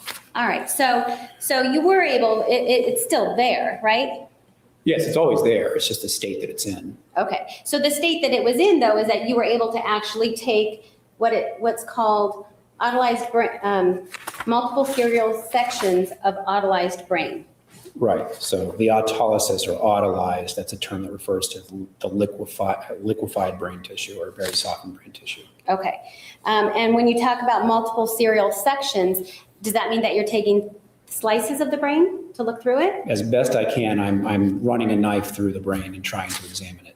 But Okay. that may be actual sections or may just be in terms of trying to inspect the internal parts of that tissue, whatever's there. Okay, but according to your report, that's what you did, right? Right. And in there, so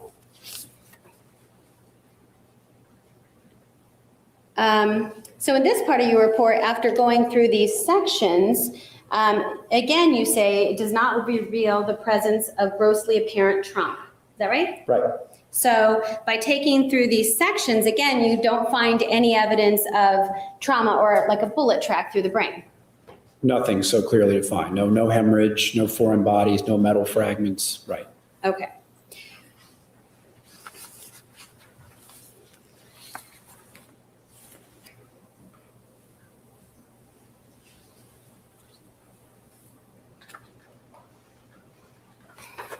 And we know that people who have had injuries to their brains, depending on the section of the brain, they're not always incapacitated. Isn't that true? For the most part, if you have a bullet pass through the brain, you're not going to be standing, you're not going to be functional, you're going to fall. And like I said earlier in direct, it may not be immediately fatal. In fact, it likely wasn't. Passing through the frontal part of the brain, especially, it's not as vital. I mean, they're all vital structures, but it's not as vital as the brain stem or the back parts of the brain. Well, just so we're clear, you don't actually have any medical evidence of it passing through the brain, right? It had to have passed through the brain. You don't have any medical evidence of that, do you? I do. The skull is perforated where the brain is, so it had to have passed through the brain. The brain is there. But you have no idea, you have no medical evidence of how far or what part of the brain it exactly would have hit, right? It would have passed through the right frontal lobe. Uh-huh. I just don't have any evidence of hemorrhage now because of decomposition. But it had to have passed through the brain because of the part of the skull that was injured. The brain in a young person especially is flush against that structure. The brain occupies the entire skull. So to have a hole in the skull here and an exit in here, it has to pass through the brain. Well, the exit's, there's no exit. What do you? Exit from the skull cavity into the face. Uh-huh. So, but what you're saying though is you have no idea where that bullet might have hit. It could have just grazed the tip of the brain, right? No, it had to have passed through the right frontal lobe of the brain based on where these holes in the skull are. And There's no way it could have avoided the brain. Okay, and you're sure of that? Yes.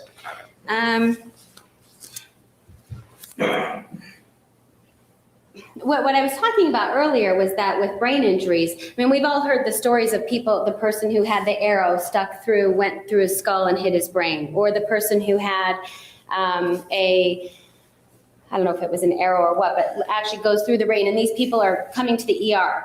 Right. You've heard those stories, right? Those are different. Okay, but those are people who've had brain injuries, right? Not with projectiles.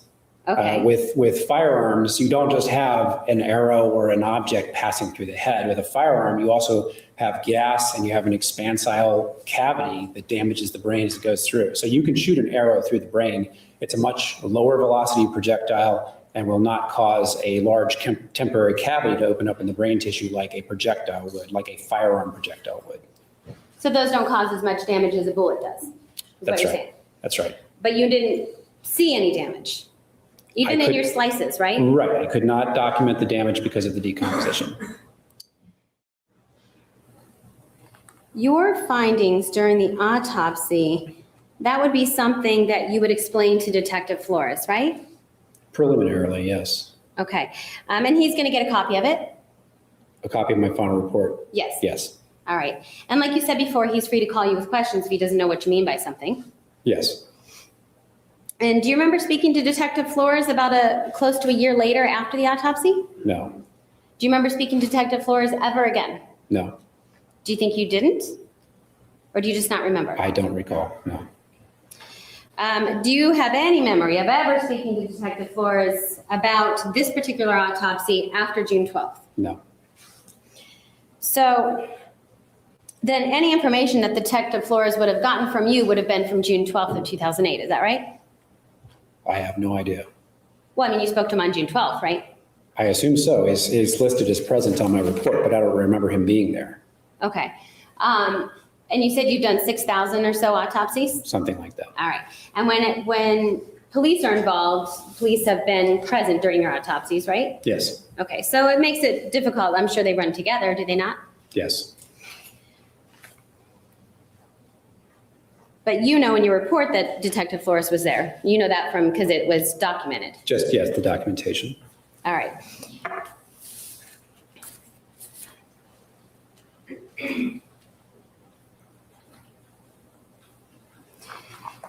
And so the information about, let's talk about the gunshot wound first. So any information that Detective Flores had about the gunshot wound, I guess then would have come from June 12th, right? If you don't remember ever talking to him again. Objection, speculation is for Detective Flores to take this information. Overruled, you may answer. Sorry, can you ask it again? You're the only doctor who did this autopsy, right? Correct. And so any information that Detective Flores has about the autopsy itself would have come from you, right? Objection, speculation. Staying. Any information would have come from the autopsy that you did. Objection, speculation, and as to what information she's talking about. Sustained. You provided your report to Detective Flores, right? Not myself personally, but my office would have mailed it to him. Yes, it goes to the police department, doesn't it? Yes. Okay.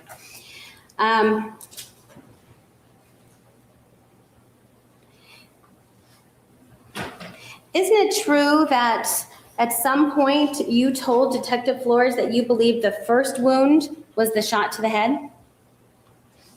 I don't recall ever saying that. So you think you never told Detective Flores that? I don't think that's consistent with the evidence that I have, and I don't remember ever saying anything like that. Okay, so what your testimony is, I just want to be clear, is that you never told Detective Flores that the gunshot wound was the first wound. I don't believe I ever said that, no.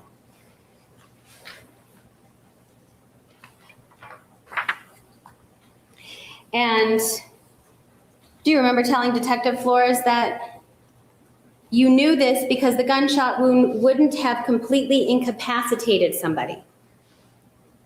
I don't recall saying that either. Is that something that you think you would have never said to Detective Flores? I think I've said it here in court that I don't think it would immediately incapacitate him or kill him, but it would be a serious injury. But I don't recall telling Detective Flores that, no. Okay, so let me back up for a second. So you're saying that the gunshot wound is not immediately incapacitating? I would say not immediately fatal. Okay, But I I'm not think- talking about fatal, I'm just talking about incapacitating. I think, yes, I think that it would be incapacitating. It's passing through his brain, so yes. Okay, so, and that's assuming it passed through his brain. You would say it's incapacitating, right? I'm saying it did pass through his brain. All right, and so then you wouldn't have told Detective Flores that that particular gunshot wound would not have completely incapacitated someone, right? I guess you wouldn't have said that. I don't recall having a conversation with the detective at all about anything. I'm sorry, I missed the last. I don't recall having a conversation with the detective at all about this case. Okay.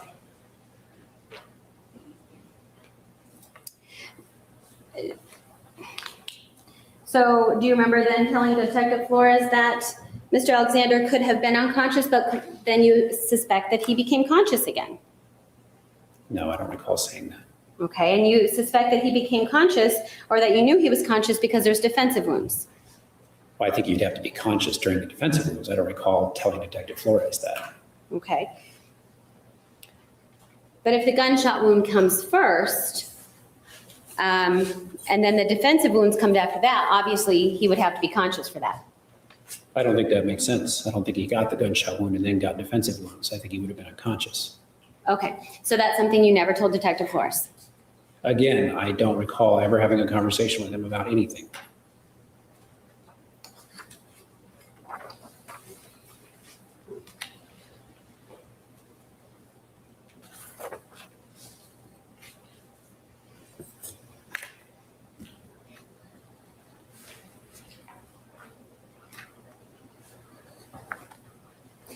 So if you don't recall ever having a conversation with Detective Flores, and we know that Detective Flores was at the autopsy, right? Right. So then can we assume then that you never spoke to him again? That was 10 years ago. I don't remember. It wasn't 10 years ago, it was in 2008. 2, 6. 4.5. Several years ago. Okay, I so you don't remember. recall speaking to him again, no. So then it's possible that you spoke to Detective Flores? Sure. Okay. And it's then possible that you might have said these things to Detective Flores? I don't believe I would say those things, no. I don't think they're consistent with what I'm saying here. Okay. And so,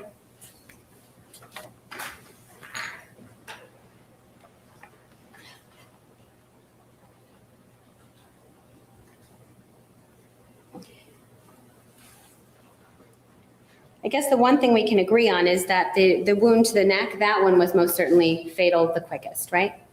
Yes, that's the most significant wound in my opinion, yes. Okay. Do you remember giving your opinion to Detective Flores that the cut to the throat was the last wound? No. And so if Detective Flores would have testified in some other hearing that that's what you told him, he's wrong? Objection, vouching speculation. Sustained. I take it you have no memory of discussing the scene photographs with Detective Flores?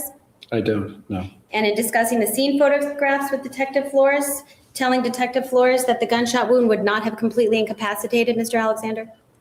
Again, I've been answering this question. I do not have any recollection of that, no. Okay, all right, thank you. Sir, in terms of the sequencing of the wounds, do you remember having an interview with this individual sitting here with the glasses? Do you remember having an interview with him? Vaguely, I do remember the defense interview. You were interviewed with regard to this case, right? Yes, And you have a copy of that interview, don't you? I do. And you were asked about the sequencing of these injuries, weren't you? Yes, Sustained. All right. Did you talk to them about the sequencing of the injuries? yes, And at any time, did you stop the interview and say, no, I don't want to talk to you about the sequencing of the injuries? no, And were you asked about the sequencing of the injuries? yes. And what did you tell them during that interview that you had with them? I felt that the gunshot wound may have been last, but at any event, the gunshot wounds and the wounds to the neck would have had to have come after the defensive wounds of the hands. And is that what you told us today? Yes. Now, sir, with regard to the procedure or the process that takes place when a body is brought in terms of when you conduct the examination, who is in the room with you? Forensic technicians, photographers, sometimes medical students. Do you take the photographs? No. In terms of the individuals from law enforcement, you indicated that they're there via your report, right? Yes, they're in an observation area. But in terms of the examination room itself, is the detective there looking over your shoulder and questioning you as you conduct this examination? Is that how it's done out there? No. Where are they, physically speaking, the detective, when this examination is going on? They're in an observation bay separated by glass. And if they want to talk to you during this particular process, how does that work? In other words, if they want to provide you advice as to whether or not an injury went through the brain or not, how is it that they provide this advice to you? They don't generally. But if they do want to talk to you, how does it happen? They have a handset they can pick up, and I can hear them in the autopsy area. And then I will come to the door or the window, and I'll talk to them. And as you're conducting this examination, is it your practice to immediately form an opinion as to which injury is first, which is second, and which is third, if there's three of them? No. Why not? Why would you not immediately tell them, oh, I know this one's the first one, this one's the second one, this is the third one? Why wouldn't you do it that way? Well, often we can never establish that, but I do want to have an opportunity to look at the whole case, get investigative reports back, get toxicology, histology, and then come to a final report. And this report that you prepare, when is it due? In other words, how long does it take you to prepare this report with your impressions? Varies, minimum of a month, maximum of 4 to 5 months, depending. In this case, I think you conducted the autopsy, June 16th, I think? June 12th. June 12th. And what date is your report dated? July 15th. And how many, so that's roughly what, a month later? 5 weeks, so, yeah. And how many pages is your report? 8 pages. And in that report, is there any place that indicates that the gunshot wound or which injury was first or last? Anywhere does it indicate that? No.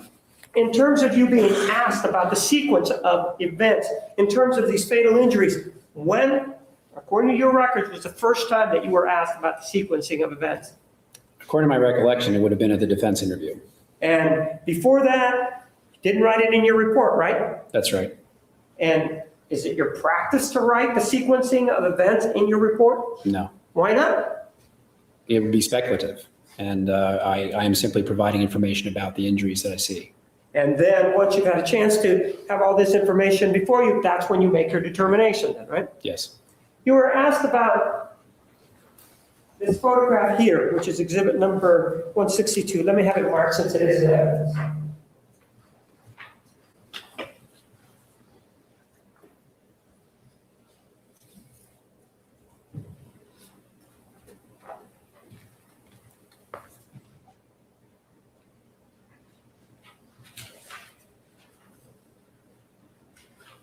One of the things that you weren't able to see is there's a date and time associated with that, correct? Yes. What is the date, if you can see it, and time? June 4th, 2008, 5:32 in the evening. 16 seconds, right? 16 seconds. And it does show a head, right? Yes. And you were asked over and over not whether this was a foot. Do you remember that? Yes. If that were a human being's foot, would you have any problem saying that perhaps this human being had another foot if they were a normal human being? No. And would you have any problem saying that this individual, if he had 2 feet, would also have 2 arms? Yes. Well, you would know that they would, right? Yes. Do you know whether or not the right arm, the left arm, do you know what that right or left arm is doing? No. Do you know whether or not that right arm or left arm is holding what you said may have been a right arm? Whether or not that's holding up that arm? That's certainly possible. And you don't know what, for example, the left arm is doing, do you? That's correct. And this part up here, I know that this is straining a little bit of credibility, and I don't know medical science, but that's the top of the head, right? Yes. And if I'm wrong, tell me that, right? Yes. And this part right here is the neck, right? Yes. You see any blood coming down this from the top of the head? It's very dark. I can't say for sure whether. But can you see any blood coming from the neck area there? Yes. And if you see the blood coming from the neck area and you know the injuries, and assuming this is Travis Alexander, what would you associate that blood with? The cut to the throat. And with regard to the injury to the chest area, if his head is up in that position and his arm is being lifted in that position, and knowing what you know about gravity, would you think that this blood was coming from the injury to his chest or the neck area? Neck area.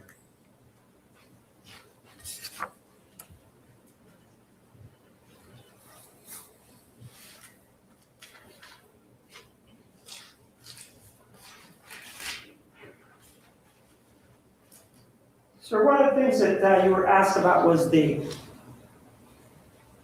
wounds to the back. Do you remember Yes. being asked about that? And this question may or may not be your area, but with regard to human beings, are men's arms longer than women's or not? I don't know. Generally longer. Yes. And with regard to a person's body, generally speaking, is a man's body upper chest, is that bigger or smaller than a woman's upper chest? Bigger. Bigger. And you were asked about the injuries that were to the back. Do you remember that? Yes. And you were asked, well, is it possible that somebody could have come around and with those given what those injuries are there, that they would have come around and done this and done the injuries back then? Do you remember being asked that? Yes. And you said, well, it's possible, right? Yes. With regard to that particular scenario, is it also possible that an individual could be hunched over and somebody came up behind him and started inflicting those kinds of injuries? Are they consistent with that? Yes. And with regard to the injury to the chest, you said, well, it's slightly upward. Do you remember saying that? Yes. Is it possible that with regard to that injury, it could have come up like this? Was that possible? Yes. Is there any impediment or anything in the way to doing something like that? No. Do we have to wrap arms around somebody to get that injury, or can we do it just like this? It can be from the front or back. Yes. What, is it consistent, that injury, if somebody's sitting down, male, Mr. Alexander, is it consistent if he's sitting down and somebody is standing and you come up and do that? Is that consistent with that? Yes.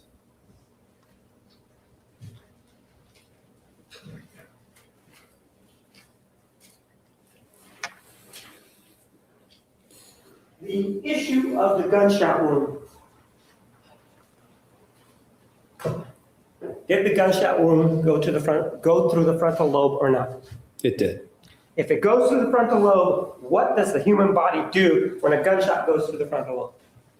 Well, there's a shock delivered to the entire brain as a projectile is passing through. So it's not just like an arrow or a nail. You've also got expanding gases. You've got a tumbling projectile. So generally you're going to have, it's a shock situation, neurologic shock, and those people are incapacitated.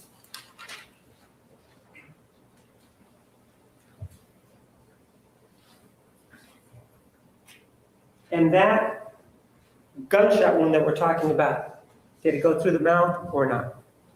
It goes above the mouth. It's in the sinus structures. So bleeding out of the mouth is certainly possible. And it ended up in the left cheek, correct? Cheek, yes. The distance of the gunshot wound, you said it was indeterminate, right? Yes.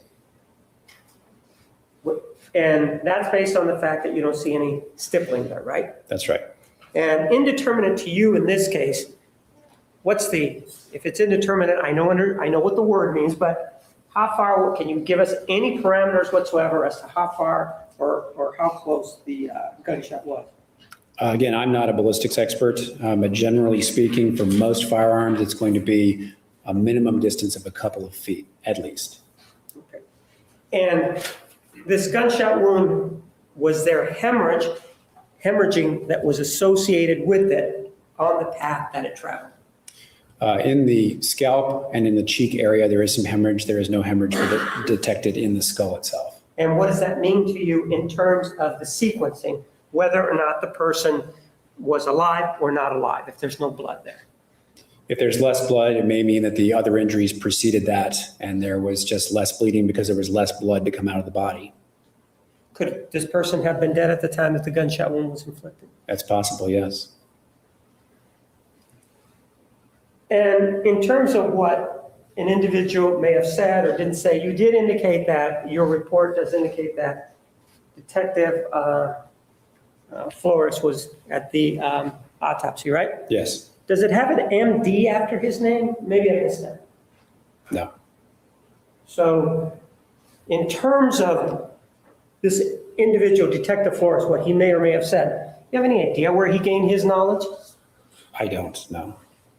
But your knowledge is based on what you saw, what? At the autopsy, your schooling, and anything else that was provided to you, right? Yes. I don't have anything else. Thank you. Does any member of the jury have a question for this witness? I see no hands. You may step down. The state may call its next witness. May I have your name Elizabeth A. Northcutt, and who do you work for? the City of Mesa Police Department Forensic Services Section. What do you do for them? I'm a forensic firearms examiner.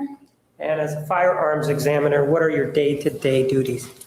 I do firearms examinations, cartridge case and bullet examinations, distance determinations, serial number restorations, respond to crime scenes for documentation. The microphone's a little bit far away, if you don't mind. It's the one in front of you. That one. How long have you been employed involving this particular area? In firearms, Yes. 8 years. And in this, involving the investigation or the murder of Travis Alexander, did you have occasion to take a look at a cartridge casing? Yes, I did. What is a cartridge casing? A cartridge casing is a container that holds powder, a primer, and a bullet in a cartridge, which is a basic unit of ammunition. You said that it holds a bullet. Does the casing always have to hold a bullet or not? No, it doesn't. What if a bullet is fired? What happens to the casing? Then it's a fired cartridge case. With regard to the casing, if it is fired from a semi-automatic handgun, what happens to the casing after the bullet is fired? It is extracted and ejected. What is a semi-automatic handgun, and why is the casing extracted and ejected? A semi-automatic handgun is a handgun that extracts and ejects fired cartridge cases. When the cartridge case is fired, the firing pin hits the primer, which is in the back of the cartridge case, and that ignites the powder inside the cartridge case, which begins to burn, producing gas. That gas makes pressure inside of the cartridge case, which then pushes the bullet down the barrel and on its way toward a target. The pressure also pushes back on the slide in a semi-auto pistol and extracts and ejects that cartridge case. Are you familiar with a revolver? Yes, I am. And in terms of the casing issue and extraction and putting it out there, what is the difference? A revolver does not automatically extract and eject the fired cartridge case. You have to manually open the revolver to action and remove the cartridge case before you can put another cartridge in a chamber. So if you find a casing at a scene, for example, what does that indicate to you? In terms of whether it's a semi-automatic or a revolver? With revolvers, you typically do not find cartridge cases at a scene. Why is that? And, you'd have to reload the revolver. You'd have to open the action, remove the cartridge case, and leave it at the scene. Well, I think what I'm hearing you say is that with a revolver, you'd have to fire it, open up the revolver part, take it out and drop it in and close it up again, right? That's correct. And with the semi-automatic, you fire the gun and the casing comes out automatically, right? That's correct. So if you see one at a scene, the indication is perhaps is a semi-automatic, would be your opinion, right? Yes. Now, take a look at Exhibit 218. Let's see if you're familiar with that.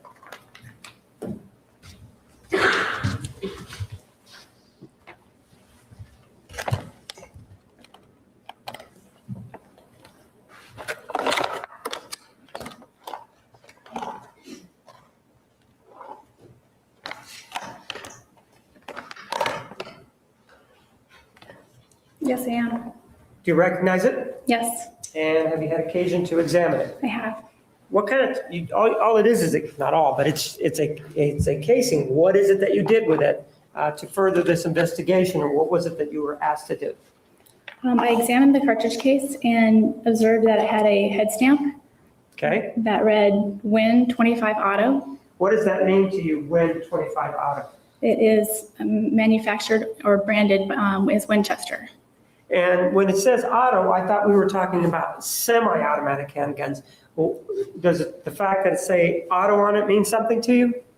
The auto is part of the name of the cartridge, and it designates that it is designed to be fired in a auto-loading pistol. It's what now?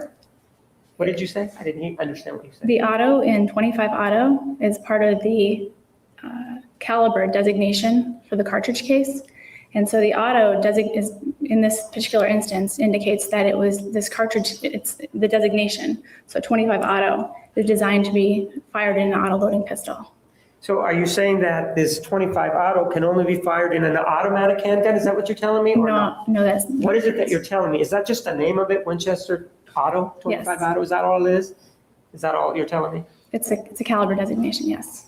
Okay, and in anything else with regard to that casing? I entered that casing into the National Integrated Ballistics Information Network. Why would you do that? The database holds cartridge case images from other crimes, and we enter images of other crime evidence in that database to look for hits or high confidence candidates. So when you enter a cartridge case into that, it gives you a list of possible candidates back. You go through those correlations and you determine if there are any high confidence candidates. So if there are any hits. I did not find any in this case. So in this case, you entered it in a database and you got nothing back, right? That's correct. Anything else with regard to that casing that you did? No. Did you also have occasion to work with exhibit number 244? And this is the bullet from the medical examiner.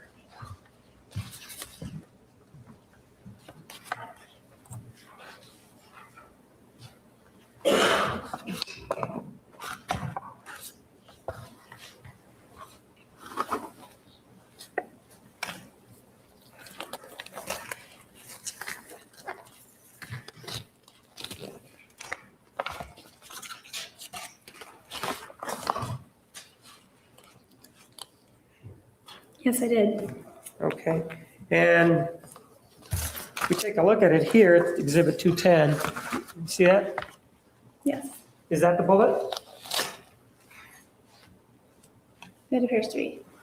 When you say it appears to be, always leaves room for doubt. Do you need to open it to make sure or not? Why don't you open it up and take a look at it to make sure it is the bullet?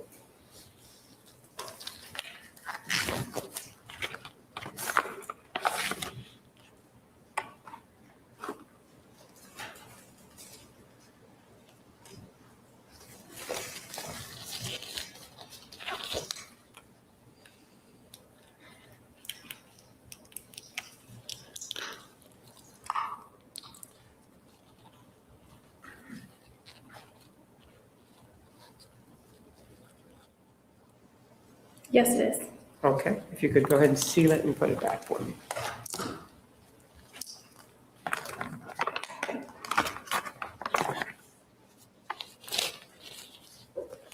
With regard to this bullet, were you able to determine the caliber of this bullet? In other words, can you just take a look at that bullet and go back and see what the caliber of it is? I examined the basic physical characteristics of that bullet, and I measured the base diameter, which helps us to figure out caliber. I also looked at the bullet weight and the other style that the bullet has. And all of those led me to the determination that this is consistent with the 25 auto bullet.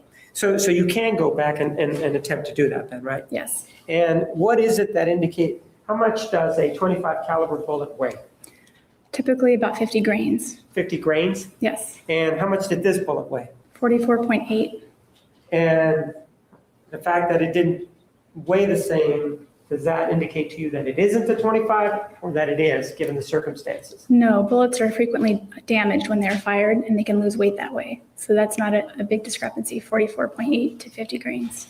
And anything else about the bullets that you found? For example, any markings, striations on it, anything like that?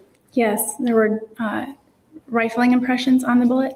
When you say rifling impressions, those are impressions on the bullet, right? That's correct. And these impressions on the bullet, what are they made by? They're left by rifling inside the firearm. So is it the muzzle of the gun that leaves them? Is that where the rifling is? The rifling is from in the entire barrel. So it's in the barrel of the gun. Yes. And what characteristics did this one have? This one had 6 rifling. What rifling is it's a series of helical or spiral grooves that go the length of a barrel. And what they do is they help impart stability to the fired bullet. And so looking at the rifling, I think you said it was 6 lands and grooves, I think? 6 lines and grooves with a right hand twist. They can either be right or left hand twist. So 6 lands and grooves with right hand twist, is that consistent with a 25 caliber bullet? Or not? Or it has nothing to do with that? It has nothing to do with it. Okay. But is it your opinion that this is a 25 caliber bullet? Yes, fired 25 caliber bullet. To get back very quickly to the casing, take a look at Exhibit 114. It'll auto focus in a minute. With regard to the casing that you looked at, is that the casing that you looked at?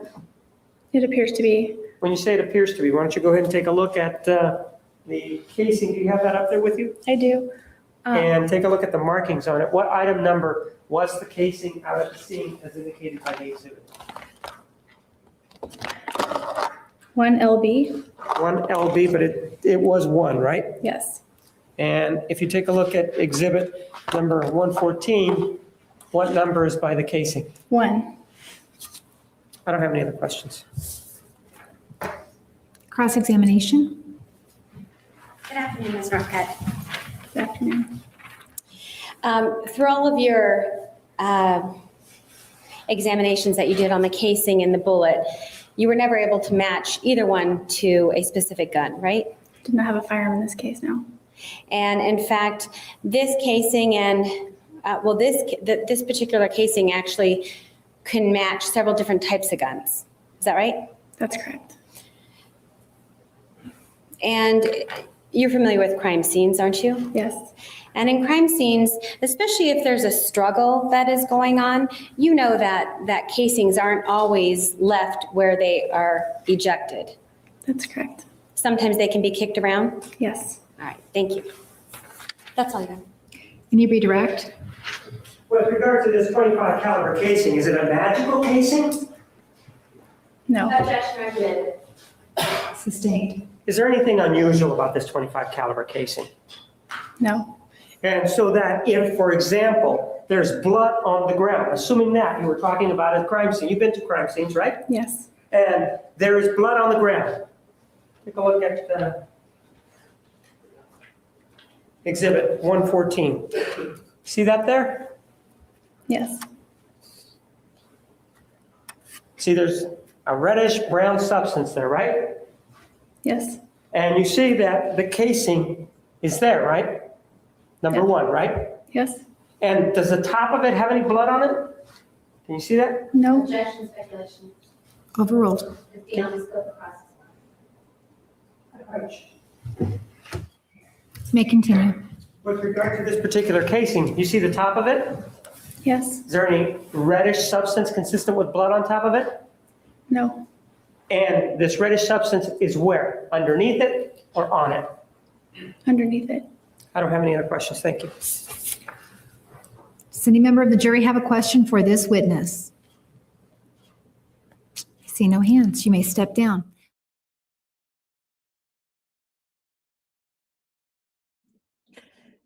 All right, guys. I'm sorry. I'm having a little giggle over here by myself. I think it's so funny.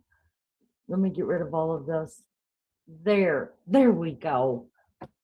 All I keep hearing is Juan Martinez, telling Jody, ma'am, Did I ask you if you're crying? Ma'am, did I ask you this? Ma'am, did I ask you that? And it just came to me about his whole, did I ask you if you wanted tacos? Oh my God. He does keep it simple. He's just straight and to the point. He's yes or no, sir.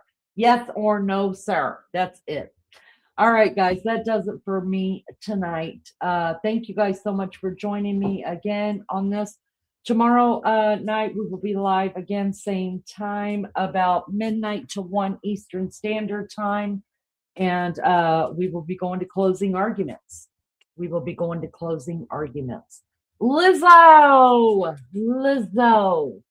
According to Leanie, we have several Sarahs here in Australia, according to a Hebrew name given to Sarai. I know how to pronounce it. I just can't say it right now. Wife of Abraham before he changed their names. Such a pretty name. It is a beautiful name. It is.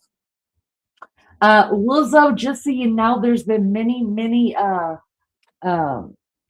British people here, and even another Scouser came in. Could not freaking believe it. We had a total British invasion tonight, and I loved it. First, all the Australians came in. All the Aussies were like here in the beginning, and then they all needed to go to bed. And then all of a sudden, all the British, we were having a British invasion. I love it. All right, guys, listen, y'all be good or be good at it, and I'll see you guys later on tonight. Bye, y'all.